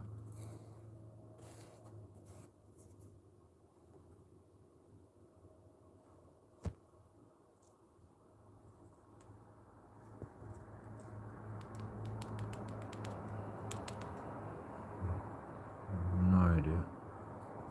It's impossible.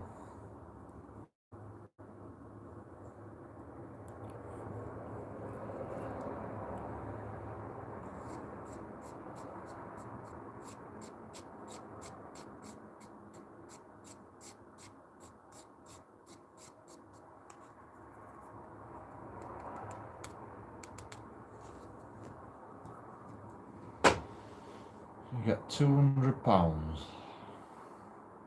No, you get like, Oh yeah, but you're only making one hat. Right. Let's say it takes you an hour to make a hat.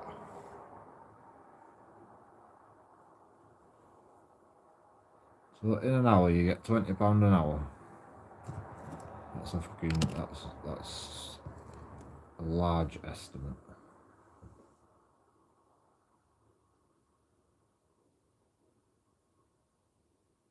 You get 17.5% tax on that, so that's 17.5% of 20 quid.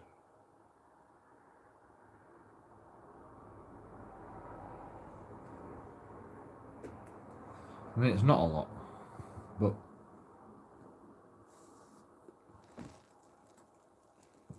they're making basically a quarter tax. That's if you sell a product for 50% profit.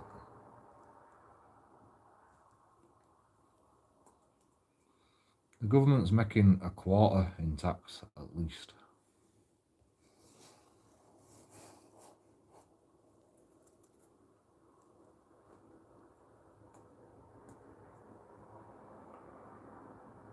Probably more.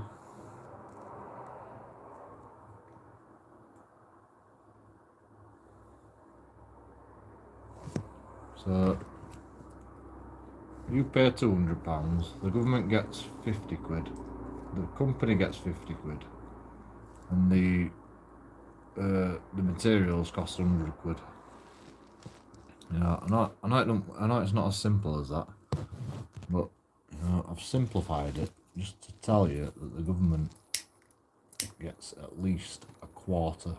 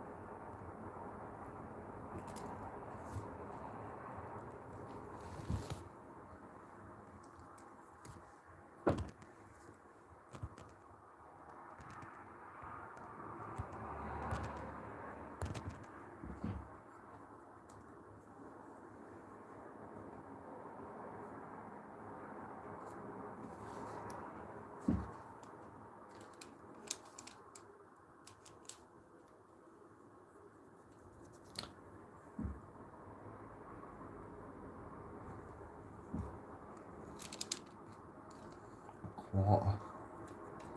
I mean,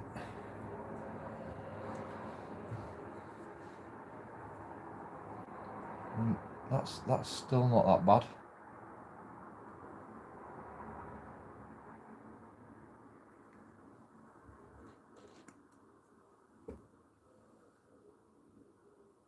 That means the company's making a quarter profit, but the average working man, he only makes a third of what he earns in his whole life.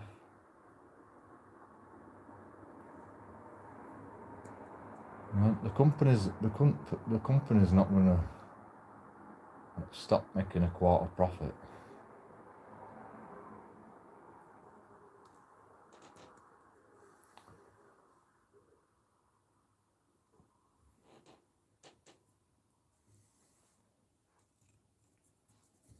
Unless they go bankrupt, I suppose.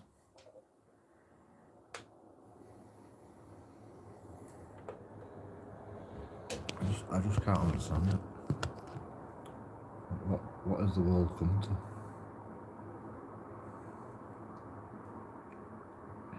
The government's making a quarter profit for doing nothing. The company's making a quarter profit for doing, for making the business.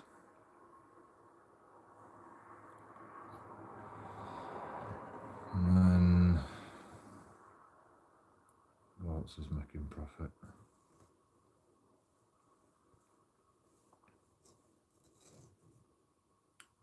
And you're getting paid 20 quid.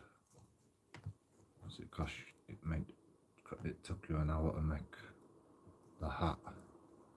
In fact, that'll be with the tax, to be honest. You know, and that'll be on the hat. If it cost you, yeah, I suppose I'm overcomplicating things.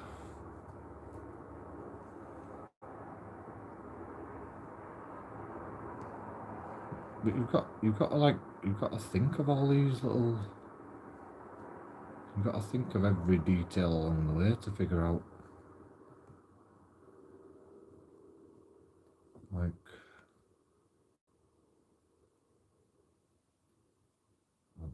that's why it's not slavery, because everybody's equal. Everybody's get 17.5% tax. Is that why it's not slavery? Because everybody gets. I mean, you know, everybody that were a black slave that came over here, and or a slave, you don't even have to be black.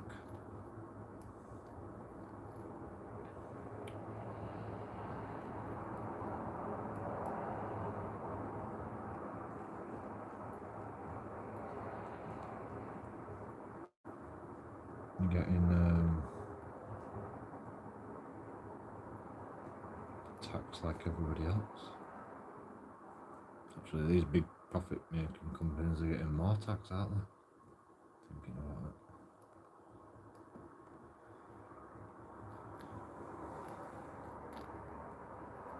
I remember watching like Dragon's Den or something like that,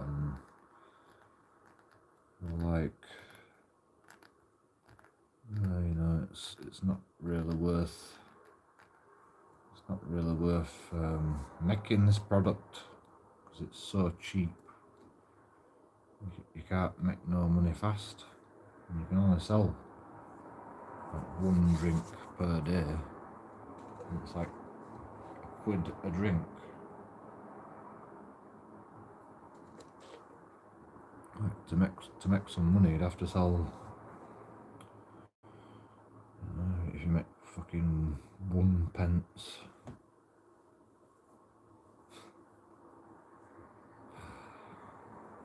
Anyway, I'm going. JoeKingAudits out. Like and subscribe.